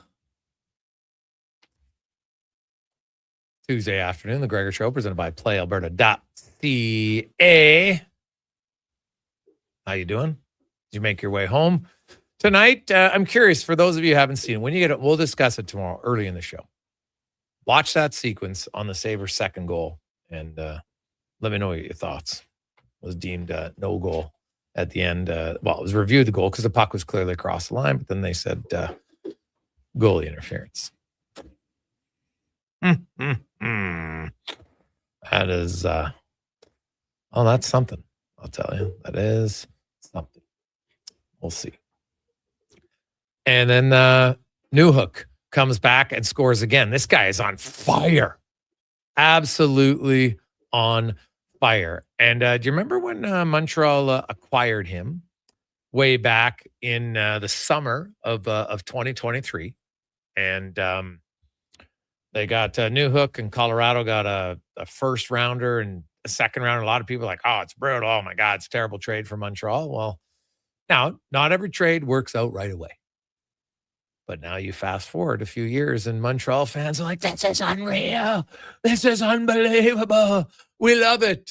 So, yes, all depends. I'd have to look. Cons, can you check out the 2023 NHL draft and see who did Colorado pick? Maybe they traded the pick, but it was Montreal's pick. It'll be in the first round. I'd be curious to know who they got, and in that first round selection, I'd be curious to see who it was. Mikhail Gulyayev. Mikhail Gulyayev. Haven't heard about him, so that's working out. Yeah, because it was the second last pick of the first round. So new hook for Mikhail Gulyayev, and I think they got a second rounder as well, right? If I'm not mistaken, maybe it was a second rounder. It was a second rounder as well. Let me scroll down and find out for you. Yeah. Oh, they traded it, and then Tampa Bay took it in Ethan Gauthier. Yeah. So there you go. Not worked out well for Montreal, but not right away. Not right away. That's why sometimes you can't always evaluate a trade right away. I still am surprised that some people think Edmonton didn't make a good trade for Ryan McLeod for Matt Savoy. When you look big picture, like, wow, they were in the window to win, and Savoy didn't help them win this year. I'm like, okay. But Ryan McLeod in the postseason, his last year with the Oilers, he got outscored 9-3, 5-on-5. He was very good in the penalty kill that year. Don't make no mistake, the whole penalty kill was awesome. And this year, he's been outscored heavily again on the ice with the Bruins. So actually, it was 4-12 with the Oilers. Now it's 3-9 this year. So as he's gotten older, it's actually gotten worse. His goals, 4 goals against at 5-on-5. So a lot of text flying in, 833-401-1440, 833-401-1440. Lots of texts coming in with you. Hey, guys, I agree with you. The Oilers management once again put themselves in a position to be made look like fools. They're like Sideshow Bob in a rake factory. Can't take a step without stepping on a rake and hitting themselves in the face. From Hampton. Steve, good visual. We all love. If you're a Simpson fan, you know exactly what we're talking about. Hey, Gregor, do you know if the organization didn't talk to Knobloch behind the scenes, possibly they gave him a heads up beforehand? Steve, I can tell you 100% that is not the case. Okay? That's not the case. Why would you ever give hey, coach, I'm giving you a heads up. We're going to look for other coaches, but stay tuned. Why would you ever do that? You wouldn't do it because you can't bring them back. How can you coach in a situation knowing that they were looking for everybody else to replace you because they didn't think you did a good enough job? Your players find out. Their players are like, well, I don't have to listen to this coach. These guys don't even really like him. So there's no way they did it, but I can tell you, I know for a fact, 100%, that is not the case. There was no conversation from the Oilers organization to Chris Knobloch that he was going to be potentially replaced. Not at all. But now the writing is on the wall. Hey, Greg's, I have a theory that being a sports fan is that you're disappointed 99% of the time. I cheer for the Oilers, Rough Riders, Poland National Soccer, and the Blue Jays. I'm disappointed all the time. That's why winning is so special. Patty said, well, I guess it depends how you view winning. Is it only winning the Stanley Cup? And like I talked about, for Oilers fans, the last 2 years, you had 2 unbelievable months of lots of fun and excitement. And especially in 2024, it came down to Game 7, and it's 1-1 game. You're right in that game. Even when it's a 2-1 game, you're right in it. Yeah, the ending didn't go the way you wanted. But does that one day ruin everything? Maybe for some people it does. Everybody's different, but I'm like, I don't know if it can. Think about how much fun you had with your friends or your families for those 2 months, how many watch parties you had. You're like, this is unreal. That's the time of your life. And then one game they didn't win. But that one game doesn't erase all the fun you had. It just means that night wasn't fun, and the next few days probably sucked. But I don't know if I can look at it otherwise. So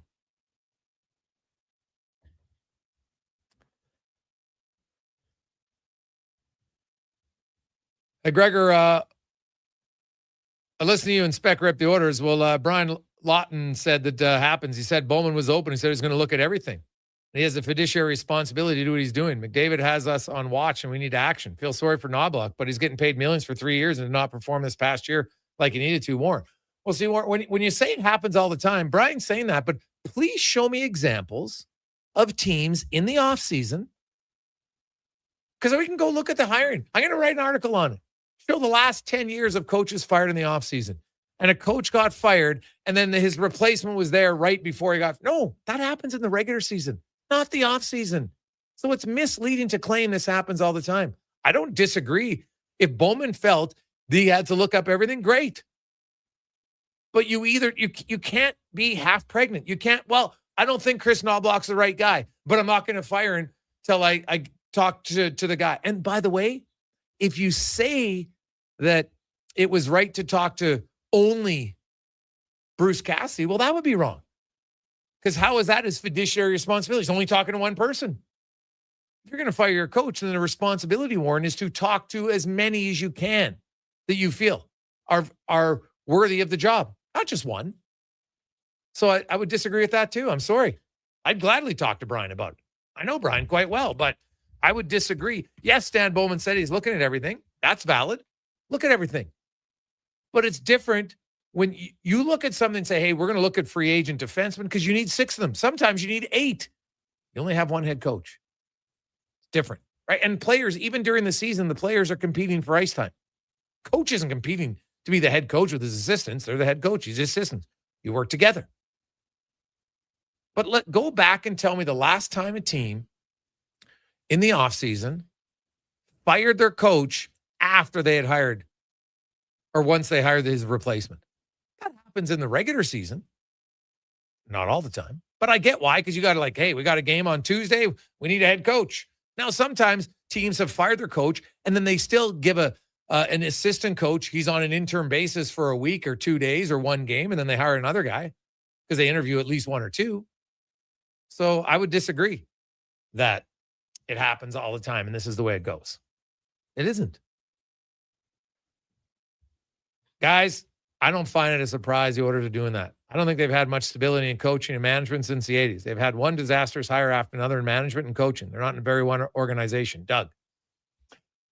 Well, I guess I'll push back a little bit that everything's I don't think Ken Holland was a disaster.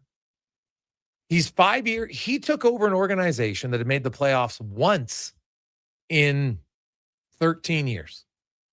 Once. And then he made the playoffs 5 consecutive seasons. One time he got to the conference final. His final year, he got to the game 7 of the Stanley Cup final. You literally can't get much closer than that. I don't see how you can call Ken Holland's tenure a disaster. You might not like some moves, but people overreact to the moves they don't like and then look at the end result. They got to game 7 of the Stanley Cup final. What moves did he make that were so egregious that would have guaranteed if he didn't make that one move that they would have won? Honestly, which one? Jack Campbell? Maybe. But again, I can't say for certain because it's the old butterfly effect. Once you make one move, all the moves that come after it, if you say, well, if I wouldn't have made that move, then all the other moves would have still happened. We don't know that. Well, it's a what-if scenario, but it's not based on anything factual. So I don't know if I can say they've all been disastrous. There's been some that have been, no question, but I'm not sure they've all been disastrous. So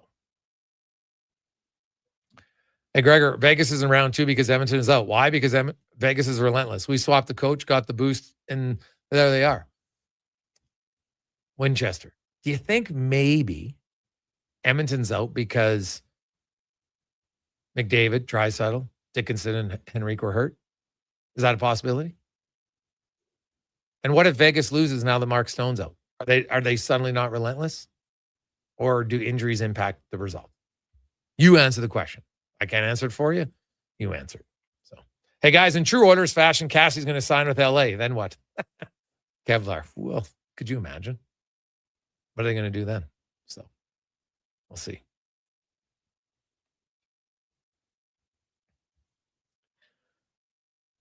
And Gregor, I look at it this way. It's like people who are in a relationship, but they don't break up. They wait till they get someone else. They don't have the guts to be single for a while.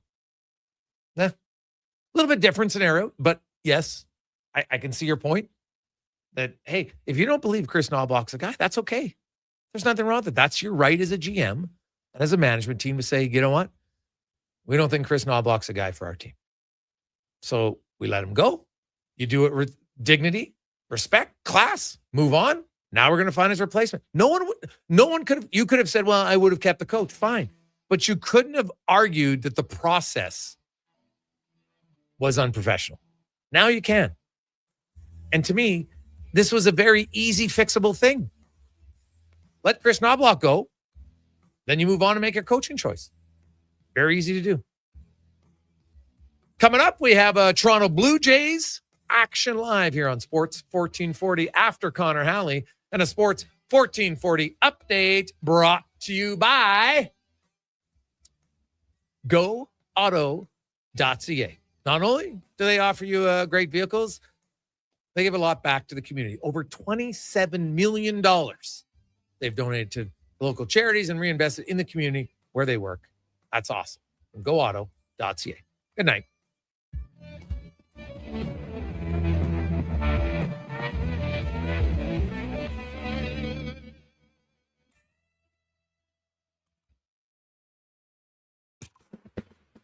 This is a Sports 1440 update.